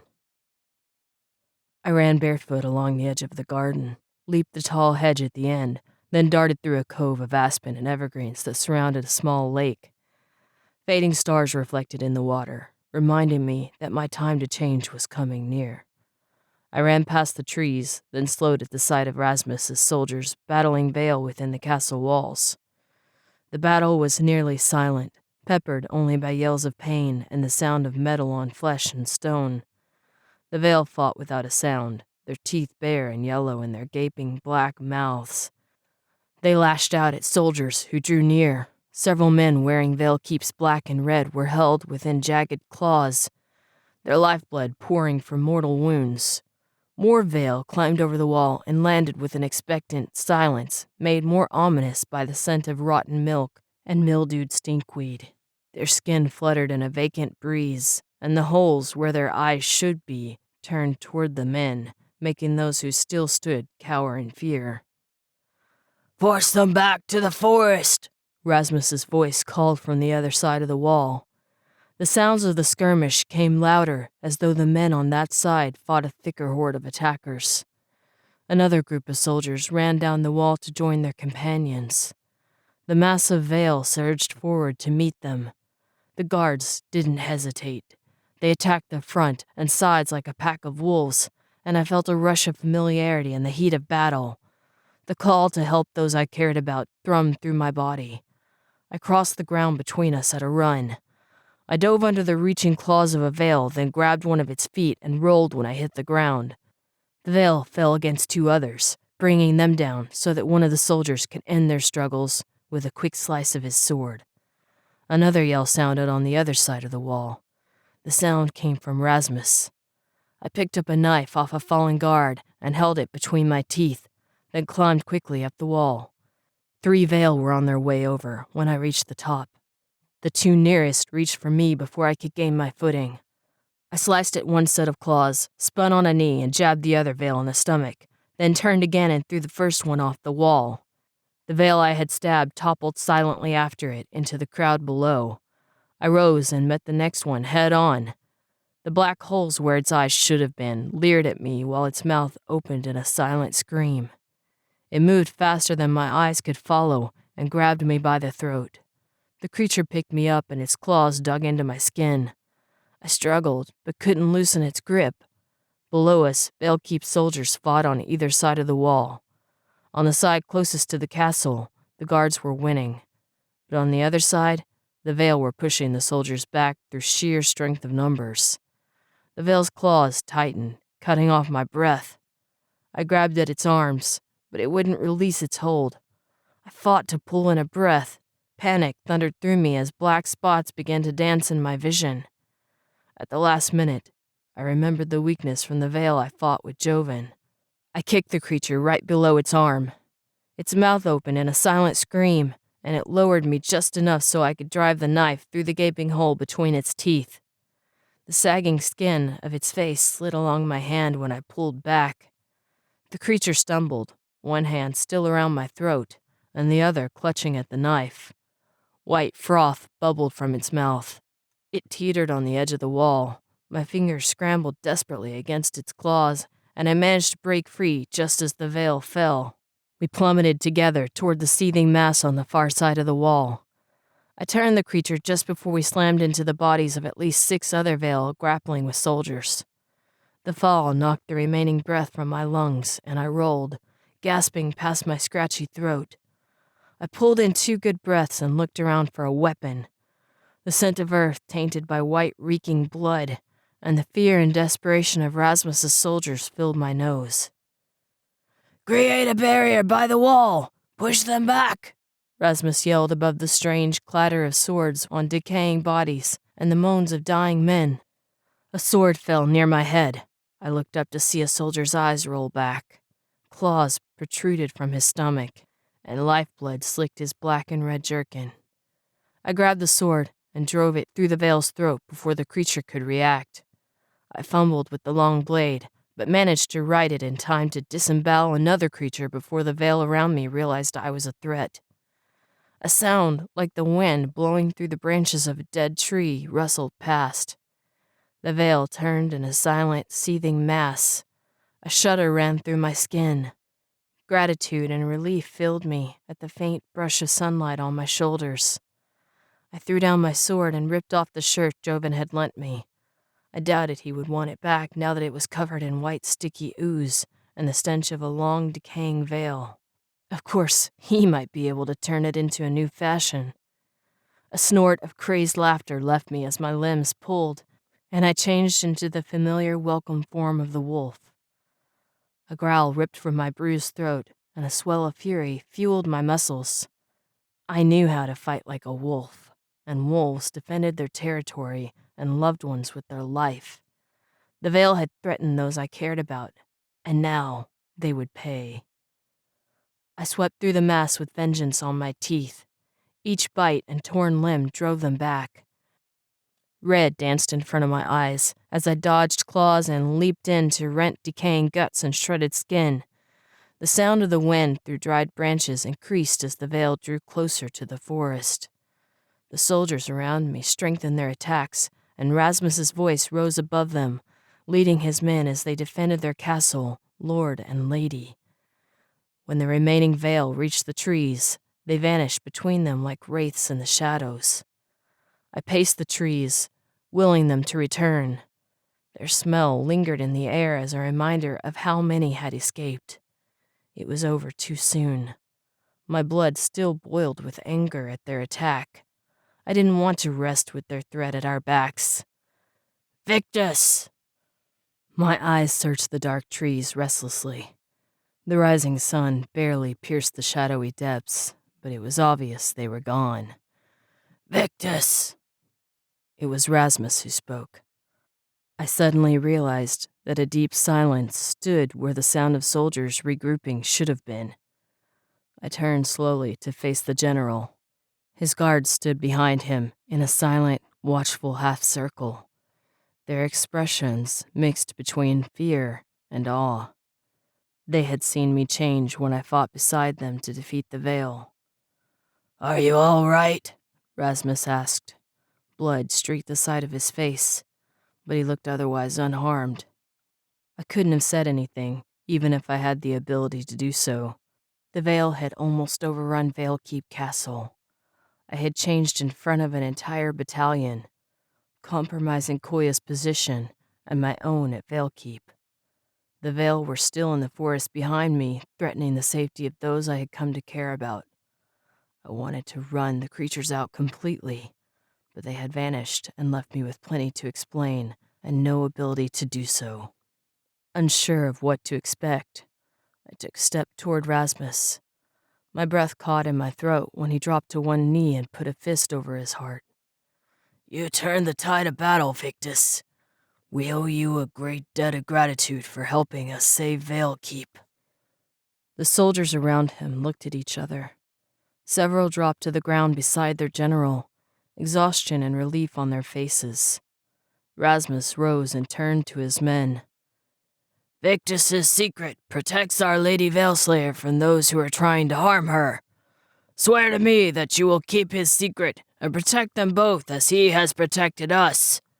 We have blood as brothers, and as brothers we will defend Valekeep from the inside and out." A multitude of voices repeated his last words, and the tightness in my shoulders loosened to leave weariness in its stead. Guards turned away to help the wounded, and though I caught a few questioning glances thrown my way, there was little hostility or fear in their eyes, only pain and the weariness of soldiers who lived when their friends had died. "We need to report to Lord and Lady Veilslayer," Rasmus said. I looked up to see sorrow in his eyes as he surveyed the slaughter of his men and the torn bodies of the Veil among them. It was easy to see that no one had expected such an attack. I knew as well as he did how close we had come to losing the battle and letting the Veil in to destroy Valekeep. I paced at Rasmus's side. He gave a few quiet orders, directions for burning the slain Veil, and instructions to take his fallen men to the chapel until their bodies could be prepared for burial. He paused and picked up a scrap of used-to-be white cloth. I recognized it as my shredded shirt, once a frilly white article of clothing Joven was proud of, now just a tattered remnant of how I revealed my ability to change form to Rasmus's men in order to save their lives. "Lieutenant, join us," Rasmus said to a man with a white streak in his black hair. He looked young to be a lieutenant, but as he followed the general, his eyes held the alert look of someone who was no stranger to battle.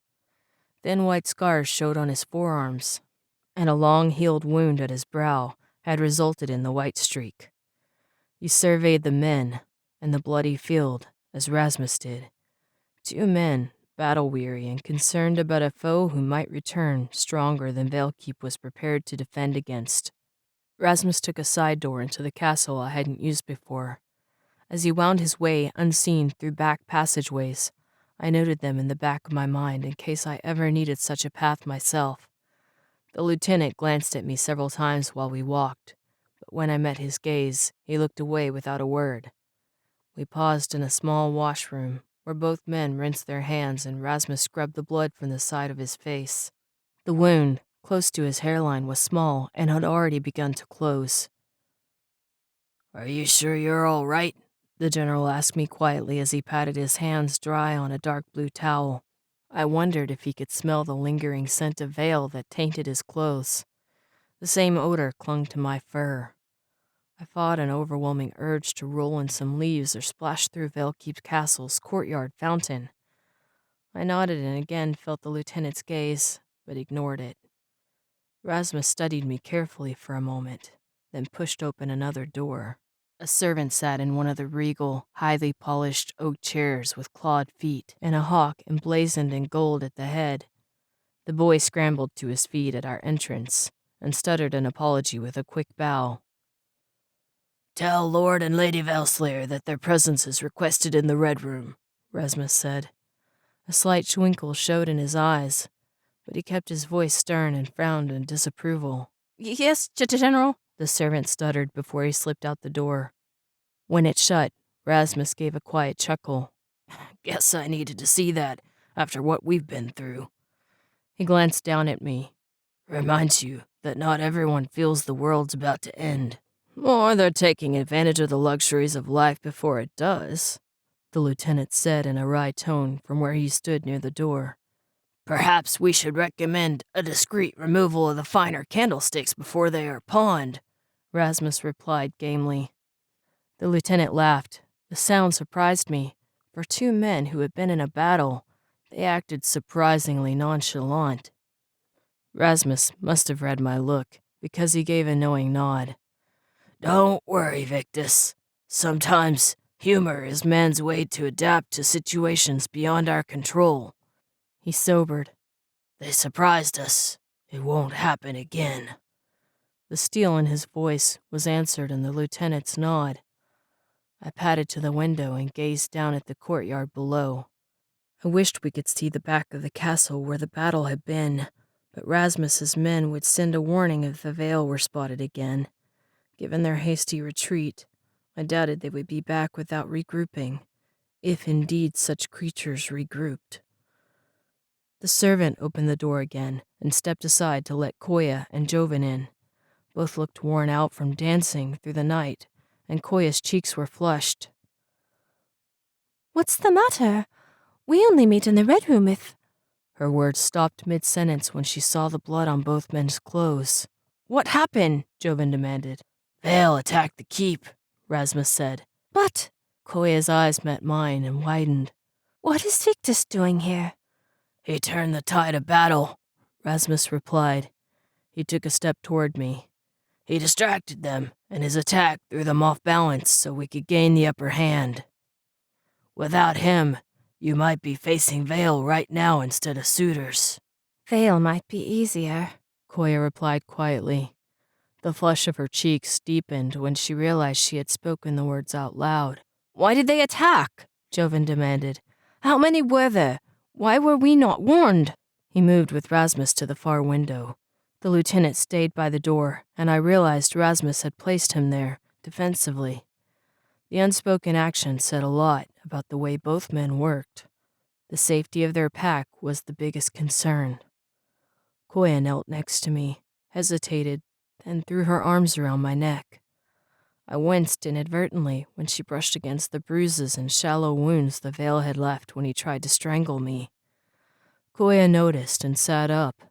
She gently began to work through the fur of my neck until she found the marks. When she did, something tender and painful like heartache and remorse filled her eyes. They shone brightly in the candlelight when she looked at me. Your fearlessness is going to get you killed if you don't stop forgetting yourself to save others. I couldn't tell her it wasn't fearlessness.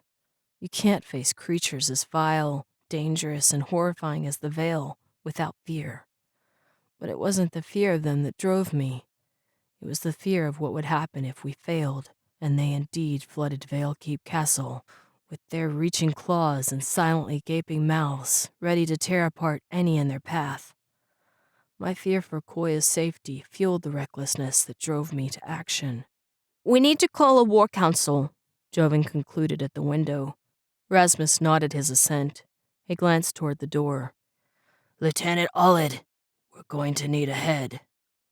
The command struck me as strange, but the lieutenant saluted his general, Joven, Koya, and then, surprisingly, me, before he turned and left the room. Distaste twisted Joven's mouth, and he grimaced. Let's get this over with. Everyone will be sleeping, Koya pointed out. Those who aren't still at the ball, that is. At Rasmus's questioning look, Joven rolled his eyes. A few of the not-so-discreet guests imbibed a bit more than recommended and are still enjoying the remaining dregs of honeyed wine. Their conversation has finally reached a point of nonsensical stupidity that even Koya and I were able to escape unnoticed. Rasmus's mouth tightened to a firm line. I think our topic should sober them up sufficiently. Joven nodded, and we followed the pair out the door. The dukes and duchesses of Rala entered the room in varied states of exhaustion and anger. They had left their children, the lords and ladies, out of the discussion. I wondered if it was because the partiers weren't fit to attend, or if it was to prove a point to the brother and sister heirs of Velkeep regarding their youth and immaturity. I was surprised to see several dukes glare at Joven and Koya as if they were the cause of the Vale attack instead of protectors from it. One duke, a particularly loud, round fellow, launched into a tirade the moment the door closed. If you keep children at the helm, no one will be safe, he spat. Frustration flashed through Joven's eyes, and he opened his mouth to speak, but the duke cut him off with a wave of his meaty hand. Respect your elders, lad. Planning has to be done by the adults. Now, Eaton, I don't think that's necessary, a woman dressed in purple and black chided. She had her hair pulled back so tight her eyes could barely blink. It's not like they've been irresponsible. Oh, really, Dreza? The duke shot back. I don't think you'd say the same if the Vale had reached the castle last night. He pulled at his short beard. Although I still don't believe the rumors that we were under attack. The Vale have been gone for decades. This may just be a pull for our pity, and a chance to scare us back south to the safer climes. He gave a low, threatening chuckle. The woman's eyes tightened further. The Vale exists as much as you or I.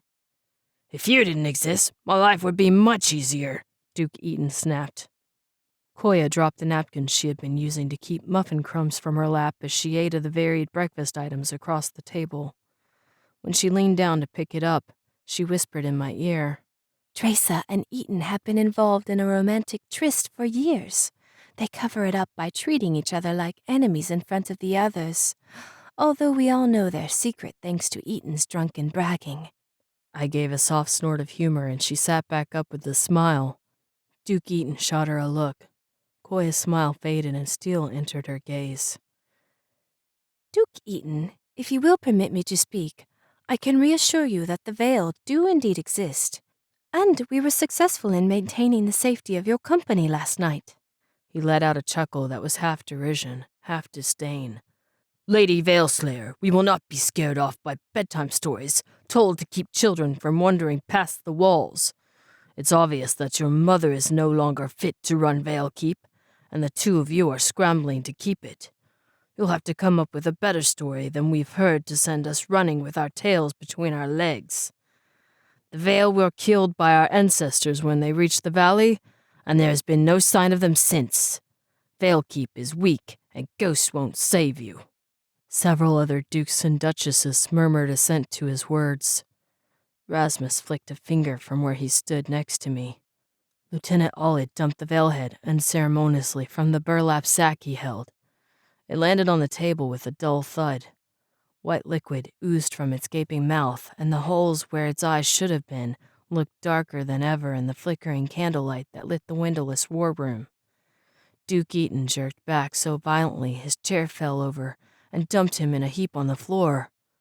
Duchess Dreza let out a gasp and pulled a black-gloved hand to her mouth, while several screams and expletives echoed around the room. Duke Eaton was helped back to his feet by one of his servants. He kept his eyes on the decapitated Vale as he said, Lord and Lady Valeslayer, we will take our leave on the morrow. If such creatures swarm your forests, your hold on Valekeep is tenuous at most. He grimaced.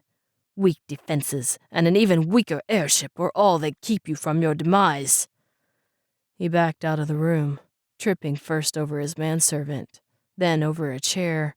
He let out a pained yell when he finally fell through the open door into the hallway. Velkeep's servant scrambled to right him. His voice, punctuated with angry expletives, was heard all the way down the hall. Duchess Dresa met Koya's eyes. Her face was a shade paler than before, but she held her composure with only a tightening of her lips to show her distaste. I'm afraid Eaton is right, she said. Velkeep's footing is slipping.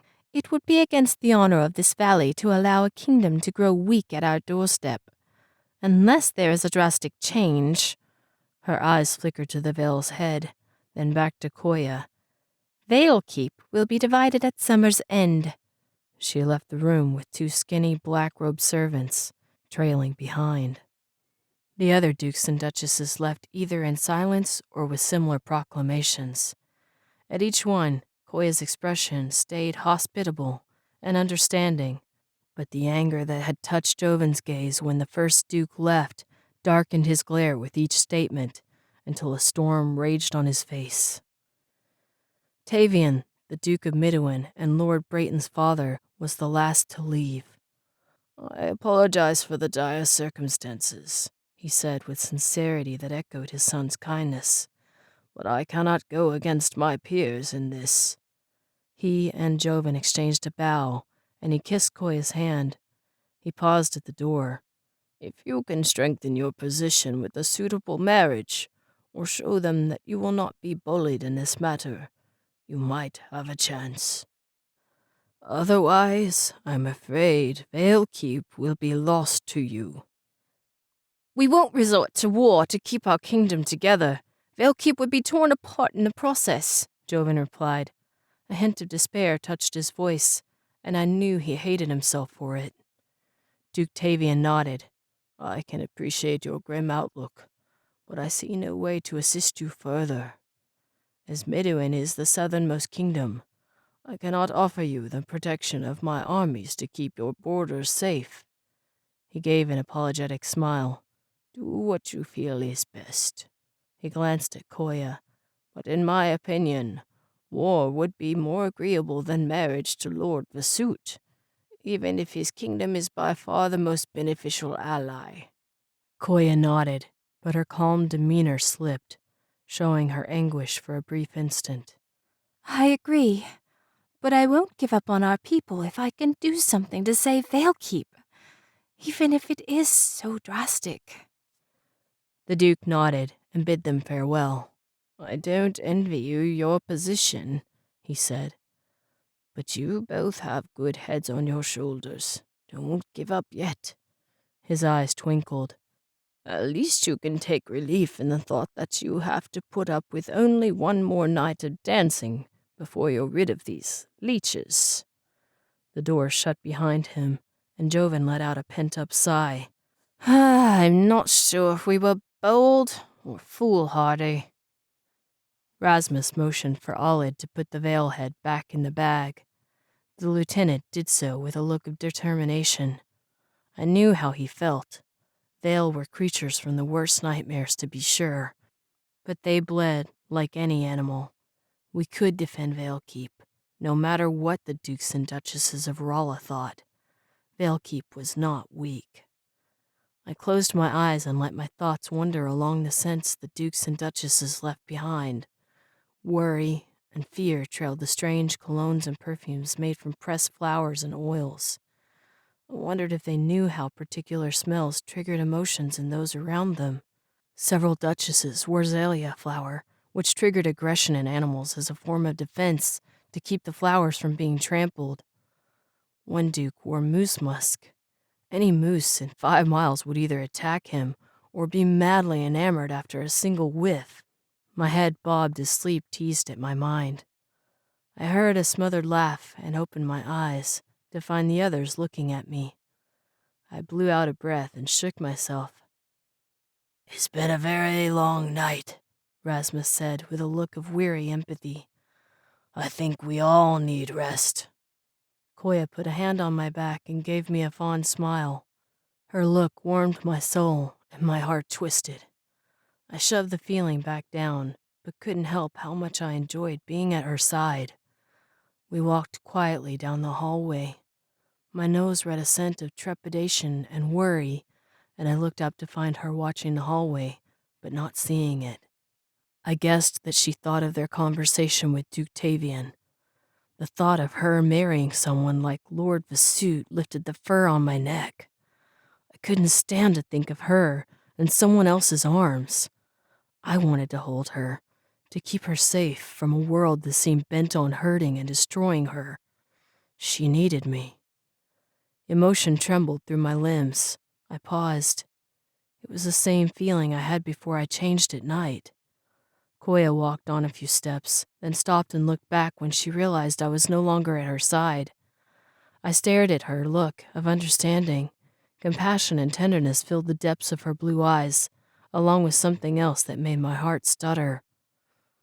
Love. Love shone on her face when she looked at me. No other man received such a look. I wanted to hold her in my arms and profess that the same feelings flooded my every breath and heartbeat. The realization sent a surge of energy through my limbs so strongly there was no doubt what was about to happen. I turned away from Koya and raced through the corridors. Servants stared, and a few royals who were still wandering about pressed against the walls for fear that I would attack them. But I ignored everyone and loped toward the abandoned quarters where Koya's grandfather used to live. I reached the rooms where I had recovered just as the change took complete hold. I shoved the door shut behind me with my shoulder, then fell to the floor and stopped fighting. The pain of holding back the change fled my body, and I sighed in relief as my arms and legs shifted. My joints pulled and changed direction, and my fur vanished into my body to leave the tangled brown hair Master Muir had cut. I had never changed so close together. The effects right after fighting a fierce battle stole my strength. I had the presence of mind to crawl to the bed and pull a blanket over my naked form. Then I collapsed on the ground. Victus, what? Koya gasped, and I felt the soft thud of her feet as she ran to my side. Victus, She repeated my name in a shocked whisper. Her hand touched my forehead, and I willed my eyes to open. Relief warred with surprise on her face. you're human, and it's daylight, she whispered, as though afraid saying the words aloud would force me back to wolf form.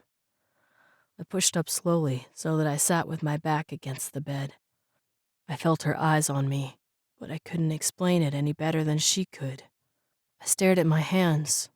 For the first time, I felt a rush of gratitude for the human form. I opened and closed my fingers, studying the way veins, blue with unspilled blood, ran up my arms. Energy filled my body where exhaustion had resided before. A smile creased my lips. I looked back at Koya.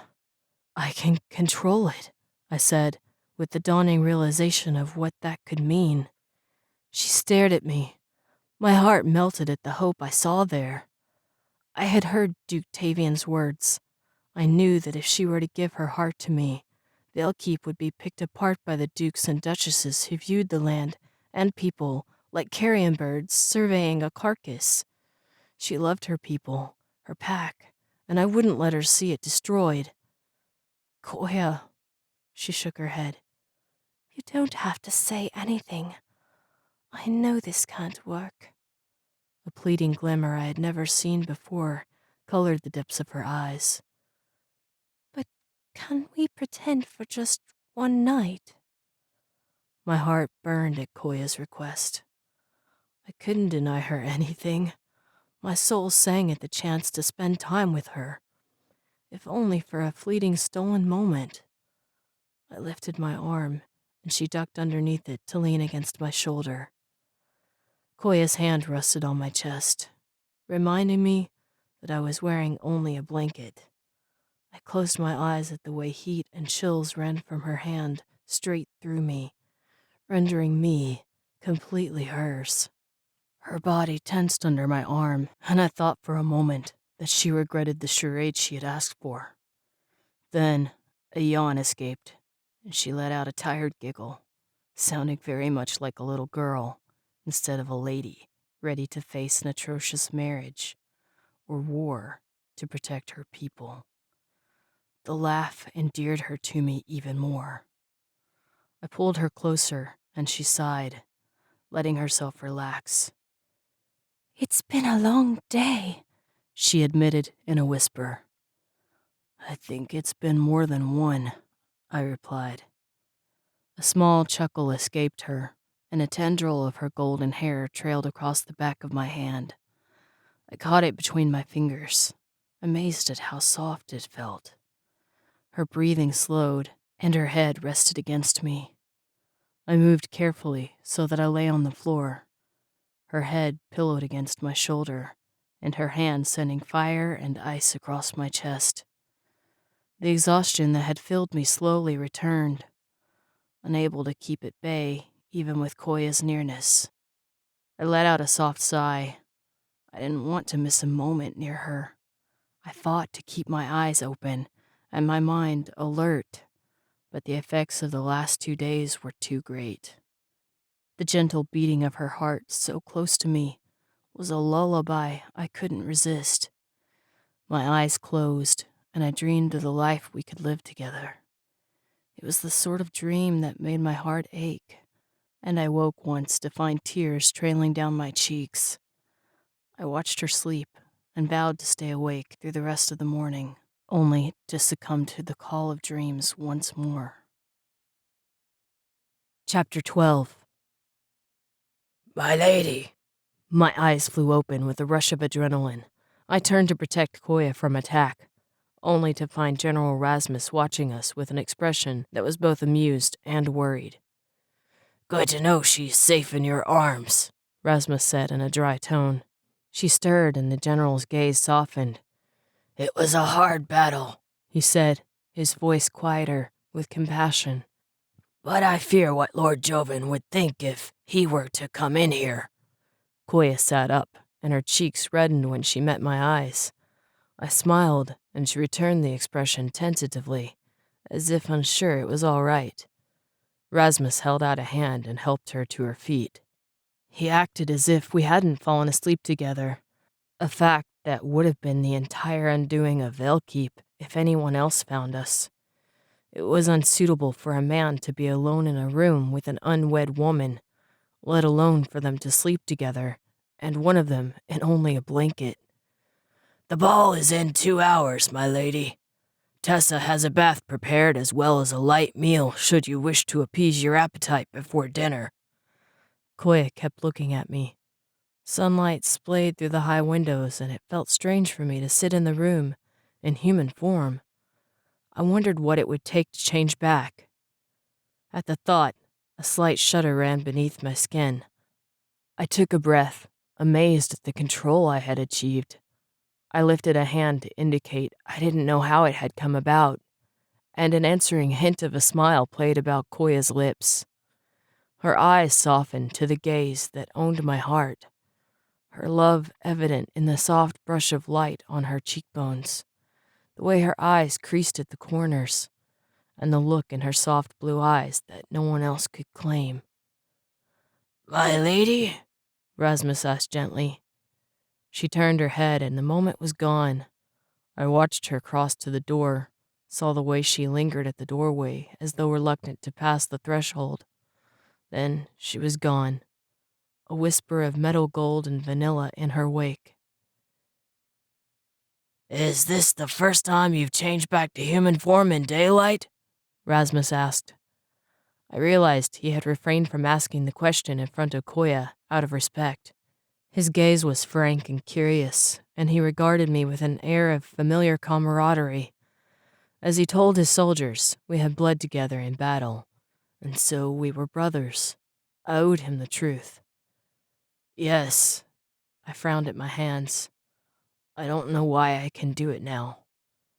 I think I have an idea, he replied. I glanced back up and found him looking at the door Koya had departed through. I rubbed my eyes. The general guessed our feelings. He could destroy Koya's reputation, have me beheaded, and perhaps claim a part of Veilkeep for himself.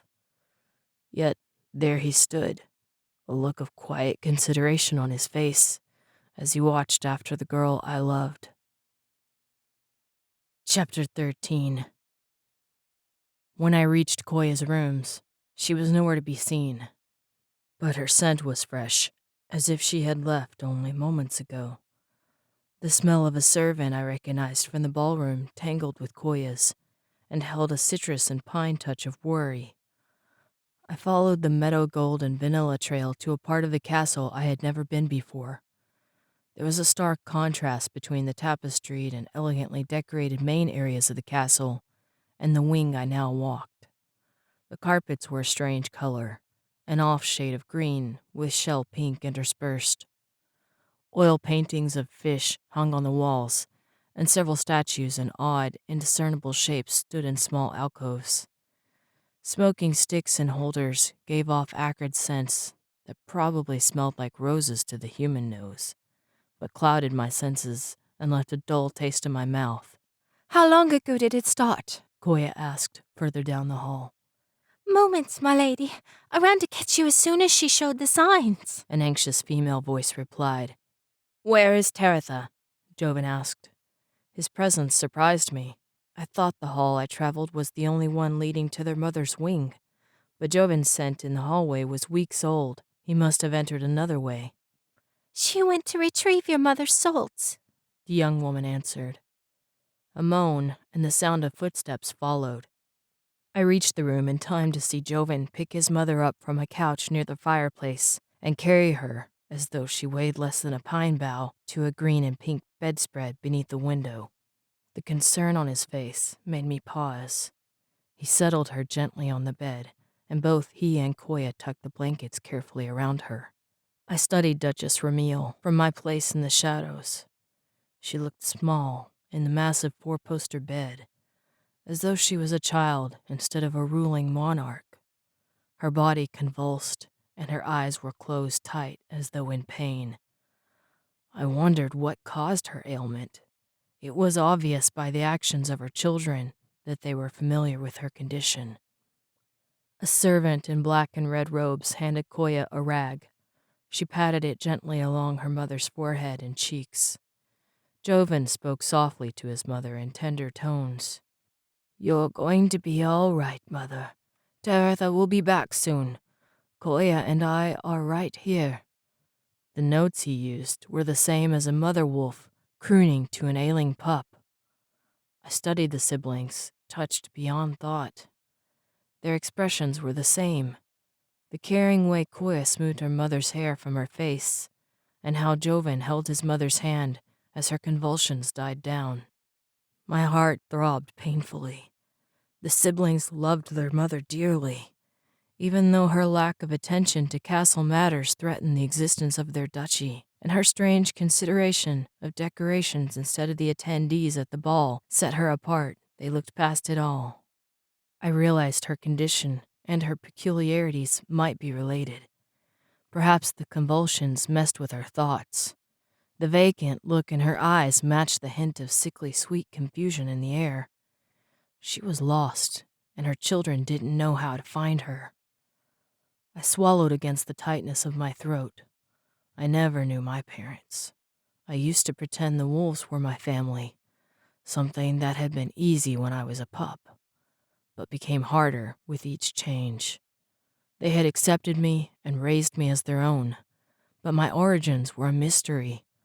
Wolves were family animals, and the lack of those who bore my blood had haunted me since my first change. To see Joven and Koya act with such tender love toward their mother, who barely seemed to recognize them, made my eyes burn. What I wouldn't give for someone like her in my life.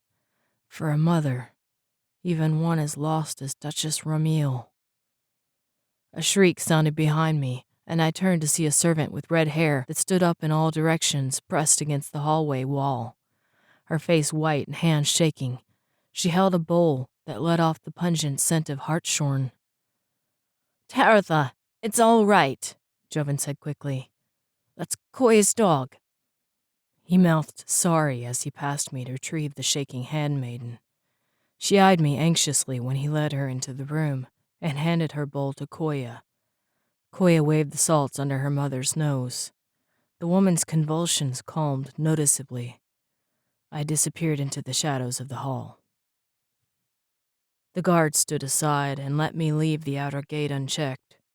The mint-laced scent of respect touched my nose when I passed, and I glanced back to see them whispering to each other in low tones. I recognized several from the battle against the Veil. A strange surge of pride and fellowship flooded my chest. We had bled together and defended Veilkeep against danger. The camaraderie softened the painful aching of my heart. When I reached the tree line, golden eyes reflected the moonlight. I let out a quiet huff, and the wolves stepped out into the starlit grass. A surge of relief filled my chest at the sight of the 8 wolves. Gull pranced forward and licked my face. Cricket jumped through the grass like a pup, while Pondjumper bit at his tail. I was filled with joy at their presence. Being surrounded by the wolves again felt like coming home. Shadowrunner walked up slowly. His black fur blended with the shadows, and his gray eyes regarded me calmly. I lowered my gaze and bowed my head in gratitude for their continued loyalty. They had left their home and all they knew to follow me after I was captured. Without their howls at night to give me strength, I would have perished long ago under the cruel one's possession. Shadowrunner let out a humored breath. I looked up and he tipped his head toward the forest. I took a step toward him and he vanished beneath the trees. Silverleaf, the closest thing to a mother I had, pushed against my shoulder with her nose and breathed in the scents from my fur. She had cared for me after my first wolf parents, the silver-tipped graceful star dancer, and her mate, Darkest Night, Shadowrunner's father, passed away. The hardest part with the change was that I took on the years of a human instead of those of a wolf. I aged slower and lived longer. It had been painful to watch my adopted wolf siblings and family grow old and die while I was still a child. No one could explain to me why I was different.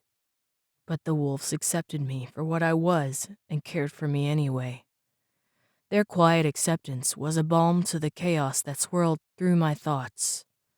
I pushed away the confusing human emotions and gave in to being just a wolf. The thoughts and human language dimmed as I followed the pack through the trees. The mossy, rich forest loam sunk under our paws, so that we walked soundlessly beneath oaks, evergreens, aspens, and maples that grew older the further we traveled. Shadowrunner picked up the pace. My heart sped at the scent of a lone elk, an older fellow that scored the trees with his antlers. Fresh leaves littered the trail. We were close. We spread out like a fan. I took the right flank next to Trace. He ghosted through the trees in the tireless lope of the wolf.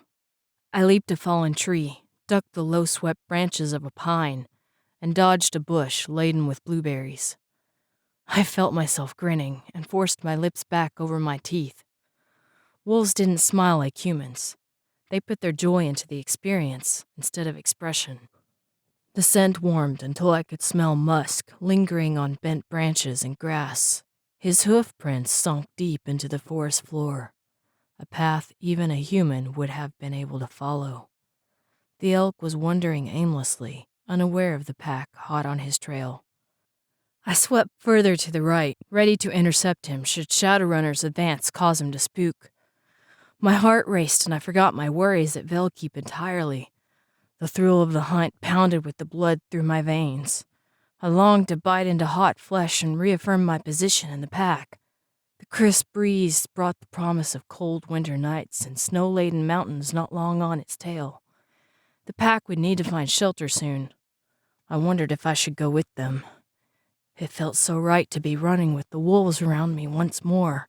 I could forget the worries at the castle, Koya's safety, the heartache caused by knowing we could never be together, the curious looks and fears of those who didn't understand, the society and politics I didn't grasp.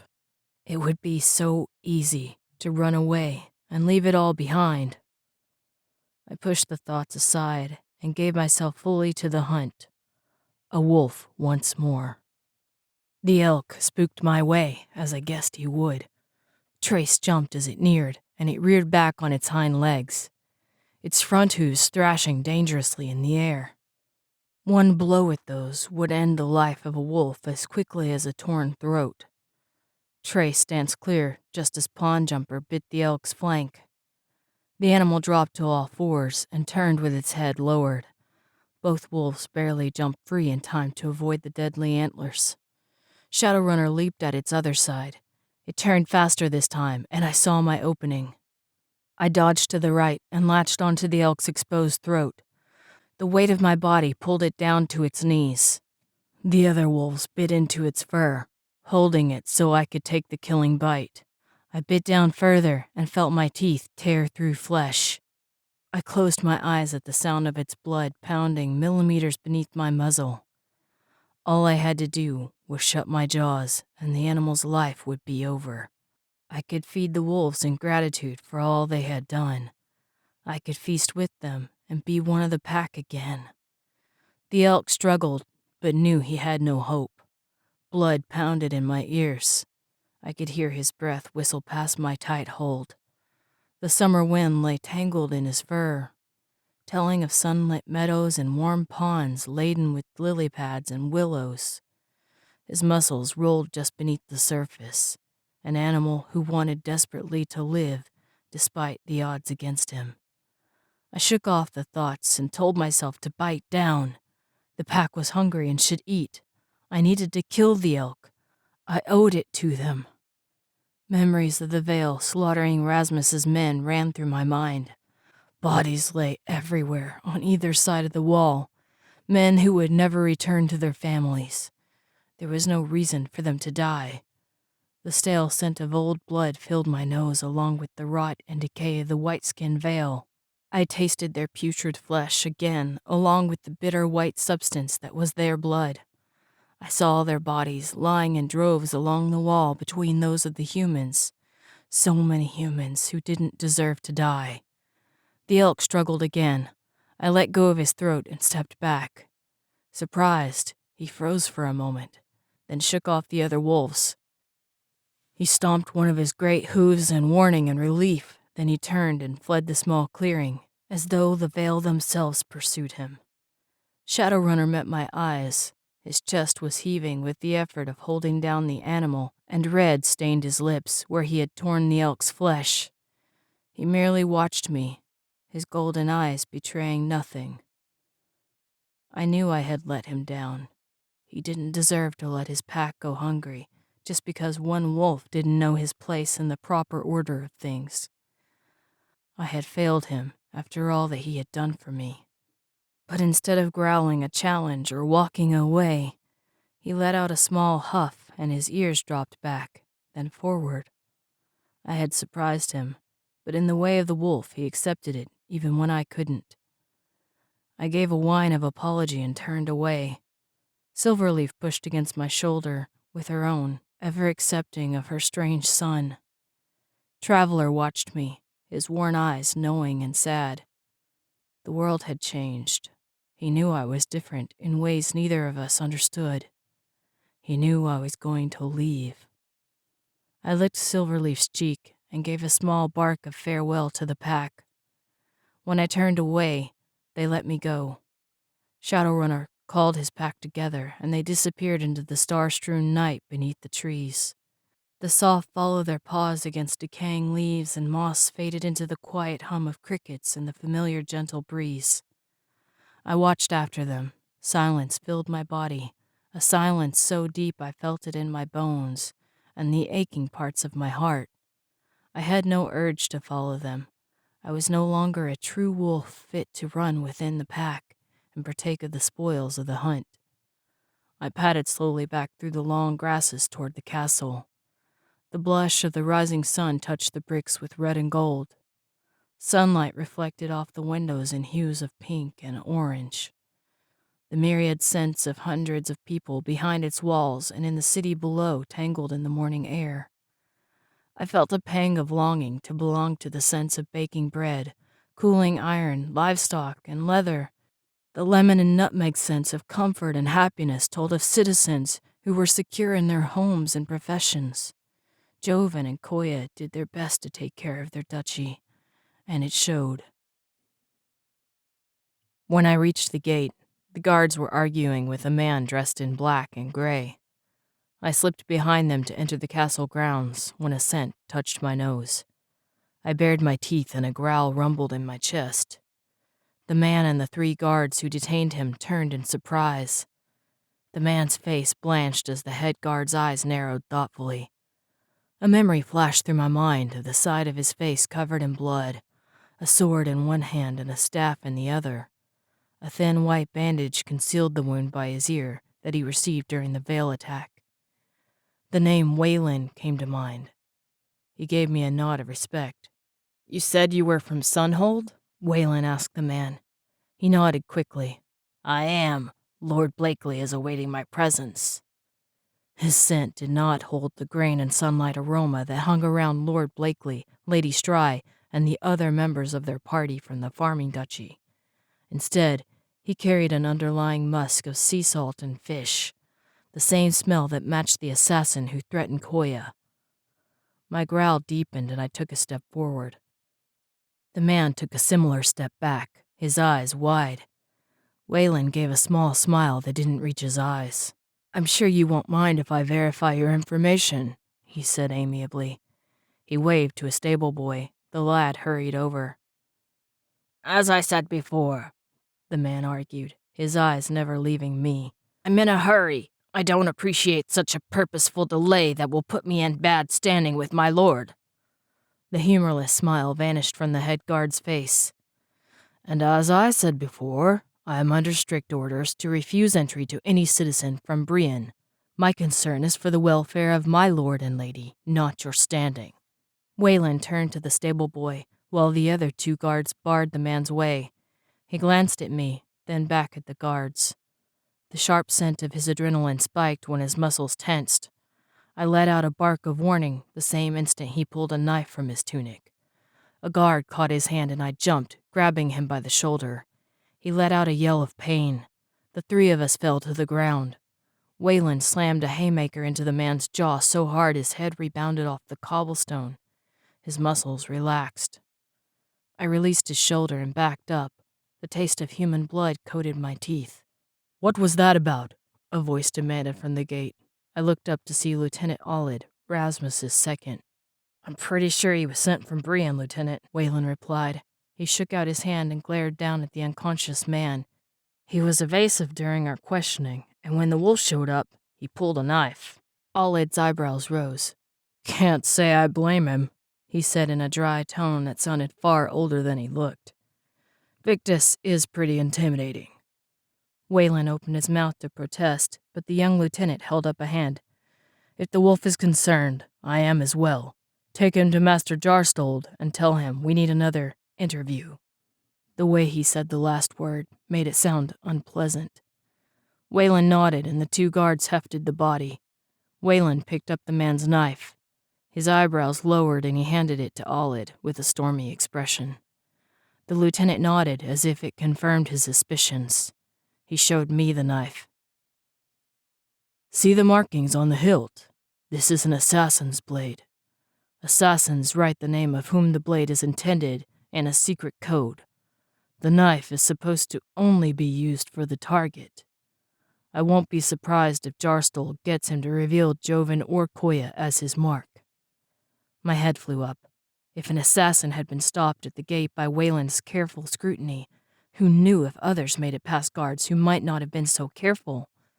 The look on the young lieutenant's face said his thoughts mirrored my own. "I need 4 men," he demanded. Wayland barked out a quick order, and he fell in beside us along with 3 other guards. 4 more men from the guardhouse appeared to take their place as we ran to the castle. My paws thundered across cobblestones, just beginning to grow warm with early morning sunlight. At the lieutenant's command, a servant opened the main doors as we ran up the shallow steps. I didn't slow my headlong rush. My paws barely touched the carpet, and I practically flew down the main hallway. I sorted through the scents in search of sea salt and fish, but mostly I hunted for fresh traces of Koya's meadow gold and vanilla. Her scent lingered in every part of the enormous castle we came to. I began to feel mad with the effort when a fresh trail overlaid the others like sunlight across a pond. The guard's feet pounded behind me when I turned up a lesser-used flight of stairs, darted across a wide hallway scaring 2 servants in the process, and flew into a corner room. I stumbled at the sight of Koya, standing alone beneath windows open wide to the morning light. She turned with a smile on her face at my appearance, but her smile faded when Lieutenant Aulid and another guard followed shortly behind. "What's going on?" she demanded. "Why are you chasing him?" Aulid lifted his hands at the accusation in her tone. Victus was leading us to you, my lady. We stopped an assassin at the gates, and he feared you might be in trouble. Her eyes widened, and she looked from the lieutenant to me. I nodded and took a deep breath to calm the pounding of my heart. The fact that she was safe and our flight had been for nothing did little to reassure me that she was out of danger. Assassins were still trying to get in. Brienne and Lord Storian wanted the siblings dead at any cost. More footsteps thundered down the hallway. I bared my teeth and faced the door. Aulid drew the sword from his belt, and the other guard followed. The door flew open to reveal Waylon, the other 2 guards, and Joven. The Lord of Valekeep looked frantically around the room, then breathed a loud sigh of relief when he saw Koya. "Thank goodness you're safe," he said. He crossed the room and gave her a quick hug. "I'm all right," Koya replied, frustration sparked in her eyes. "I'm not a child to be watched over every second of the day." Right now you should be, Joven replied. He rounded on me. "Where were you, Victus?" he demanded, his words biting and charged. "You were never to leave her side. That was our agreement." I met his gaze with the calm, impassive eyes of a wolf, but I lifted my lips just enough to tell him he had gone too far. The anger that showed in Koya's expression at the thought of needing protection around the clock rolled through me with 100 times the force at the fact that she needed such security. Joven took a step back, but his misdirected frustration continued to flow from him in waves. Victus was with me at the gates, Lieutenant Aulid said. I glanced at him and he met my eyes with the directness of one man to another. We were checking security along the wall and found Master Guard Waylon interrogating the assassin. Victus took him down when he pulled a knife. He tossed the blade onto a side table. I hadn't realized he had carried it on our mad dash to find Koya. The details he told Joven weren't quite accurate and put me in a much better light than my run with the pack. But when I glanced at him, he looked unconcerned with anything but the knife. I had abandoned Koya to run with the wolves. I shouldn't have left her. I had broken my promise to both siblings that I would keep Koya safe, and she had almost paid with her life. Aulid's story placed me in a better light. I couldn't figure out why he would say such a thing. I studied him as he pointed out the markings on the knife to Joven. The lieutenant's jaw was clenched, and the light streaming in through the window made it look as though the same anger that filled my chest burned in his eyes. More footsteps erupted down the hallway, but I recognized Rasmus's tread and waited for the door to open once more. When it did, Joven dropped the knife in surprise and Koya took a step to my side. I pressed my shoulder against her reassuringly, and her fingers tangled in the fur at the base of my neck. Warmth flooded my back at her touch. I fought down the urge to close my eyes and memorize the feeling of her hand in my fur. We were in a crisis situation, and I was distracted by the mere presence of a lady. Not just any lady, a voice in the back of my mind said. I snorted softly to chase away the thought. "Is everyone all right?" Rasmus asked. His eyes darted around the room, searching the corners that still lay in shadow. When they came up empty, his relief was palpable. He rubbed his jaw, his fingers sweeping across the red star tattoo on his right cheek. "Nothing like a false alarm to get the blood pounding," he said. He crossed back to the door, checked it, then shut it and leaned against it with his arms crossed in front of his chest. The 2 soldiers that had come with him looked confused, but they didn't question their commander. "If everyone is done wondering if I've been killed yet, I think I'll retire to my rooms," Koya said. Her sharp tone couldn't hide the fear that laced her words. If so many people worried that the worst might happen, It must not be close behind. I think we could all use some rest, Joven said pointedly. He touched Koya's arm. Sorry, sis, he said, in words intended only for her ears. She let out a breath, then gave him a small smile. She turned the same smile on the rest of the soldiers. I appreciate your concern, but I'm not just going to sit around waiting for one of Storian's assassins to find me. If only we could prove he's the one sending the assassins, Wayland said. He then looked abashed at speaking out of turn. Apologies, he said quietly. Rasmus shook his head. None necessary. You're right. His hand rested lightly on the hilt of his sword. If the assassin talks, we might be able to unite the other duchies against Lord Storian. Otherwise, we're sitting ganders, waiting to be picked off by the next fox that happens by. His eyes glittered darkly, and the bitter twist to his mouth deepened the scar that ran down his face. Give me the command and I'll take him out. Joven shook his head. We don't fight dirty, and you're not an assassin. I'll not have you tarnish yourself to end something that might be resolved shortly. He and Koya exchanged a loaded glance. Koya's lips tightened, but she thanked the men again, then waited for me at the door. We walked quietly down the hallway to the stairs. She paused before descending them. Thank you for stopping that man, she said. I don't doubt what would have happened if he'd gotten through. She glanced back toward the room where the others still conversed.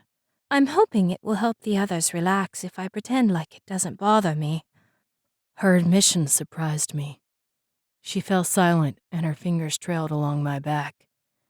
Then it seemed that she noticed what she was doing, because she straightened up and gave me a half smile. Neither of us are very good at getting the sleep we need, she said. I let out a soft breath of assent, and her smile deepened before she turned and walked down the stairs. Chapter 14. I hesitated at the door to her rooms. The soft light streaming through the windows lit the sitting room in a warm glow. Koya sat on the couch with her face buried in her hands. Her golden hair cascaded in mussed curls to hide her expression. I wanted to comfort her, but was unable to do so in the mute form of a wolf. I slipped back into the hallway and padded softly to my makeshift rooms in her grandfather's quarters. It amazed me how easily I was able to change to human form. The urgent need that had pulled me into the wolf body during my talk with Lord Brayton had been appeased with the hunt. A pang of regret shadowed the memory of the fear in the Lord's eyes when he saw me change. That revelation might have dire consequences. But I wouldn't leave Koya to see that his concerns were alleviated. I pulled on a pair of black, dyed buckskin pants and a white cotton jerkin. I pointedly ignored the shoes and socks that lay nearby and walked back out of the room. It was strange how familiar the hallway had become. The thick carpets and solid walls, so confining and unusual before, now comforted me with this familiar dusty neglect and age-worn sense. I let my fingers trail along one wall and thought about Koya doing the same to my back when I was in wolf form. The reassurance of something steadfast was a bolster to heavy spirits. I hoped Koya found the same relief in my presence. I paused at her open door. She still sat on the couch with her head bowed. Early morning sunlight filtered through the window, creating beams of dancing motes that looked solid enough to touch. I wondered if my absence had gone unnoticed. I pushed the door open further, and it gave a slight creak. Koya spoke without lifting her head. You didn't have to come back. A stillness settled over me at the weariness in her voice. I stood motionless, her sorrow and despair heavy in the air around me. I hope you know me better than that, I said in a voice rough from lack of use. She looked up in surprise. Her eyes were the pale color of the sky when the sun reaches its highest point. I took a stealing breath and crossed the floor. I left to run with the wolves, I said. Admitting my abandonment was more painful than the bruises I still bore from my battles with the veil. Koya lowered her gaze to the ground and tipped her head so that her expression was hidden from me. You should have stayed with them, She said.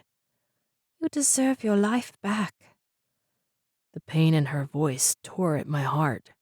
I dropped to my knees on the carpet in front of her and took her hands in my own. You are my life, I said. My throat was tight, and the words came out soft and forced.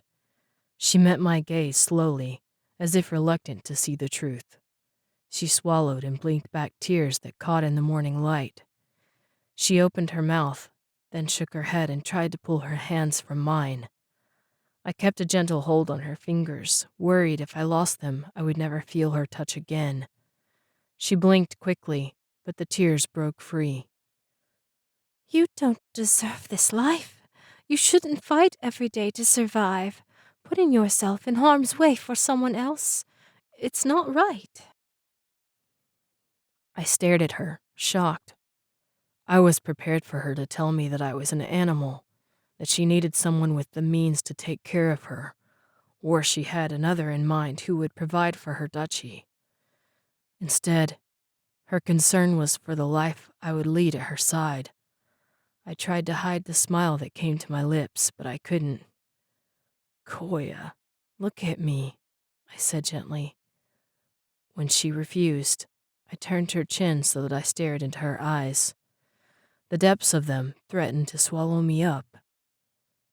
It was an existence I would happily die for. I said goodbye to the wolves. My heart burned, but I continued. My place is at your side, if you will have me. She watched me, her expression disbelieving. You said goodbye? I nodded and had to drop my gaze for fear that I wouldn't be able to hold back the tears that filled my eyes. I'm not a wolf anymore, at least not one fit for a pack, I swallowed. I don't know what I am. She pulled one of her hands out of mine and placed it on my cheek. I looked up at her, and she stared down at me from her seat on the couch. Your place is at my side? I nodded, unable to speak. She leaned down and kissed me gently on the lips. Her fingers caressed my cheek and made trails of fire race along my skin. I closed my eyes, encompassed by her scent, her touch, the soft press of her lips against mine, the taste of her kiss. Nothing else mattered in the world except this lady who held my heart as no other had. She pulled back just enough to whisper, I love you. I love you, I replied. A heartbreaking warmth flooded my body. I pulled her onto my lap and kissed her more firmly, claiming her as my own. I understood at that moment why wolves only chose one mate when most of the animal world flitted from suitor to suitor. There truly was only one my heart belonged to, and I held her in my arms. When our lips parted, she leaned her head against my chest. I rested my cheek on her hair, content to stay there forever. Everything felt right. In that moment, the world disappeared, and only our two hearts, joined with a single love, existed. Eventually, Koya broke the silence with the harsh truth of reality. Joven will never understand. What about Veilkeep? I forced myself to ask the question, despite the knowledge that what was best for Veilkeep was for me to keep my distance from this girl I loved with all my heart. She shook her head and spoke with her words muffled against my neck. I don't know. All I know is that I would rather die than live without you. I pulled back and looked down at her. Never say that, I demanded in a tone harsher than I meant for it to be. You have too much to live for, and too many people who need you. I need you. A smile touched her lips. You do? I nodded, and recognized the teasing light in her eyes. I humored her anyway. I do. Her smile deepened, and she leaned against my chest again. We'll figure it out somehow. It'll work out, right? I nodded, but doubt whispered at the back of my mind. I pushed it down and brushed her golden hair between my fingers. I awoke early and changed before Koya stirred. I paced the perimeter of the ground in search of a scent that would herald another assassin from Brienne. What worried me was that the other duchies also had reasons to take control of Valekeep, and had said as much. The threat to Koya's life wasn't only at Brienne's hand. When I reached the castle again, it was in a stir of madness as the representatives from each duchy readied their belongings for their hasty trip home. Word of the Vale had spread, and looks of panic and disbelief were shared by the servants and royalty I saw. Some still doubted the existence of the Vale, but the fear that colored the air told of others who believed in the threat. Carriages were loaded high with more belongings than I figured one person could use in a year. Servants dressed in the colors of each duchy hurried about with haggard looks on their faces and armloads of supplies. I avoided the chaos around the main doors and slipped through the side door of the kitchen that was open to air out the rapidly warming room. Master Cook Tamus had her workers slaving in every inch of the massive kitchen and storage room beyond to make enough food packs for the departing travelers. Great fires roared in the open ovens, and piles of apples, potatoes, onions, carrots, and huge sides of venison and oxen lay ready to be sliced for sandwiches. The scent of fresh bread tickled my nose. Cook Tamus stood in a corner with her hands on her hips and glowered down at a young man covered in flour and holding 2 black mounds that further inspection showed to be charred loaves of bread. The young man hung his head when she pointed to the corner where several fatigued women worked to keep up with the growing pile of dishes waiting to be washed. Cook Tamus turned away and paused when her eyes met mine. The beefy woman raised her wooden spoon and shook it at me.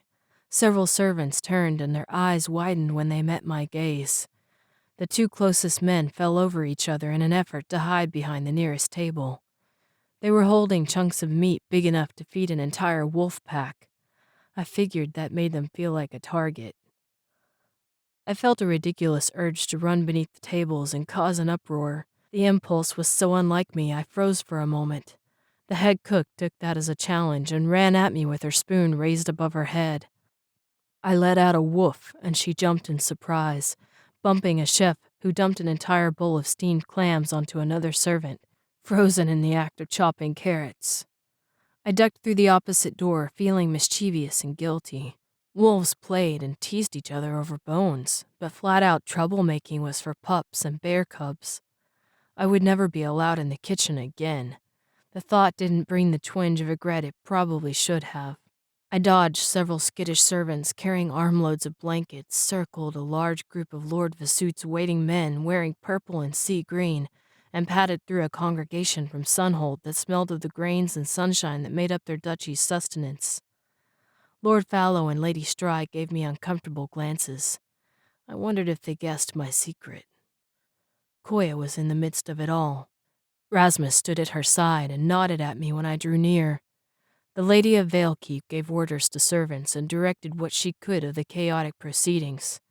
She looked determined to see everyone out of Valekeep Castle as swiftly and calmly as possible. I wondered what she would think if she knew of the ruckus I had caused in the kitchen. It could have been much worse. The thought made me smile wolfishly until I saw Lord Brayton at the foot of the stairs. I almost turned away when his keen gaze met mine. His eyebrows drew together, and he motioned me over. A man dressed in Midowin's white and red, whom I guessed to be the Lord's manservant, followed his gaze. When he spotted me, the servant looked for anyone else his master might summon, but there was the wide berth where I stood.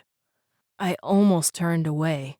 I kept remembering the fear in Brayton's eyes when I changed, and knew that any further encounters might be uncomfortable at best, and possibly deadly at worst. But I felt like I owed it to him. Obligation was something wolves understood well. Members of a pack took care of each other, brought food for expectant mothers, and cared for the pups so their parents could have a chance to hunt and stretch their legs. Wolves are obligated to their alpha to hunt and respect his or her commands, and alphas see to the safety and security of their pack. Brayton motioned again with more urgency, and I gave in. The Lord's manservant looked askance at me when Brayton told him to oversee the remaining packing, while he attended to a matter of great importance. But the servant turned away without question. Brayton started up the stairs, and I followed. Curiosity overpowered the foreboding that weighed on my mind. Too many people knew of my secret, and Koya's security was at risk. I had to know what the consequences would be now that the Lord knew what we were hiding. He led the way down a long hallway and up another set of stairs. His familiarity with the castle was no surprise. Koya said he visited Valekeep many times as a child. If he felt uncomfortable being followed by a wolf, he gave no sign of it. We passed a servant who took the stairs 2 at a time as he hurried down. The man didn't glance in our direction, too much in a hurry to take note of those outside of his duties. Brayton pushed open a door and stepped inside. I turned the corner and almost ran into him when he paused and looked around what appeared to be a child's playroom. Toys that smelled as if they hadn't been played with in years sat on tables and bookshelves. The room had been dusted regularly, but the scent of disuse lingered heavily in the air. Brayton crossed the green carpet with an air of reverence in his stance. "We used to play here for hours," he said quietly, breaking the silence. His fingers trailed along a tabletop that bore the rough handwriting of a child carved into the top. He gave a small smile, his tone that of someone who forgot anyone else listened. "Joven and I cut our names into this table on a rainy day when we wanted more than anything to be outside dueling imaginary assailants and planning great battles we hoped to hold against the other duchies." He let out his breath in a rush. Taking up the title of Duke sounded so noble then, as if we could ride into battle each day, defending the honor of our castles and heritage. He gave a soft snort. "Look at us now. Joven, a duke and all but title, his duchy nearly swept from under him, and myself, a lord without a lady, a broken man before I've yet to battle more than wooden dummies and the gossips of society." He looked back at me, and I realized that he hadn't been speaking amiss. His words were intended for my ears, as wistful and wondering as they seemed. "You look skeptical," he said. A hint of humor colored his tone. "I wonder if a normal wolf has ever looked so skeptical. I shall keep my eyes open for one on our way home and see if his eyes carry the same concern as yours." He rubbed his clean-shaven jaw thoughtfully. "Of course, I suppose I would then have to bring him here and bore him with tales of the past as I have you to justify such an expression." When I didn't move from the doorway, he grinned. "Now look who's scared. You nearly frightened me out of my pants with your little trick back in the garden, and here you are, a scary human wolf, probably able to bite me in half, and you don't dare enter a child's playroom." I set my ears back at his teasing tone and took a step onto the green carpet. It felt strange to enter a place where so many memories hid in the shadows and amid the toys. I could smell the lemon scent of laughter, the balm of happiness, and in some places the dark, stormy aroma of sorrow. The children he spoke of had grown up in this room. The reverence he showed whispered beneath my feet and within the stillness of the rocking horse in the corner, and the dolls who watched us with button eyes. Just as a forest needed each animal and insect that thrived beneath its sheltering reach, the room needed children to fill it with life and joy. Without them, we walked through an empty shell, void of meaning except for a few smiles and merry laughter that still hinted in the quiet corners. "Ah, a brave soul," Brayton said.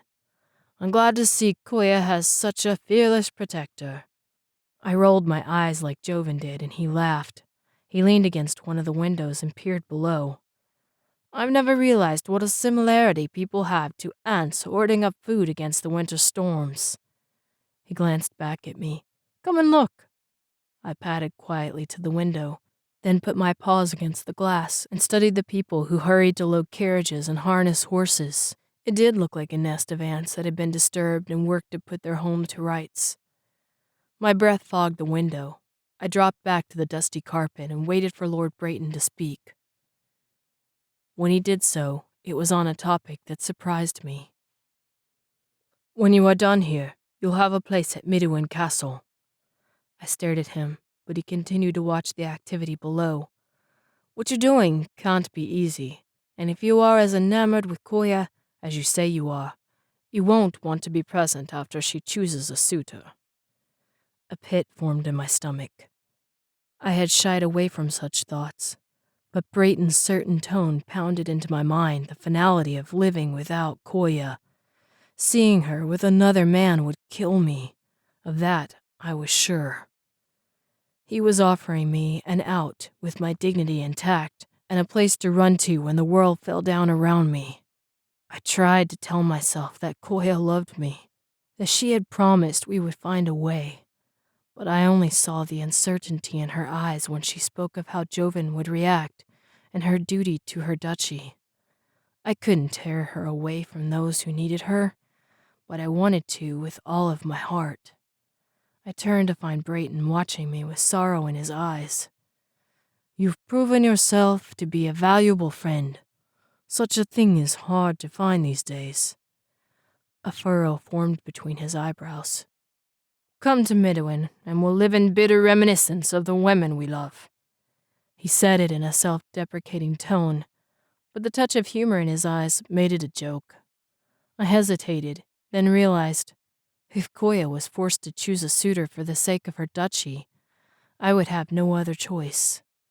I gave a short nod. Brayton turned away and clasped his hands behind his back as he studied the chaos below once more. "Good," was all he said. I watched him in silence for a few moments. When I left the room, I felt more troubled than when I entered, but I held a firm respect for the man who offered me a place in his kingdom. I could only hope I would never need to take advantage of his offer. Silence filled the castle after the last carriage rolled down the cobblestones. It was near evening, far longer than the dukes and duchesses of Rolla wanted to wait before leaving.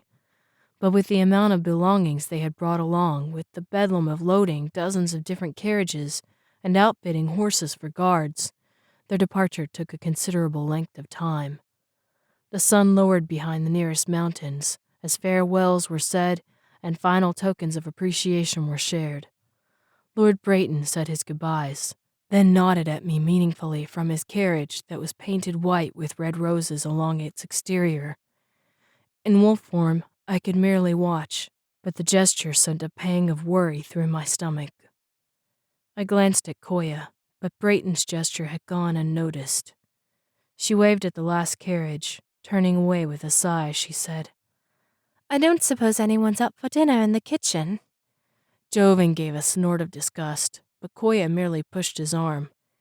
"It's been a while, and I doubt Steward Weiss has the dining hall put to order quite yet."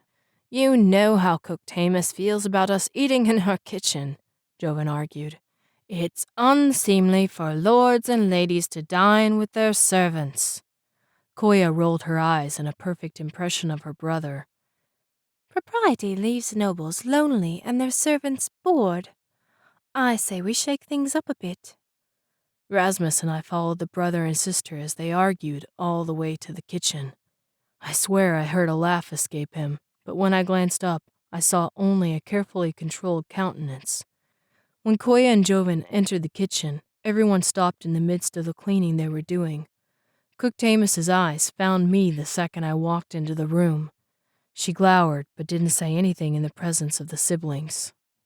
"Mistress Cook," Joven said with a jovial bow, "my sister has insisted on dining in here to save Steward Weiss the trouble of cleaning up the grand hall twice." The head cook bowed.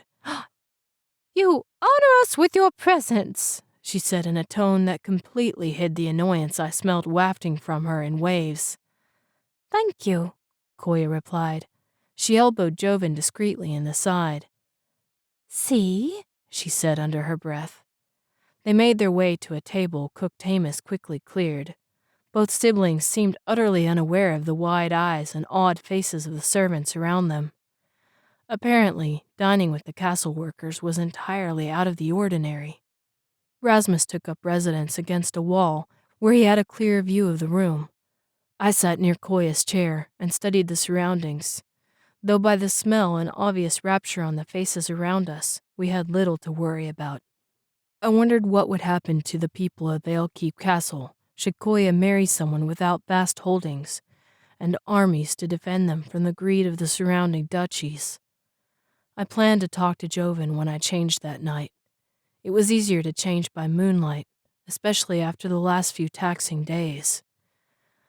A million reasons why we shouldn't wed tortured my mind, but they were dampened by the glances Koya threw me. Looks tempered in love, happiness, and secret joy. Looks for which I had gladly given up my world. Chapter 15. I met Joven in the library that night. The air smelled of aging paper and inks that told of charcoal, tar, fish, copper, and pine. The carpet underfoot was soft and thick, a dense weave that muffled the sound of those who walked upon it. The cavernous ceiling rose high above us, and walls were lined with bookshelves to the top. I wondered how anyone had the time to read so many pieces of work. The chair Joven sat in was well worn to the point of comfort, one of the few tattered pieces of furniture I had seen in the castle.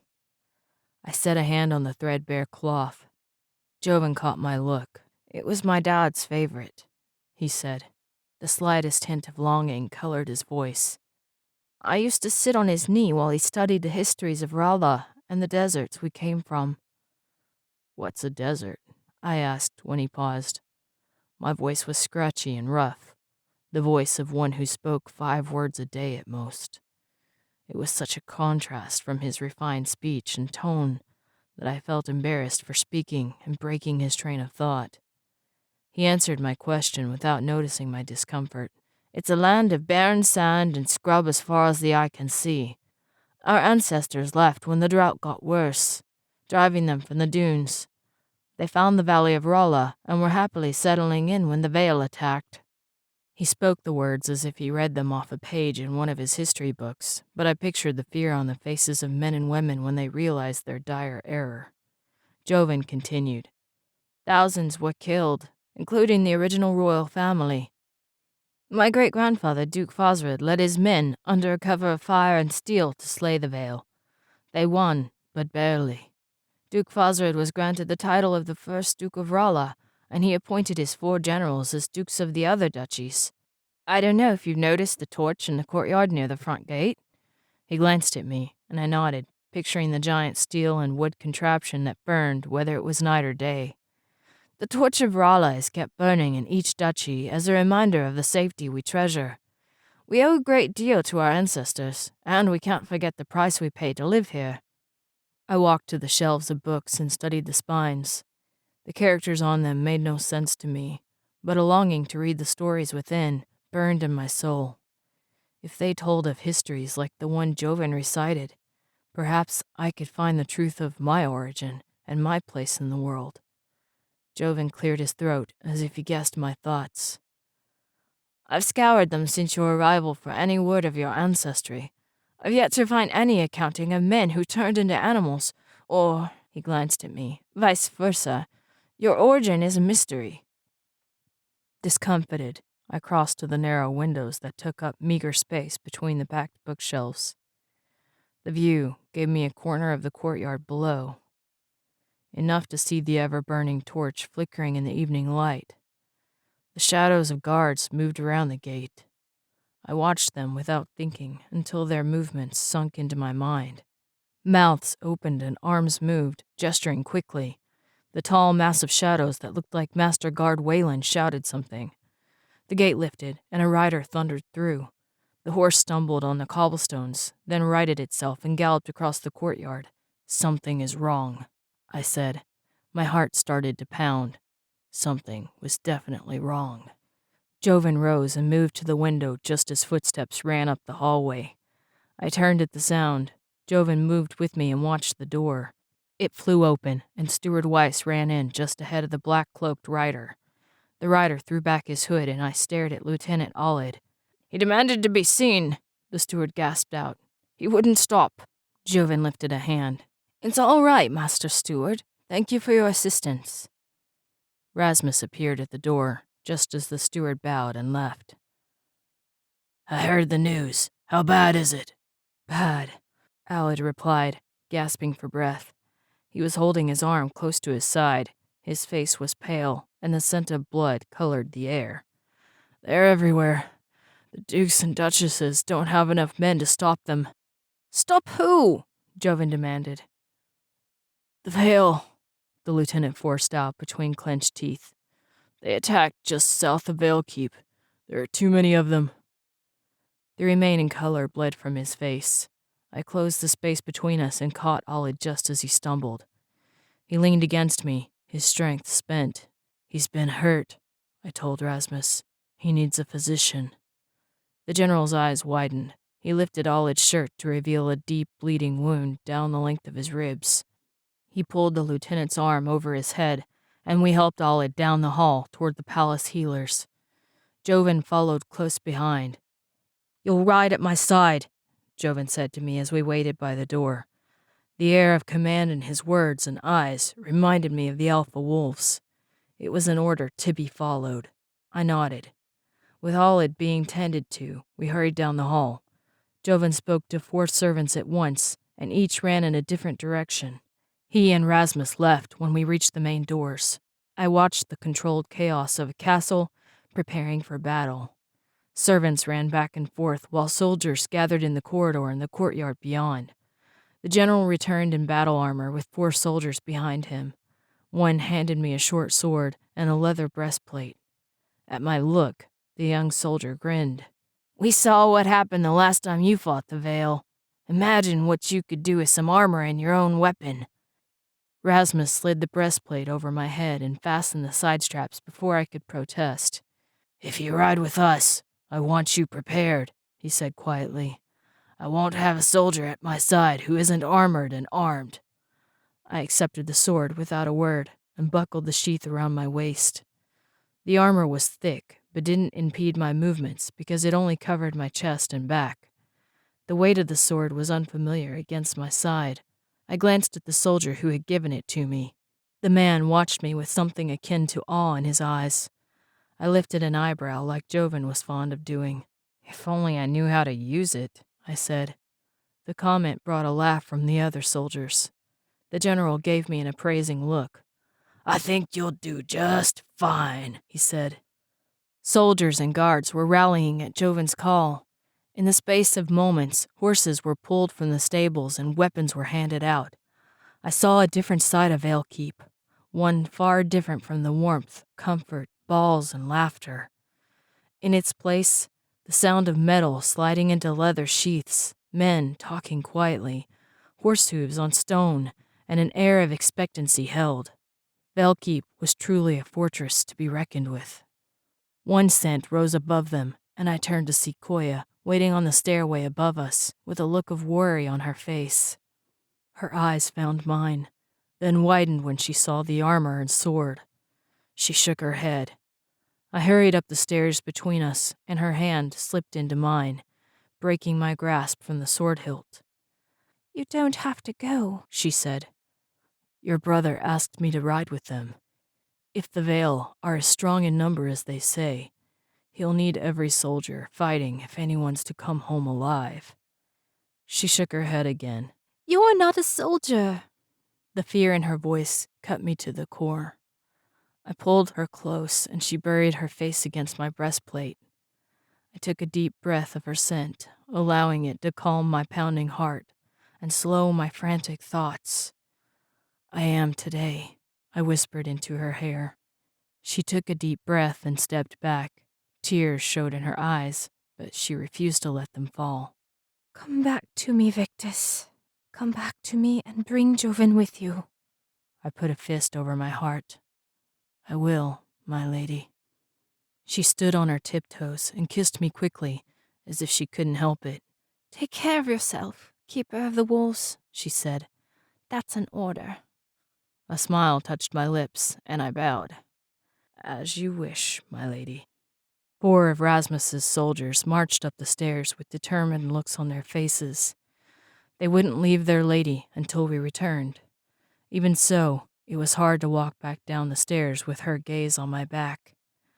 I rested a hand on the hilt of the sword, as if it belonged to me, and straightened my shoulders. I would honor her by not having fear of the future. I would return. Joven stood at the base of the stairs, and I stopped beside him. He lifted his hands. The men and women in the corridor fell silent. Thank you for the haste, the Lord of Valekeep said. Our brothers and sisters of Rala are under siege from the Vale, and we are the only allies close enough to protect them. We will ride swiftly, so travel light.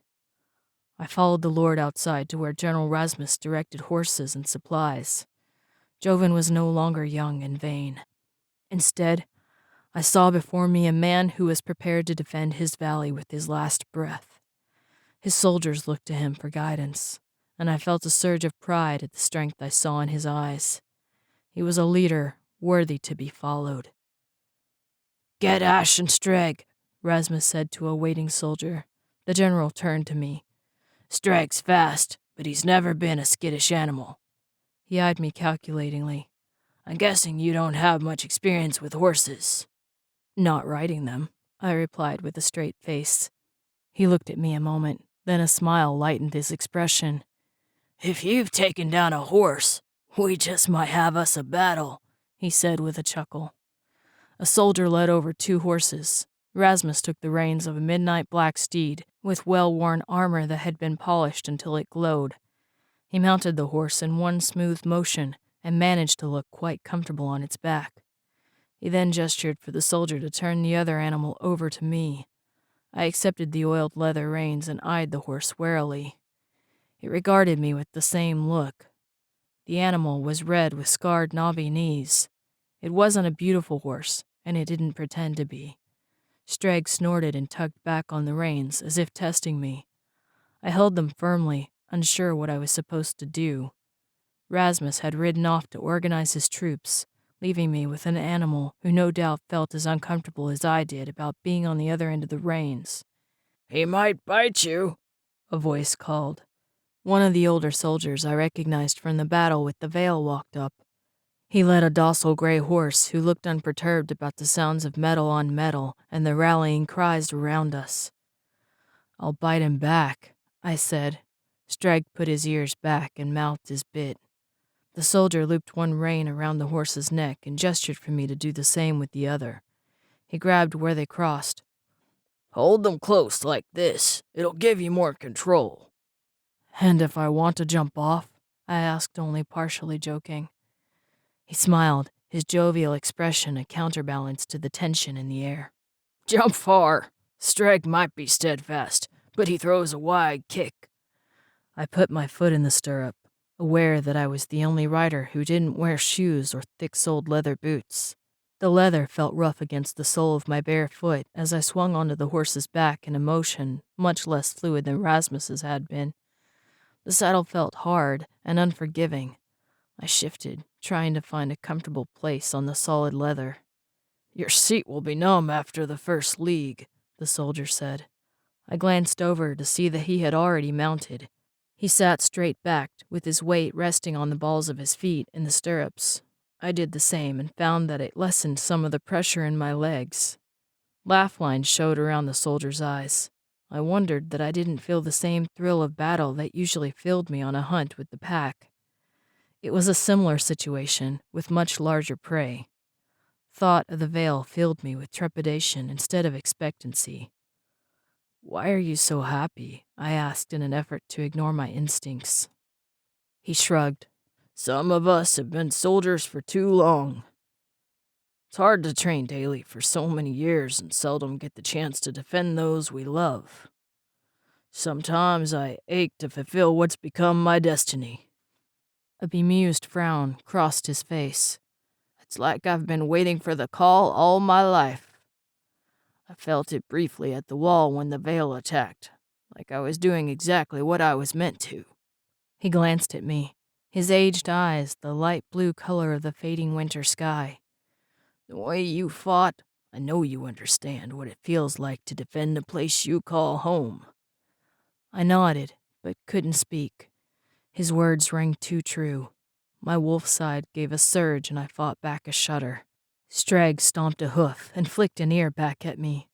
I gripped the reins tightly in case he decided I wasn't human enough to be on his back. Ride out, Joven called from the front of the troop. The great iron portcullis was lifting and the armory rode through behind their lord. I smelled a whiff of meadow gold and vanilla, but when I looked back, I couldn't see any sign of Koya. My heart gave a throb of regret, but I couldn't stay behind.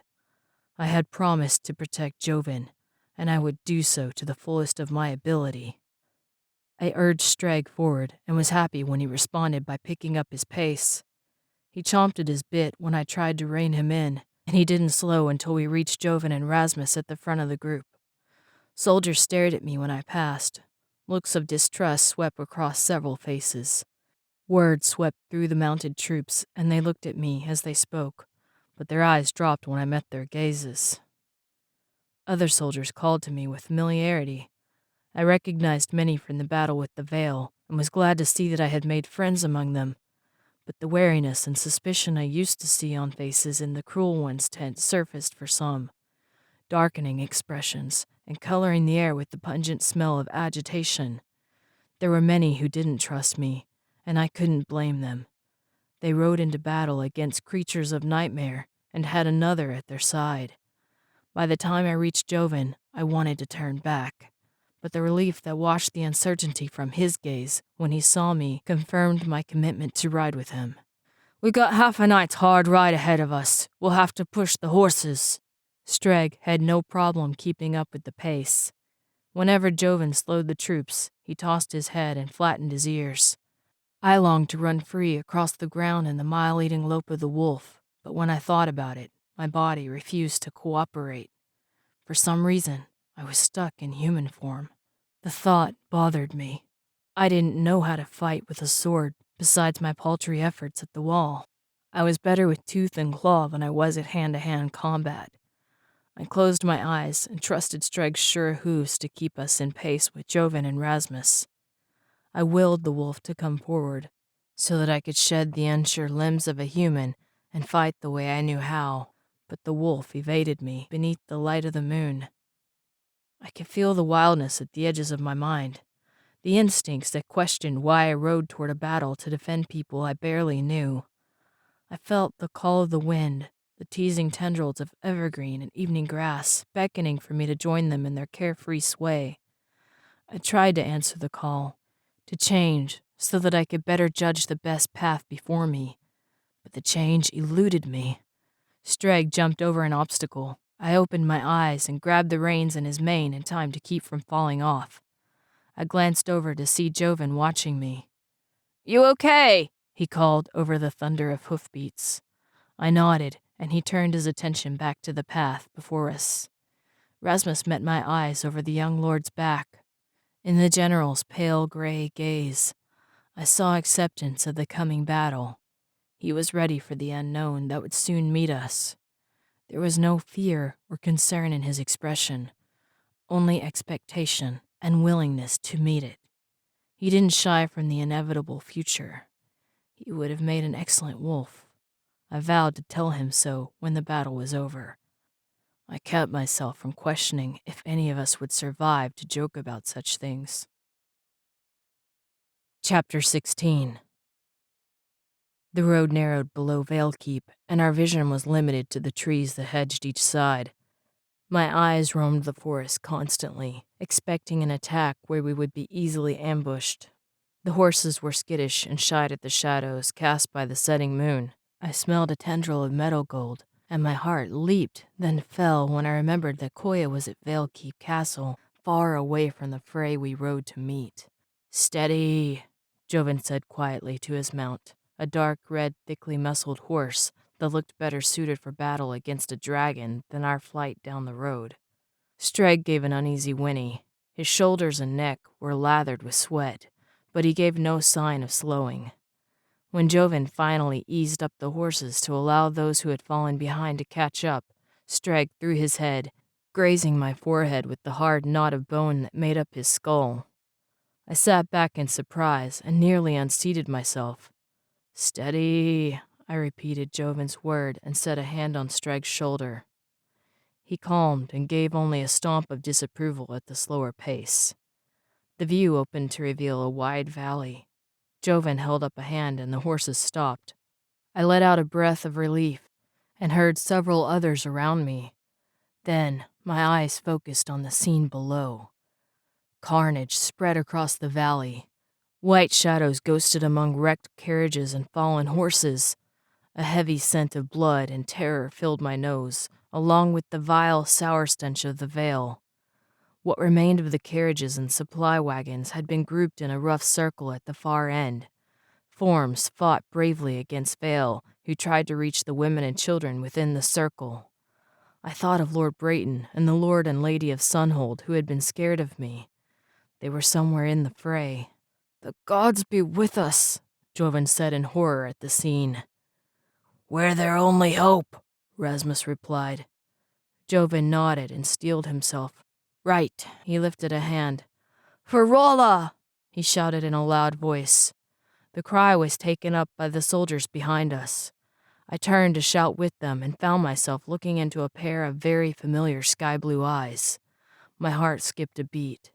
Koya's golden hair was hidden beneath a cowl, the same gray-spun cloth she had worn that night in the Cruel One's tent when she changed my fate forever. "Koya," I whispered. Her eyes were filled with trepidation at the scene below. When she met my gaze, they widened. Forward! Joven called. The horses surged. I tried to hold Streg back so I could reach Koya's side, but he took the bit in his teeth and refused to obey my commands. Soldiers flooded behind me, pushing me forward. I had no choice but to ride or jump off and be trampled. I looked back wildly, but Koya was hidden amid the wash of soldiers who thundered into the valley. My heart pounded in my ears. The fact that Koya was in danger pulsed through my mind with every beat. Time slowed, and I saw the scene from a distance. Vale rose from feasting on the fallen bodies and turned at the sound of our battle cry. Bare, jagged teeth were coated with sticky blood, and I imagined screams coming from their soundless, gaping maws. Joven's horse reared before it reached the first Vale. The creature's claws slashed the horse across the chest. The animal screamed. Streg rose on his back hooves in fear. I was distracted by Joven's danger and wasn't quick enough to catch my horse's mane. I fell on the ground and rolled to avoid Streg's hooves as he galloped back across the valley. All around me, horses dumped their riders and ran. Their eyes rolled in terror, and cries of fear sounded from every side. Riders fought their horses, and those who struggled to remain seated let go when their horses fell onto their sides in an effort to clear their backs and escape the Vale. One of the nightmare creatures grabbed a horse in its tattered claws and brought it down. Other Vale swarmed the poor animal until it was hidden from view. The horses that survived ran as though death pursued them, leaving us stranded in the valley with Vale on each side. I searched every face for Koya. Vale attacked the soldiers at the edges of our group. Joven and Rasmus called for them to hold and fight, but the terror of the Vale was too real. All around me, men screamed and called for help. I couldn't hear Koya's voice among them, but a faint scent of meadow gold and vanilla teased my senses. I spun in every direction. I held my sword, but it was a useless weight in my hands. The need to protect Koya pressed against me like a crushing boulder. Two Vale attacked Joven. I drove my sword into one, and when it turned, the weapon was ripped from my hands. The creature grabbed me by the front of my leather armor and lifted me so that I stared into the holes where its eyes should have been. Foul stinkweed breath washed over me. The creature's claws tore through the thick leather. I struggled against its grip. When I couldn't break it, I changed tactics and drove my fist into its face. My hand sunk into the tattered white skin around its eyes. The Vale snapped its head around and grabbed my wrist in its teeth. It ground down like a wolf working to break the thigh bone of an elk. Blood streamed down my arm. Its teeth cracked my bones and a yell tore from my lips. Something hit the side of the veil like a ram. It stepped back and the claws sinking into my chest opened. I fell and dangled from my wrist in its mouth. The bones gave an audible snap. In my pain, I forgot I was in human form and dove for the veil's neck. My teeth closed around its throat. The creature staggered back. It dropped my wrist and it tried to pull me free. I gripped harder, tearing deep into its flesh with my dull teeth. White fluid filled my mouth, choking me, but I refused to let go. The veil struggled, its movements frantic. Without warning, its arms dropped and it fell heavily to the ground. I held on for another second, worried that it was playing possum and would attack as soon as I gave it the chance to breathe. Victus, it's dead. I blinked and released my grip. I stumbled backward to my knees and clutched my broken, bleeding wrist against me. I stared up at Rasmus. The general's eyes were wide and his chest heaved. He stared at me, and there was shock in his gaze. Screams and the sounds of metal and flesh sounded around us. But for the moment, the general and I were alone in the horror of our small battle amidst the war of the veil. He held out a hand, and I took it with my good one. He helped me to my feet and glanced at my wrist, then at the fallen veil behind me. He said something quietly, but I didn't catch it. A scream sounded, not any louder than the rest of them, but one that cut me to the core. Koya. Rasmus turned when I did. We both searched the chaos for the source of the scream. Moonlight and flickering flames from fallen torches lit patches of the valley in light and shadow, making it difficult to find one person amid the carnage. Then, golden hair caught my eyes. Koya stood on the far side of the valley with 2 soldiers at her side and several fallen beneath their feet. 4 veil closed in on them. One reached for her with claws already stained dark red. Koya! Rasmus gasped. He grabbed my shoulder. I won't make it through in time. You've got to protect her. I noticed then that he favored one leg. Blood pooled around his foot. Groups of soldiers battling veil spread along the killing field. It was a mass of swords and severed limbs, fallen horses, abandoned carriages, and moaning victims of the veil's assault. Koya let out another scream. The veil had her in its clutches. A surge of rage tore through me, and I changed into wolf form so fast my clothing ripped and I leaped free. I charged through the bedlam, leaping bodies and ducking sweeping claws as I closed the distance between us. My paws drummed against the ground, and I remembered that I was a wolf, and wolves don't fight alone. A howl lifted from my throat, haunting and full, a battle cry to any wolf within earshot. I put my fear for my loved ones into the sound, along with the distress of fallen warriors and the need to defend our territory against those who invaded it. The sound echoed around the midnight valley, and I could only hope there were wolves within earshot who would answer. I leaped on the back of a veil who grappled with a soldier. The creature reached for me, but I bit down hard at the base of its neck, and it collapsed to the ground. My paw ached with every step, but I ignored the pain of running on a broken limb. Adrenaline and battle fury pushed the agony to the back of my mind. All I could see was Koya in the veil's clutches, its claws biting into her skin. I crossed the remaining ground between us as if the bodies I leaped over were logs, and the reaching claws of veil merely branches to be dodged. My muscles bunched when I drew near, and I jumped straight at the veil, grabbing its shoulder in my jaws. The weight of my body and the force of my run drove it to the ground, and it let go of Koya. She scrambled away on her hands and knees. My soul bellowed at the fear and pain on her face. I bit down and my teeth tore through the bone that made up the veil's shoulder. It tried to tear me away with its claws, but I didn't feel the pain through my red-tinged fury. I worked my way along its shoulders to its neck, then tore out the creature's throat. It shuddered to the ground. Another veil seized me by the back. I grabbed its foot in my jaw and yanked up, throwing off its footing so that it fell backwards. I landed on its stomach and ripped open the tattered flesh to expose the organs beneath. A veil grabbed my neck before I could make sure the creature was dead.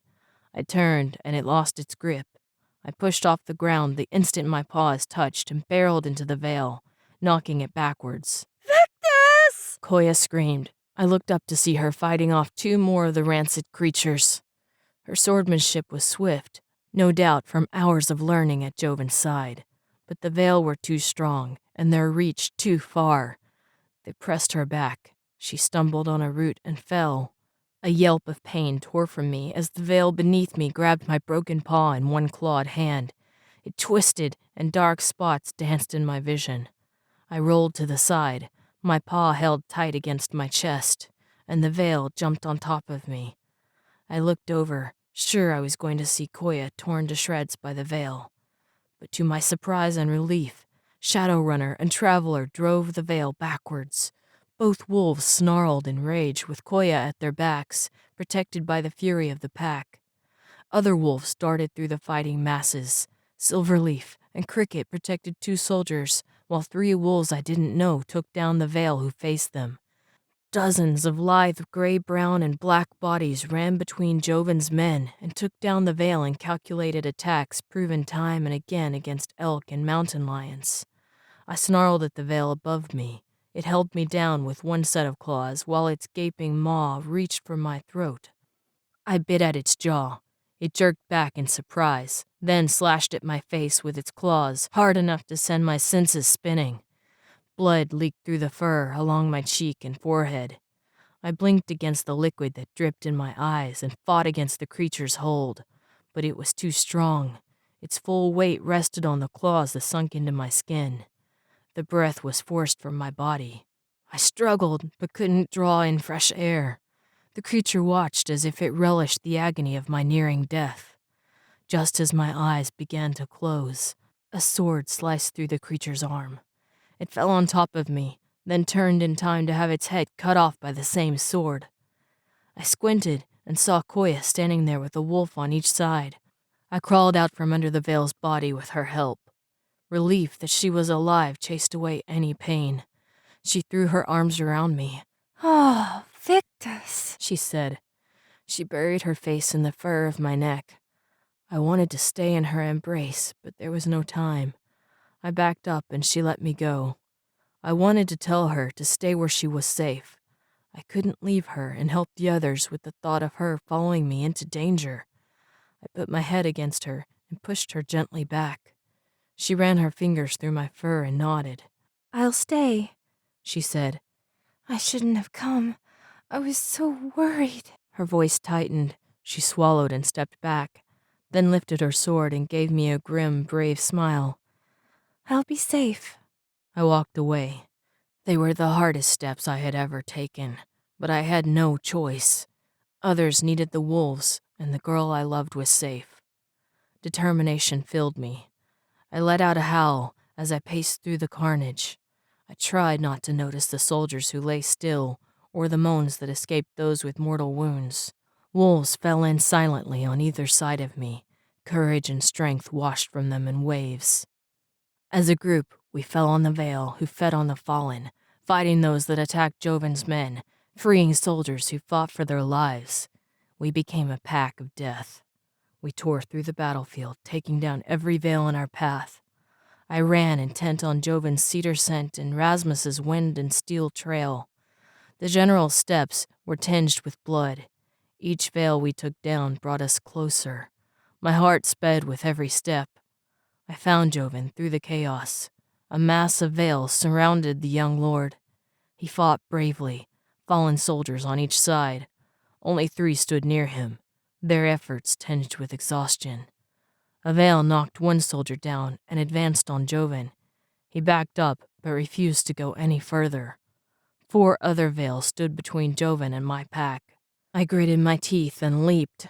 My paws hit the back of the first veil, and I pushed off, jumping over him and grazing the shoulder of the next one to break my fall.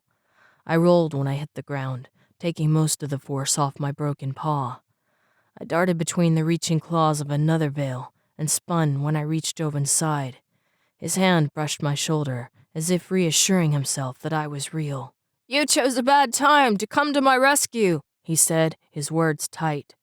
I gave a bark of command and the wolves attacked, jumping at the veil in a wave. I bit the claws of the veil closest to us, and when it jerked back out of reach, I dove at the creature's chest, barreling it to the ground. Joven chopped off its head with one swing of his sword. The other wolves had the rest of the veil down by the time we were done. A look of relief swept across the Lord's face, followed swiftly by sorrow. "Rasmus," he said in a broken voice. He dropped to his knees, and I realized that the body he had refused to leave was the general's. Blood colored the ground from a wound in Rasmus's side. The scent that came from it was thick with the finality of fading life. Joven checked for a heartbeat, but the effort was in vain. I blinked back tears and reminded myself that wolves don't cry. The general's face had been turned toward his men, his last few, that of his soldiers and his lord, fighting valiantly as he had trained them. Joven closed the general's eyes with a gentle sweep of his hands. He rose and glared at the fallen veil around us. "Let's save the rest of Rolla from this plague," he said.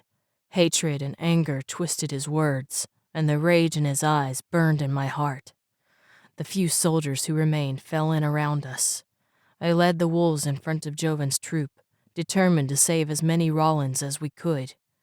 When we reached the mass of veil held off by weary soldiers around the circle of carriages, my pack hit them with the force of an avalanche. The veil fell back, surprised by our fury and the battle rage that filled us. They attempted to surround us, but Joven's men picked off the few who tried to attack our backs. The battle was swift and furious. I took down every veil I could reach, then left them for the soldiers to finish.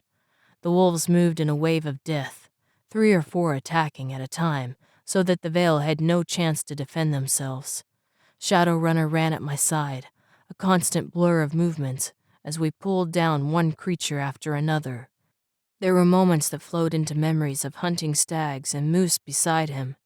He taught me how to bring them down, how to slice hamstrings and open bellies, then dance away without a scrape. The tactics served us well as we dodged claws and teeth to defend the citizens of Rolla. The wolves around us fought with a ferocity I had only seen when they defended their territory. They apparently agreed that Vale moving into the valley wasn't a good thing. It didn't take long for the creatures to realize they were outmatched. We pressed them back to the forest, and those who survived vanished beneath the trees. I heard the cheers of the Rollins we had rescued, but refused to look back until every trace of Vale was gone from the valley. Shadowrunner led the wolves into the forest after them. My pack and the dozens of wolves who came from the surrounding mountains followed him soundlessly into the trees. I knew they wouldn't stop until the Vale were far from the furthest reaches of their territories. It felt strange to me that I had no urge to follow them. Whispers of early morning hunts and dewy meadows trailed in their wake. But even though I was in my wolf form, I was able to turn away without regret. As I limped back toward Joven and the soldiers, the truth of my feelings surfaced. As long as Koya was in the valley, my place was at her side. A nagging voice at the back of my mind asked if she was safe. Vale could have reached her when I left to defend Joven. I shouldn't have left her alone. She might be hurt, or worse. I pushed myself into a run by the time I reached Joven's group.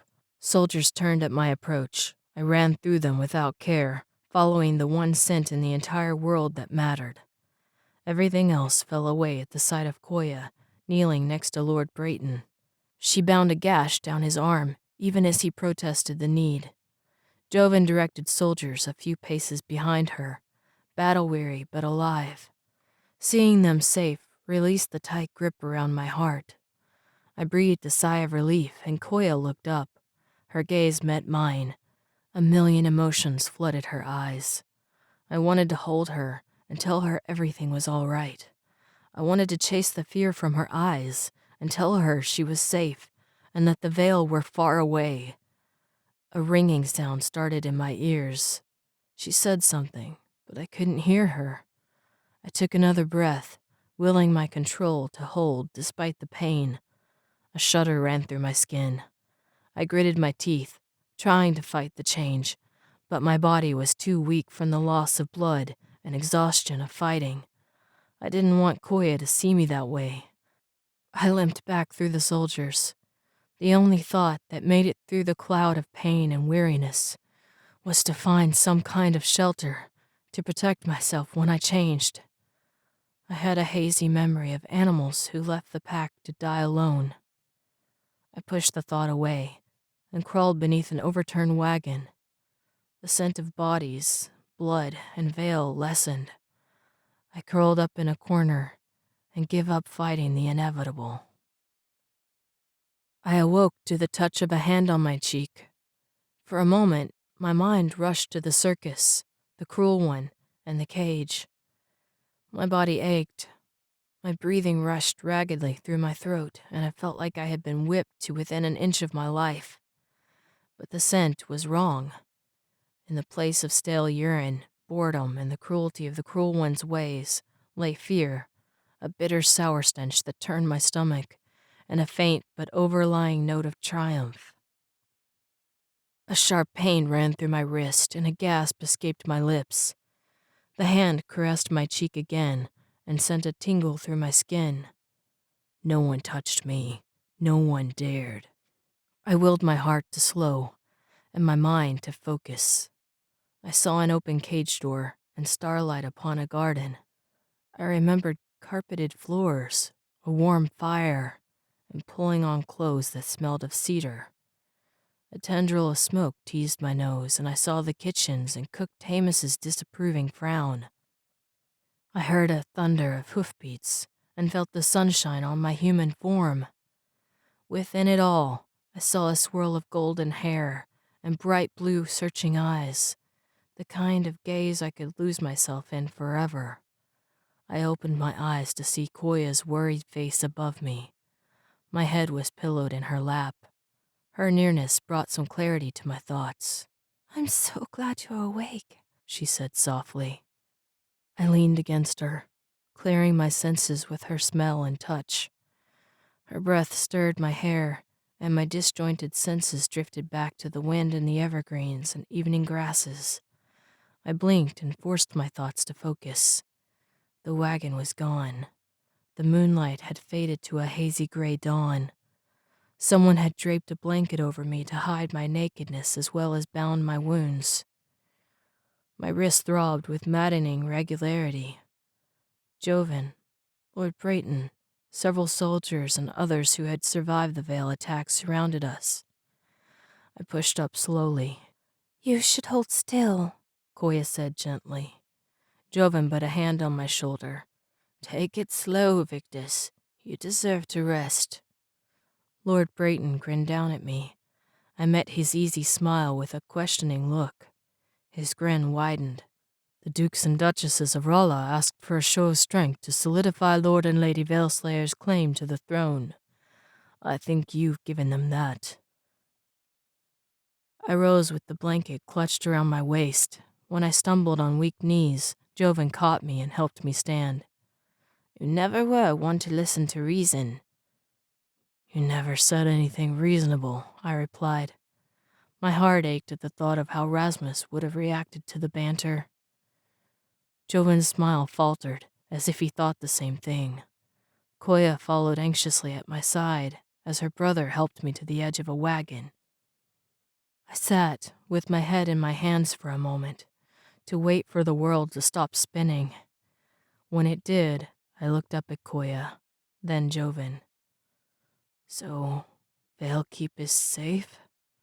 He put a hand on my shoulder again, a brotherly gesture that meant more than any words. You led your wolves into battle against the Vale, and saved most of the royalty of Rolla.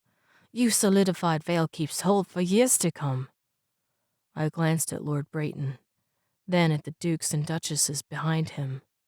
Lord Fallow and Lady Stry, the rotund couple from Sunhold, nodded and gave me hesitant smiles. Duke Tavian, Brayton's father, frowned but nodded. Several others bowed their heads in agreement as well. There were uncertain looks exchanged, fear and doubt in the eyes of a few, but they mattered little. All I cared about was the Vale were gone, and Valekeep was safe. Koya was safe. "We owe you our lives," Joven said. He then surprised me by dropping down on one knee, bowing to me where I sat on the edge of the wagon. Koya squeezed my hand, then lowered next to her brother. The soldiers around them followed, and so somewhat reluctantly did the surviving royalty. Soon, all of the survivors in the battle-torn valley knelt below me, some bandaged, some bitter, but most with humbly lowered heads and grateful smiles. A lump formed in my throat. "I don't deserve this," I said quietly. Joven rose and smiled wider. "You do, brother.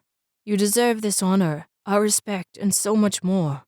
Name what you'd like, and it shall be given to you." His blue eyes, a shade darker than Koya's, danced.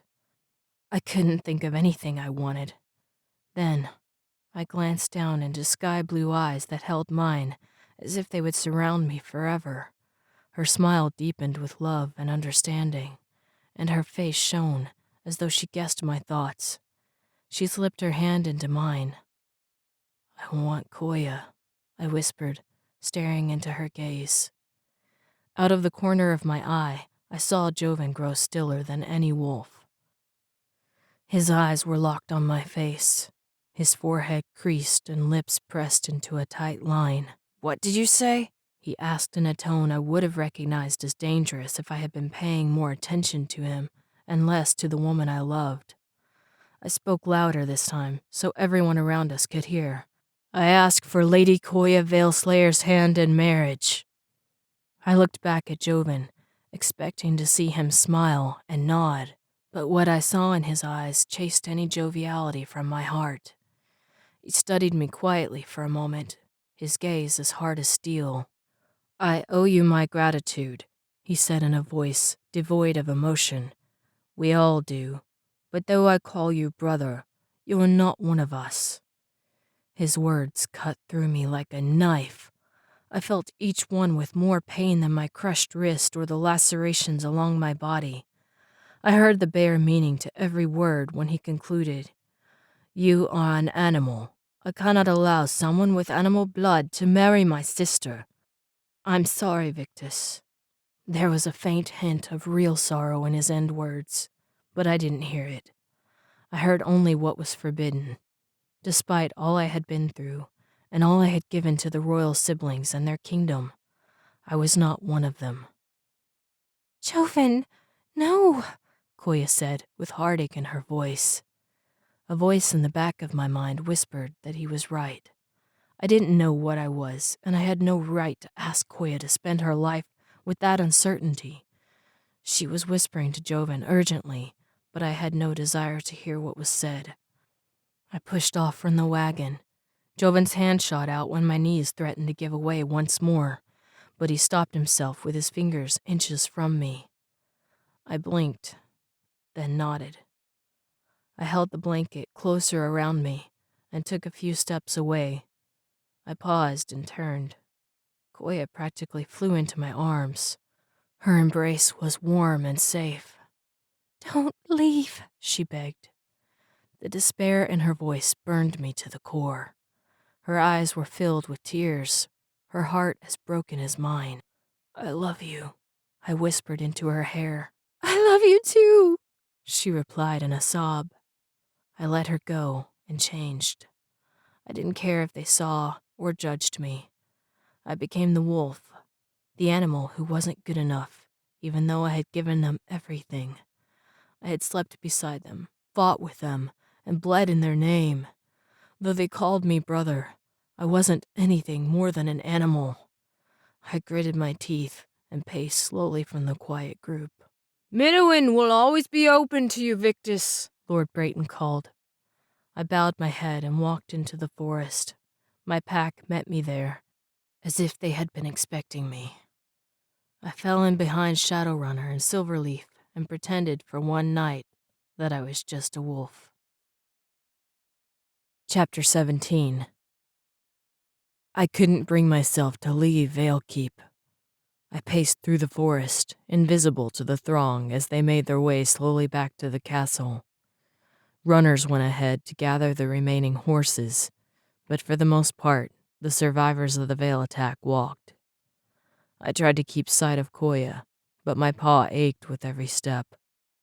I fell behind, and though the wolves stayed beside me, I felt more alone than I ever had before. I followed the pack to the makeshift den they had widened from a badger hole not far behind the castle wall. The younger wolves scampered about, but I could find no joy as I watched them. Koya was my whole world, and she was lost to me. I was a wolf without a mate, a body without a soul. My heart ached even more sharply than my wounds.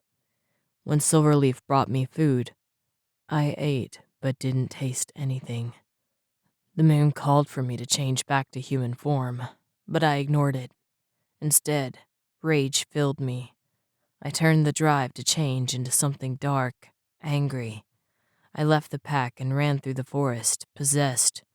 I tore through branches and under shrubs, around saplings and across meadows, oblivious of their beauty. I refused to change because I wasn't human. I wouldn't wear the guise of something I could never be. My paw burned, angry and throbbing, but I couldn't stop running. Blood-caked patches of my skin where the veil had ripped my flesh. My ribs ached where they had cracked, and my body protested every step. The pain edged my thoughts in red until I ran by pure instinct and adrenaline. I ran from the human form that fought to take my control. I ran from the castle, from Koya, from all the things I wanted but would never have within my grasp again. I ran from the thought of being human, from clothes and dining on fine dishware, from carpeted floors and walks in the garden. Most of all, I ran because to stop would be to acknowledge the hole in my heart that only Koya filled, the hole through which my soul poured, leaving me with only a shell. I leaped a creek and startled a bear, the first animal I had seen on my mad rush. Animals had chosen wisely to avoid my headlong craze. Even the midnight bugs kept their songs to the moon hushed as though they guessed my dark thoughts. The bear rose on his hind legs, startled by my sudden appearance. He loomed above me, a king bear, out at night because he hadn't found food during the day. He feasted on a fish big enough to feed the entire pack. I wasn't hungry, but felt foolhardy and reckless. Danger was a distraction to the heartache and rage that fueled my inner turmoil. I welcomed the distraction of the bear and let out a low growl. The massive animal took a step forward, his dark form blocking out the light of the moon behind him. He swiped a paw at me with claws big enough to lay open my skull. I dodged the blow and ran behind him. He turned and gave an outraged roar. 2 pheasants took flight, their startled cries mapping their paths over the forest. I lunged for the fish, then jumped to the side at the last moment when the bear tried another swipe. He dropped to all fours with a thump I felt through my paws. The animal stood over his fish, determined not to lose his catch to a lone wolf. I danced around him, intent on my objective and ignoring the danger entirely. When it was obvious I wasn't going to give up, the bear let out another annoyed roar.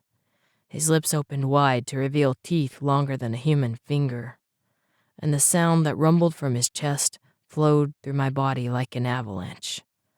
I paused, realizing for a brief moment the situation I was in. I could leave the bear alone as my instincts dictated, but to do so meant accepting that I was a wolf, which I was not. I could trick the bear away from the food, using my human intelligence, but as Joven so cuttingly pointed out, I wasn't human. I chose brute strength, a foolish move against an animal that outweighed me by at least a full-grown horse or two. I gathered my legs underneath me and leaped, intent on the bear's back. My attack startled him, and he backed up.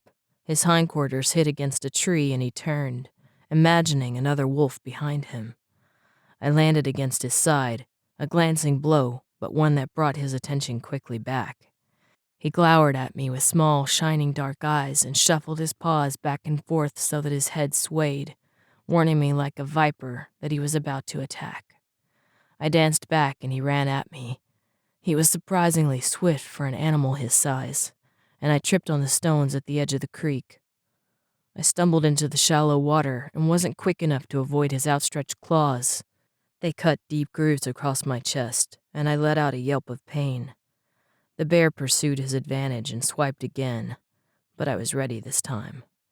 I dove under his paw, darted around the massive trunks that made up his legs. I grabbed the giant fish in my jaws and ran through the forest without looking back. An enraged roar resounded behind me. I ducked my head and ran faster. I turned uphill and wound around several ridges so that I wouldn't lead the bear to the pack's den. When sunlight glowed at the edges of the horizon, I paused and listened. The silence that awaited the coming dawn spread out below me. There was no crashing and thrashing of an enraged bear trailing in my wake. I limped slowly down the side of the mountain. My paw ached to the point that I couldn't use it anymore. I held it against my wounded chest and limped with the fish held tight in my jaws. A voice at the back of my mind questioned why I had taken it. I shied from the thought, pushing it deep down beneath the survival instincts of the wolf, to eat when there was plenty against times of none. The wolves smelled me long before I reached the den. Nightseeker and Trace met me on the game trail and gamboled in front of me as proudly as if they had caught the fish themselves. Shadowrunner and Silverleaf met me at the edge of the clearing. I set the fish at the alpha's feet, a token of my gratitude for their continued loyalty, and an apology for the elk I had let escape. Shadowrunner picked it up and carried it to the center of the clearing. If he thought it was strange that the fish smelled of bear, he didn't let it show. Silverleaf licked my muzzle, and I settled down beneath the stand of trees to watch them feast. The pups played with the bones long after the fish was gone. Gull, Silverleaf's sister, brought me the head, a prize usually reserved for the alpha. When I turned it down, she took it to Shadowrunner, who ate it without concerning himself over why I refused such a delicacy. It was refreshing that wolves could do things without questioning every action. Life was simple as a wolf, and if I refrained from robbing too many bears, it could be a safe life. I closed my eyes. I didn't want a safe life. I wanted one in which I could truly live as myself, whoever that was. I saw Koya in my thoughts, her eyes searching mine as I lay fighting the fever from the cruel one's whipping. She smoothed the hair back from my forehead and whispered gentle things, her voice soft and kind. I reached out a hand and she took it. My fingers closed in a fist when a fever convulsion racked my body. Though it must have hurt, she held on until I stilled. Compassion showed in her eyes. She dipped a rag in water and wet my face to soothe the fever. The memory released the last grasp I held on the change. Pain straightened my limbs and I couldn't fight it any longer. I kept my eyes closed and gave in, allowing my body to stretch and pull into human form. When it was over, I willed my pounding heart to slow and let out a breath. The skin the bear had lacerated along my chest bled from the change. I opened my eyes and ran a hand along the wounds, brushing the blood away. They were shallow and would heal. Their scars would add to those of the cruel one's whips, white memories of pain I would rather not think about. I turned my attention to my left hand that had been bit by the veil. Deep wounds that bled again from the change showed dark, red, and angry at the edges. My wrist hung limp, the bones crushed by the veil's teeth. Pain rushed through the limb when I tried to move it. The wound was infected, and heat ran up my arm. My body gave a shudder, a minor whisper of fever. I rose and made my way to the small brook that babbled near the wolf's den. Each step sent a throb from my wrist.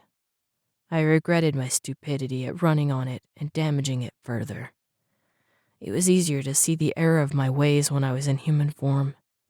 It made me want to change back into a wolf forever. I knelt by the brook and lowered my swollen hand gently into the water. The stream was fed by glaciers that melted in the mountain's heights, and the cold temperature took my breath away. It also numbed the pain, making it more tolerable. I gritted my teeth and washed the wounds as quickly as possible until the caked dirt and blood were gone and fresh blood ran freely. I lifted my hand back out and let it air dry. I wished for clean bandages and Rasmus's salves. My heart turned over at the thought of the general. I would no longer hear his gruff words or see the acceptance in his eyes. I would never know the story behind the scar that marred his face, or hear his wisdom on soldier lore and battle strategies. He was lost to me as much as Koya, Valekeep, and the life I had lived there. I lay on my back near the brook and watched the morning light toy through the leaves above me. My wrist slowly clotted, and when the numbness from the brook faded, it became stiff and sore. I eased to my feet and walked through the woods. The wolves fell in around me, reminding me that I wasn't alone, no matter how lost I felt. Only a week had passed since I reached the den behind Valekeep. My days and nights were tormented with thoughts of Koya so close, but further than she had ever been before. I found a clearing filled with meadow gold and spent time there surrounded by the memory of her scent, but stillness brought too many bitter, regretful thoughts. I pushed myself in the hopes that it would help chase away the chill of the infection that tormented the veil bite. On one such walk, a scent slowed my steps. My lips lifted in a snarl. Cricket and Trace paced on either side of me. At my warning, they fell back into the trees. The smell of cedar made the fur on the back of my neck rise. I was tempted to turn away, but despair mingled with Joven's scent, along with sour bitterness. I stalked quietly through the undergrowth. Joven stumbled through the forest like a king bear, unconcerned about who heard him as he broke twigs and branches, with enough sound to alert every animal near Valekeep. 4 soldiers kept pace with him. The closest 2 picked him up every time he fell. They exchanged glances, but no one said a word to halt their lord's progress. Victus! I know you're here. She said you would be, Joven called out. He lifted something and my ears flattened at the sight of a bottle of mulled wine. He took a swig. You wouldn't go far. I followed him out of sight, wondering what madness drove him to seek me out after all he had done. I wanted hatred to burn in my chest, to feel anger at all he had taken from me. But instead, sadness took its place.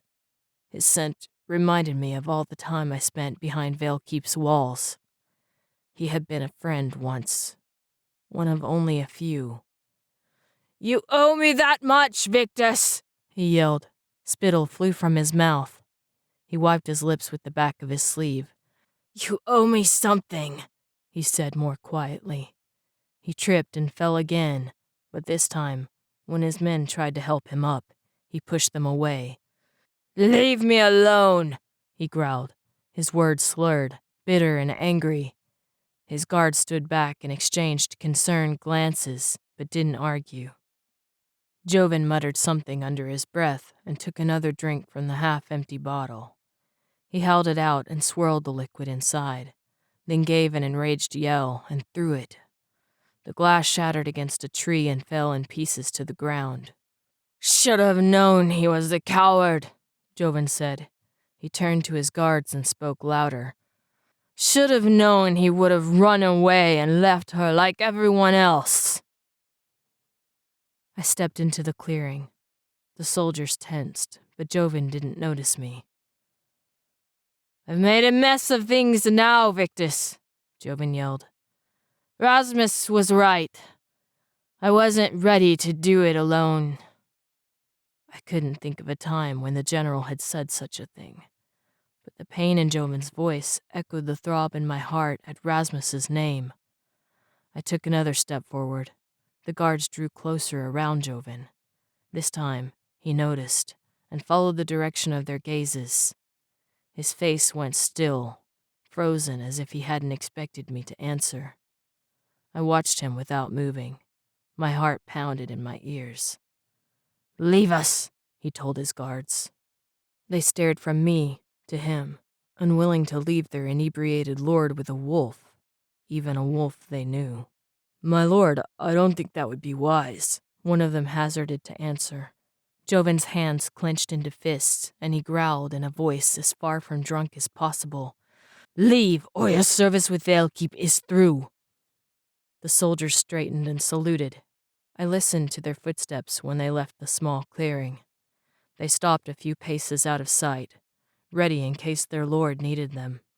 I gave a soft snort of approval. My pack was out of sight as well, pacing the perimeter like silent wraiths ready for attack. I took another step closer to Joven, face to face with the one responsible for my heartache. I let out a low growl. Joven nodded. "You probably should attack. My soldiers are gone, and I've not much defense left to me." He pulled out his knife, waved it half-heartedly, and let it drop from his fingers to the dirt. It made a soft thud when it hit the ground. I sat down, more concerned than angry now. He bowed his head and was silent for a moment. I was surprised when a sob shook his shoulders. "They took her, Victus. They took Koya." His voice carried the pain of defeat and the agony of realizing he wasn't able to protect her as a brother should. My heart slowed. I wanted more than anything to ask him who took her and why he wasn't trying to get her back. But my human form eluded me now that I needed it. I gritted my teeth in frustration and closed the distance between us. He let out a sigh and looked up. His sour breath washed over me. I blew air out of my nose to clear it. "She left a note saying she was going after you." He shook his head. "I knew she would. She said I was wrong to deny love and she deserved to make her own decisions. She said you wouldn't go far. I expected her to try to find you." Darkness washed across his face. "I had soldiers ready to follow her at a moment's notice. When she left, they trailed her. And when Vesut's men took her, they attacked. But they were outnumbered and he slaughtered them. Then, left them skinned like rabbits in a warning to those who would follow." I bared my teeth at Vesut's name. I pictured his black, slicked-back hair and greedy dark eyes. The thought of Koya in his hands made me want to change into human form and strangle him. A shudder ran through my body. Joven saw the warning sign. He unclipped his cloak and tossed it to me, then turned his back to give me privacy. My joints pulled and bent. My fur receded and hair grew. The pain in my wrist was enough to make me yell, but I stifled it. I pulled the cloak around my waist and tied it. Joven turned back around. His eyes widened when he saw the claw marks down my chest. "What happened?" he asked. A bear had a fish I wanted. A look of disbelief touched his eyes. "You couldn't catch your own fish?" "I wanted the one he had," I said, as though the statement made perfect sense. I wasn't ready to discuss the stupidity of my actions to the one who drove me to that desperation. Joven laughed, a reminder of his drunkenness touching his voice when he said, "You really need to know when you're outnumbered." "It was one bear. I was one wolf," I replied. "We were even." He shook his head. "Remind me to rethink my decision to follow you into battle." "I have," I replied quietly. He studied me for a moment, then rose to his feet. No drunkenness touched his step, nor slurred his words when he crossed the space between us. "I was wrong, Victus. I was dead wrong." Regret touched his gaze. "I've never been in love. I didn't know. How could I?" He looked at the trees, the dirt, anything to avoid meeting the bare pain in my eyes. "But I knew when you walked away that I was wrong, and it was too late to do anything about it. You could have, I whispered. I know, he replied, his voice tight. After a moment, he held out his hand. You have my word that when we get Koya back, she's yours, if she'll have you, he concluded with a hint of challenge. I met his eyes. I trusted you once. He nodded and dropped his gaze again. I betrayed you like no brother would ever betray another. You didn't deserve it. I bled for you. His eyes rested on my red, swollen wrist. You saved Veilkeep and the rest of Rolla. I owe you more than I could ever repay. Helping me save Koya would be a start. He looked up at me, a hint of hope on his face. You'll help? I nodded. But this isn't for you. It's for Koya. Only Koya. His expression fell, but he nodded. Thank you. I didn't answer. I no longer cared about anything but the woman I loved. She was in danger, and if the skinning of the soldiers was any indication, the fight we were up against would be a hard one. I walked through the forest, following the trail they took to find me. When I reached Joven's guards, they had their swords out and were anxiously awaiting word from their lord. I walked past them, ignoring the concern in their eyes or the way their gazes darted from me to Joven.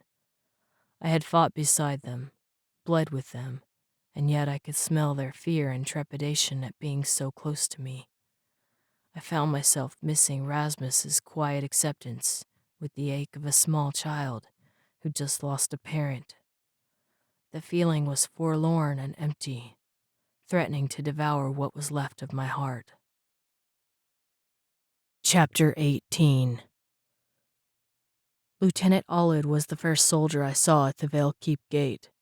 I thought at first he was on duty, but the expression in his eyes was unmistakable. He had been waiting for me. His relief at my appearance threatened to break down the resolve I had made to remain distant from those in the castle. He crossed the distance between us at almost a run, holding an arm tight against his side to protect the wound along his ribs. The lieutenant slowed when he drew near and glanced at Joven, as if worried about the Lord's reaction. Then resolve tightened his features, and he held out a hand without looking at his commander. It's good to have you back, Allard said sincerely. I didn't hesitate to shake the young lieutenant's hand. Thank you, was all I could think of to say. I didn't expect a warm welcome after Joven's judgment of my animal blood. To find one person in Veilkeep who was happy about my return was more than I had hoped for. I kept my face carefully expressionless so the lieutenant wouldn't see how much his simple words tormented me. He fell in beside us and gave an update on Koya's current status. He directed the words to Joven, but it was obvious by his review that he meant them for me. No word from Vashold regarding their intentions with Lady Koya, my lord. They've been silent since the guards were found in such, callous condition last night. We have riders flanking Vasut, but haven't heard word since high noon. The soldiers of Vashold have made good time, but they've had some delays. That perked my interest. What delays? Horses missing, a fire run wild. The lieutenant's eyes shone. Anything a well-bred lady of Veilkeep can manage. The thought that Koya was causing as much trouble as possible cheered me. If she was able to make mischief, she wasn't harmed badly. Have they stopped long enough for a ceremony? Joven asked in a neutral tone. I glanced at him. Ceremony? His eyebrows drew together, forming a line between them. Lord Vasut took Koya because he wants Veilkeep. His best claim would be to wed my sister, and let principle dictate that he is the best acknowledged ruler of Veilkeep, due to his age and the fact that he is already heir to Vashold. If they are wed, society would be hard-pressed to find reasons to deny his claims. My stomach rolled at the thought of Koya anywhere near Vasut, let alone wed to him. I had no doubt what he would do to her if she were his by law. I met Allard's eyes, and he shook his head quickly.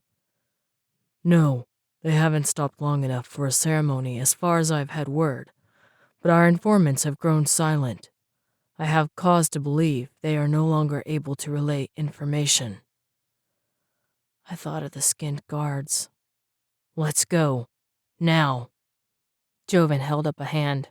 We've supplies to ready, and we're running short on horses. I need soldiers to defend Valekeep in case this is Vesut's plan for us to leave the city unguarded, so he can attack. We lost too many men fighting the Vale. If we— I'm leaving, Joven, I said. My use of his name without title or respect caught his attention. There's been too much delay already. This is your sister. She doesn't deserve what Vesut has planned for her, and I'm not going to let anything happen that can be avoided. It was more words than I had spoken in days. My voice was rough, but there was no denying my tone. Rally who you can. I'll leave on foot if I have to. Joven opened his mouth to argue, then shut it again and nodded. Lieutenant, gather the first and second ridings. We leave as soon as the horses are saddled. Allard saluted and turned away. Joven glanced at me. You need decent clothes, weapons, and armor. Rasmus would chasten me from the grave if I let you ride out like that. The thought of the general's stern disapproval, lightened by the humor in his gray gaze, brought a small smile to my face. We wouldn't want to disappoint him, would we? Joven shook his head, the shadow of a smile on his face as well. He led me to his grandfather's quarters. Walking through the castle again felt strange after all that had happened. Ghosts of memories whispered along the walls, while scents and tapestries tangled my thoughts of what home was. I didn't know when I began to link the two, but walking now as a stranger along the well-known carpets made me feel as if I had been torn in two. When we reached the grandfather's quarters, I found clothes already set out on the bed.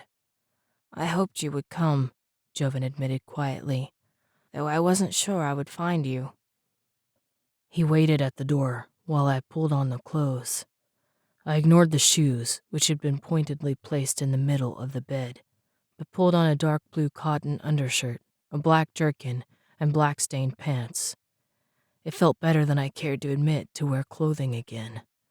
They fit protectively instead of binding as if I wore a second skin. I slid a sword into the sheath around my waist, then walked to the door. I paused and took a deep breath, memorizing the scents. Everything had a final feeling to it, as if no matter how things turned out, I wouldn't be back. The painful recovery I had experienced in the room was overshadowed by my kiss with Koya and holding her as she slept. Her scent lingered as if she had spent time here when she returned to Valekeep. I closed my eyes and took one last breath. When I opened the door, Joven was waiting there. Let's go. Someone had brought Joven's weapons and armor, fitting him while he waited. He glanced at my bare feet, but refrained from commenting and led the way back down the hall. We found Allard with 40 armed soldiers and 2 extra horses waiting in the courtyard. The soldiers saluted Lord Joven. I heard a murmur run through them at my appearance, but didn't scent any animosity. I wondered if Allard had weeded out those who wouldn't approve of riding at my side. When I walked to where Allard waited with the horses, each man lifted a fist to his heart and saluted, bowing their heads as I walked by. I didn't know how to respond. When I reached Allard, he noticed my expression. You proved yourself in the last battle, and they knew of your friendship with the general. They honor you. They don't have to, I said quietly. They choose to, Allard replied. He put a hand to his heart, then grinned when I returned the salute, uncertainly. I found a friend of yours. He pulled the horse forward, and I couldn't help but smile when Streg stomped and snorted. He butted my chest with his forehead. I rubbed his soft nose. I was relieved to see that he had made it safely back to the castle. Though the horse was stubborn, I knew his ways and could trust his sure footing. I swung onto his back. You're looking like a veteran rider, Ollie commented. I took the reins in my good hand and rested the others on the pommel. I pretend like I'm comfortable, and Streg pretends he doesn't want to get rid of the animal on his back. It's a working relationship. His brows lowered slightly, but humor touched his eyes. I was reminded of Rasmus so sharply, my mouth fell open. You're his son. Pain touched Olid's face when he nodded. I am. The lieutenant's eyes were green, but the way he held his head and the life in his gaze was unmistakable. I wondered how I had missed it before. I didn't know. He brushed a hand across his eyes. You were a true friend to him. He trusted me before I trusted myself, I said, admitting more than I had ever said aloud. He nodded and swallowed. You are worth trusting, no matter what anyone says. His glance, Joven's way, wasn't lost on me. I nodded, unsure of how to reply. Joven sat on a horse a few paces away. When he held up a hand, the riders fell silent. Move out, he called. The horses fell in line. Riders rode 2 horses abreast, while scouts took up the lead. I thought our gallop across the landscape was fast when our intentions were to stop the Vale attack on the Rollin royalty, but that was nothing compared to the headlong rush we took now. Olid rode beside Joven. I followed with the rest of the soldiers behind me. Our pace was tempered only by the strength of the horses. Even as night fell, making footing unsure and visibility for the horses limited, we slowed only long enough to water the animals before pushing them to a gallop again. Wolves ghosted through the shadows. Not even the horses made out their forms in the darkness. I scented more than my pack among them. Shadowrunner had picked up my distress and rallied the others once more. Gratitude filled me. I knew he would smell it and understand how much I appreciated his dedication. Their swift paws on the forest floor gave me more confidence in our headlong flight than the 40 soldiers around me. Toward morning, horses began to falter. We were forced to slow them about a league short of where Joven's scouts said Visut had stopped. We picketed the horses in a thick patch of forest and climbed up to a ridge where we could see the troops from Vashold. Reinforcements rode in at midnight, one of the scouts said. There were supplies waiting for Lord Visut's men when they arrived. They must have had this planned. The camp below was set amid a small forest that looked younger than the mountains around it. Based on the quantity of tents, we were outnumbered, at least 5 to 1, if not more. I could make out a stand of horses picketed in the middle and guarded by at least a dozen troops. Visut wasn't taking any chances. Storming the valley to rescue Koya would cost us every life, wolf and man. There had to be a way to get Koya out of Visut's clutches without such a price. According to Olid, they would reach Vashold by midday, and then she would be lost to us. I refused to let that happen. I felt a breath against my hand and looked down to see Shadowrunner studying the valley. I crouched next to him. The realization struck me that I had been viewing the situation as a human instead of a wolf. I had lived as a wolf most of my life. It was time to turn that into an advantage. I just don't think we'll make much of a difference with our numbers, the scout concluded. We don't need numbers. When I spoke, the commanders and scouts turned. Eyes widened at the sight of Shadowrunner by my side. What do you mean? Joven asked. I looked back at the camp and felt Joven and Olid join me with the others behind them. Have you ever seen a wolf pack attack a herd of elk? Joven shook his head, but Olid said, I have. They have a system. It's amazing to watch. I nodded. Wolves chase the herd and cull the weakest that fall behind. Olid's eyes lit up. So if we can get them to run, we can pick them off without risking our smaller numbers. Joven nodded, his eyes on the valley as he warmed to the idea. We can save our soldiers and find Koya in the madness. But how will you get them to run? The scout asked. I studied the layout of the camp. The majority of tents were gathered around a small stream, but other than that, I didn't see any source of water for the valley. The breeze blew from behind us, strong and pressing with the breath of the high mountains. Fire, I decided. Given the shape of the valley, the wind will carry it without much help. And it'll create enough chaos that maybe we can get away with Lady Koya and keep our casualties to a minimum," Olid said with a pleased nod. The young lieutenant's eyes were alight with excitement at the plan. My heart ached at the thought that Rasmus had raised the perfect commander for his army. "The saplings in the valley are young," the scout said, confirming my earlier observations. "There must have been a fire there years ago, probably started by lightning. The underbrush is dry and should carry a flame well. I think it'll work."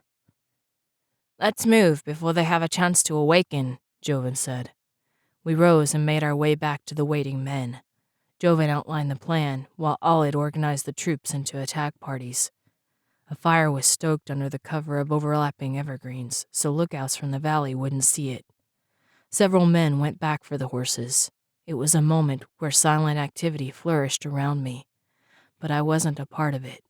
Men whispered to each other and checked their weapons, torches were prepared, and directions were given to the captains of each riding group.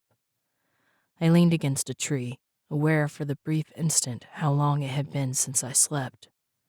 I closed my eyes and listened to the brush of fabric and quiet steps through the long grass. A nose touched my hand, and I opened my eyes to find Shadowrunner and Silverleaf sitting in front of me. My gaze traveled from them to more than 24 wolves waiting for my command. 4 wolf packs, young and old, dark fur and light, had joined mine to help in our fight. It was their way of showing appreciation for the help in driving the veil from the valley. I blinked quickly, touched by their bravery. The soldiers around us stared at the wolves, their eyes wide with distrust and fear. Everyone was silent and watching. I set a hand on Silverleaf's head, and she licked my arm. "I don't think you need the soldiers," Olid said quietly. He gave the wolves a wide berth, and I couldn't blame him. That many wolves looked pretty intimidating in the early morning light. "I'll get them set before the soldiers come in. We won't be able to keep the horses quiet otherwise." He nodded and glanced back at Joven. The young lord stood near the top of the rise, studying Vasuit's camp beyond. "What signal do you want?" I lifted an eyebrow. "How good are you at howling?" He chuckled. "Not the best, but I'll make do. You'll hear it." "We'll be ready." The lieutenant turned away, then hesitated and held out a hand. "In case things go wrong." "Things aren't going to go wrong," I said. Something dark and regretful crossed his face. "I never told my father how much I respected him. I'm not about to lose that chance with you." I accepted his hand, touched more than I had words to say. I swallowed and forced myself to speak past a tight throat. "If something happens to me, promise you'll get Koya out of there." His brow furrowed, but he nodded. "I will." He walked away, and I felt the severity of what we were about to do settle on my shoulders. The lieutenant was young. He deserved a family, peace, and safety. Yet he rode at my side in an effort to save the girl I loved. I took a deep breath of the crisp early morning air and motioned to the wolves. They dispersed without a sound into the forest around us. I was tempted to change and join them in wolf form, but something kept me from relinquishing being human. I took several steps into the trees, then heard someone say my name. I turned to find Joven at the edge of the clearing. I crossed back to him and accepted his outstretched hand without a word. The sorrow in his eyes said more than 1,000 apologies. "Take care of yourself," he said. "You do the same." He nodded and watched me go, a lone form against the dawn-gray trees. Wolves fell in around me on paws as silent as my bare feet. I crouched low and skirted the underbrush. We made our way down the valley, soundless as wraiths. When I motioned, the wolves separated to await Olid's signal. All chaos was about to break loose. I hoped I could find Koya in the midst of the madness. Chapter 19. A howl shattered the facade of morning peace that had settled over the valley. My lips twisted in a smile at the flare of Olid's call. He was relishing his post. On a whim, I raised my voice to meet his. The wolves around me and hidden on the other side of the camp did the same, trapping the soldiers who were just waking in a symphony of haunted warning. Tents shook. Soldiers stirred, and horses stomped, just as fire raced through the camp. Canvas and dried grass lit with relish and danced in the early morning breeze. Soldiers yelled, grabbing for horses and supplies. The wolves around me stirred, but I held my position until Vasuit's tall form stepped from the centermost tent. A bark of command ripped from my chest, loud enough to echo around the camp. Wolves took off in every direction, pulling down soldiers and stirring up those who still stared bleary-eyed at the hungry fire that fed around them. I ignored everything but Vasuit. My heartbeat pounded in my ears, and red burned at the edges of my vision. Here was the man who had taken the woman I loved. He intended to do her harm. It had been in his eyes at the ball, and twisted his face when he grabbed her arm and yanked her from the tent door. My heart slowed at the sight of Koya with her arms tied in front of her, her wrists raw from the rubbing of the ropes. Her golden hair hung in a tattered mess, while her blue gown was ripped and marred by dirt. A bruise colored the side of her face, and blood had dried at the corner of her mouth. Still, she fought him. Even with fire raging around them, Koya yanked her arm free and tried to run. Vasuit kicked out at the last minute and caught her ankle with his leg to send her sprawling near the edge of a flame. Fierce animal rage burned through me, demanding that I change. I pushed it down and ran across the last few feet between us. Smoke obscured Vasuit from view for a moment. When it cleared, he was looking straight at me. Recognition dawned in his gaze along with fear. He turned to study his stance, but I hit him with the strength of an angry bear before he could get his feet set. We both rolled when we hit the ground. I rose a few feet from Koya. Victus! She cried. I met her gaze long enough to see relief and tears in her eyes. There was something else, something brilliant and shining. When she smiled at me, the love she felt flowed from her in a sweet wave that took my breath away. I barely heard Vasuit's step. I threw up an arm in time to avoid being bashed on the head by a log thicker than my wrist. I spun and grabbed the log, ripping it from him and pulling him toward me at the same time. I lashed out with my broken wrist and felt his nose crumple as pain flared up my arm. He backed away with his bleeding nose cupped in his hand. I heard you were a beast, he growled. I heard the same thing about you, I replied. He spat blood on the ground and lowered his hand. The thick red liquid flowed down from his nose and mouth. Firelight danced in his eyes, making him look deranged. Tents burned around us, and a soldier on horseback galloped by in pursuit of Vasuit's men. Wolves took down others before they could reach their horses. Everywhere I looked, fire burned and madness flooded. The soldiers who outnumbered us ran like rabbits, pursued by wolves and Joven's men through the chaos. "You're through, Vasuit," I said with a hint of a smile. He let out a roar that reminded me of the bear with the fish. I dodged a fist, then heard the sound of metal sliding from a leather sheath. I punched his nose again and jumped back to avoid a wicked slice at my stomach. Before he could get his footing set, I punched him several times in the ribs with my good hand. On the last one, I felt his ribs crack. A grunt of pain answered. Anger rolled from him in waves. He swung and I blocked a stab for my head, then drove my fist into his throat. He took several steps back, his eyes bulging. He bellowed a strangled roar of fury and attempted to drive his knife into my eye. I grabbed his wrist with my good hand, then ducked under my grip. The move twisted his arm tight, forcing him to drop the knife. I kicked it away. Mindless rage colored his face. When he punched again, I turned to avoid the blow and elbowed him in the stomach. He doubled over with a gasp of pain. I attempted to drive my elbow into his back, but he was ready for me. He swept my legs out and landed on me when I fell. Vasuit's fist slammed into my back over and over again. I rolled over, and one of his fists connected with my wrist. Agony flooded my senses, and a cry of pain escaped my lips. Vasuit's eyes lit up like an owl spotting an unwary mouse. He hit my wrist again. I gritted my teeth and tried to roll to the side, but he had me pinned. He hit my arm again.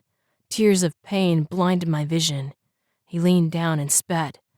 You messed with the wrong man, Victus Tremerius. I'll make you live to regret it. He hauled me up with my wrists pinned behind me. When I tried to move, blinding pain shot up my arm. Let him go, Vasut, Koya demanded. She stood near the edge of the fire with a wooden club in her hands. You'll pay for every last bit of this, Vasut said, his voice dark with hatred. This little whelp has done nothing I can't fix. I'll marry you and make you suffer every moment of your life, however long I decide that should be. Koya's face blanched, but she held the branch firmly. I'll never marry you. He gave an ugly laugh. You'll do whatever I say. He advanced toward her, daring her to hit me to get to him. Every step hurt. I fought to breathe, to think. I could change and end it. I could tear out his throat as a wolf and let him fall lifeless to the dirt. With the suit out of the way, his army would surely fall apart and retreat if they haven't already done so. But it would be too easy. He needed to live and pay for what he had done, instead of escaping his punishment through death. My ability to fight in human form was limited to luck and strength. The suit was bigger and had a longer reach. I needed something to turn the advantage. Metal glinted in the firelight as we neared Koya. A quick glance showed Vasut's knife amid the trampled grass. I gritted my teeth and dropped down. My wrist popped, sending a flood of pain up my arm. Vasut let out a string of foul words. I grabbed the knife, spun on my knee, and rose behind the Lord of Veshold, with the knife pressed against his throat. His breath caught in surprise. I felt him tense, ready to struggle, and pressed the knife deeper against his throat. Try it, I said in a low growl. He did the one thing I didn't expect. He ignored the knife at his neck and lunged forward. The blade slid across his flesh, but he was quick, and the wound was minor. He ripped the knife from my grasp and turned, then shoved it into my stomach before I could react. I stumbled backwards. Victus! Koya cried. Vasut grabbed the branch Koya held and hit her in the face. She fell back into the fire that surrounded the camp. A scream escaped her as she scrambled for safety with Vasut at her heels. Get back here, he growled. I pulled the knife out. It fell to the ground with a soft thud. The blade had been stopped by the leather armor Joven insisted I wear. I made a mental note to thank him for that later. Vasut was almost to Koya when shadows broke from the flickering flames and barred his way. The 8 wolves of my pack let out low, angry growls. I had defended their pups and the pack numerous times in the wild, and now they protected the one I loved from the man who threatened her. Joven appeared behind Koya and pulled her to her feet. He glared at Vasut, the anger in his eyes as sharp as any dagger. You threatened a member of a Rollin royal family, Vasut. You know the laws. Veshold is forfeit, and so are your titles. Vasut looked back at me, his eyes wide and rolling. The wolves' growls intensified as rage and hatred on the edge of insanity flowed from the man in waves. His eyes flickered behind me, and they lit up. I glanced back just long enough to see his tent being devoured by flames. Vasut rushed toward me. Instead of bracing for the impact, I folded when he hit me. The instant my back touched the ground, I kicked out, sending Vasut over my head and into the tent. It crumpled around him. He rose as a flaming demon from its fiery embrace. I sprang to my feet, worried he would charge at Koya and Joven. An unearthly scream tore from his throat. He turned and ran, trailing fire toward the tree line. 8 wolves loped past me and brought him down just before he reached the forest. I turned away as his scream was cut short, ended by the mercy of a wolf. Koya pushed away from Joven and ran into my arms. I hugged her tightly. She sobbed against my shoulder as all the terror and uncertainty from the past several days came to a head. I smoothed her hair and murmured softly, "Shh, it's all over now. I'll never leave you again, I promise. She held me tighter. But what about Joven and the laws? I met the young lord's eyes over her head. He grinned at me, and the last shred of worry fled from my heart. We've worked things out. She sniffed and pushed back from my chest to turn a heartbreaking gaze on her brother. Is it true? He nodded. A strangled laugh escaped her. She ran to him and gave him a hug, which he tolerated momentarily before sending her back to my side. He smoothed his tattered clothing, looking rumpled far beyond his normal composure. Koya ran into my arms again and hugged me as if she would never let me go. I was filled with awe of the girl I held. I barely dared to believe she was mine. I feared she would be taken away, that somehow we would be torn apart once more. Then her lips were on mine, and my worries were lost in the taste, smell, and feel of her. I was surrounded by meadow gold and vanilla. She filled me in ways I hadn't known I was empty. My broken heart was made whole by the touch of her hand on my cheek, and the way she stared up into my eyes. I lost myself in her sky-blue gaze, and vowed never to return from their depths. Chapter 20. A fortnight after the battle with Fasut, the main doors flew open while Joven, Koya, and I were eating breakfast in the empty dining hall. Lord Brayton walked in with a frazzled steward Weiss at his heels. I'm sorry, my lords and lady, The steward sputtered. I tried to stop him. He wouldn't listen to me, and Joven held up a hand. It's all right, Master Steward. Let him pass. The steward glowered at Lord Brayton, who walked straight to our table, looking more than pleased with himself. I was happy to see him, and by the looks of things, he wasn't surprised to find Koya and me together again. His spies must have been busy. To what do we owe the pleasure of this visit, Lord of Midwin? Joven asked formally. Then he broke into a smile. It's good to see you. Lord Brayton shook his hand. Actually, I'm here to see Victus. Surprised, I rose and shook his hand as well. He grinned. You look like you fit in here. I smoothed the front of my tailored jerkin self-consciously, and he laughed. It looks good, trust me. Joven wouldn't let anyone sit poorly dressed at his breakfast table. His smile faded and his expression became serious. Victus, the dukes and duchesses, lords and ladies of Rala owe you their deepest gratitude, and I've heard that of yet none of them have thanked you for coming so selflessly to our aid. He glanced at Joven, and the lord confirmed it with a nod. Brayton gave a loud sigh. Their stiff royal necks should be stretched to remind them how dearly they value their lives. He shook his head. Well, I can't help them act appropriately, but I mean to do what I can to make up for what they lack. He clapped his hands. Steward Weiss obeyed by grudgingly opening the door once more. In walked several of Brayton's guards, wearing Midwin white and red, led by Lieutenant Aulid and 4 of his soldiers. In the middle of the group, almost lost in their midst, walked a lone girl with a hooded cloak over her head. The assembly stopped at the base of the dais. Lieutenant Aulid and his men saluted our table with a fist to their hearts.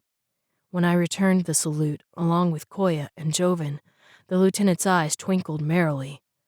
I wondered what secret he was privy to. A hunter caught her in a trap below Midwin and brought her to me.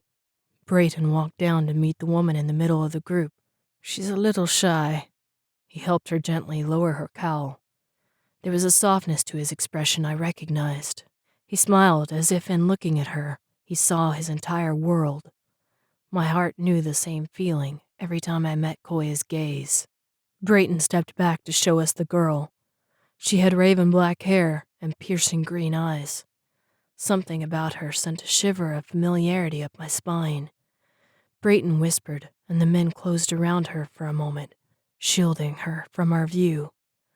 When they stepped back, a black jaguar stood where the girl had been. Her green eyes met mine with fierce intensity. Brayton laughed at the amazement on my face. Perhaps we are even, he said with a satisfied grin. About the author. Cheree Alsop is the mother of a beautiful, talented daughter and amazing twin sons who fill every day with light and laughter. She married her best friend, Michael, who changes lives each day in his chiropractic clinic. Cheree is currently working as an independent author and mother. She enjoys reading, riding her motorcycle on warm nights, and playing with her twins while planning her next book. She is also a bass player for her husband's garage band. Cheree and Michael live in Utah, where they rock out, enjoying the outdoors, plan great adventures, and never stop dreaming. If you enjoyed this book, please post a review at either Amazon.com or Goodreads.com so that others can find it. An author puts the heart into a book, but it is the readers who give it a soul through their interpretation of the story within. Thank you for giving my book a soul.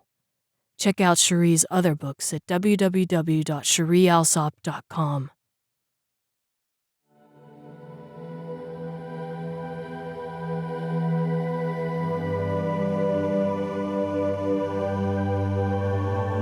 This has been Keeper of the Wolves, written by Cheree Alsop, narrated by Michelle Carpenter.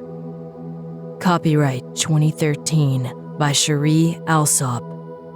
Production copyright 2015 by Cheree Alsop.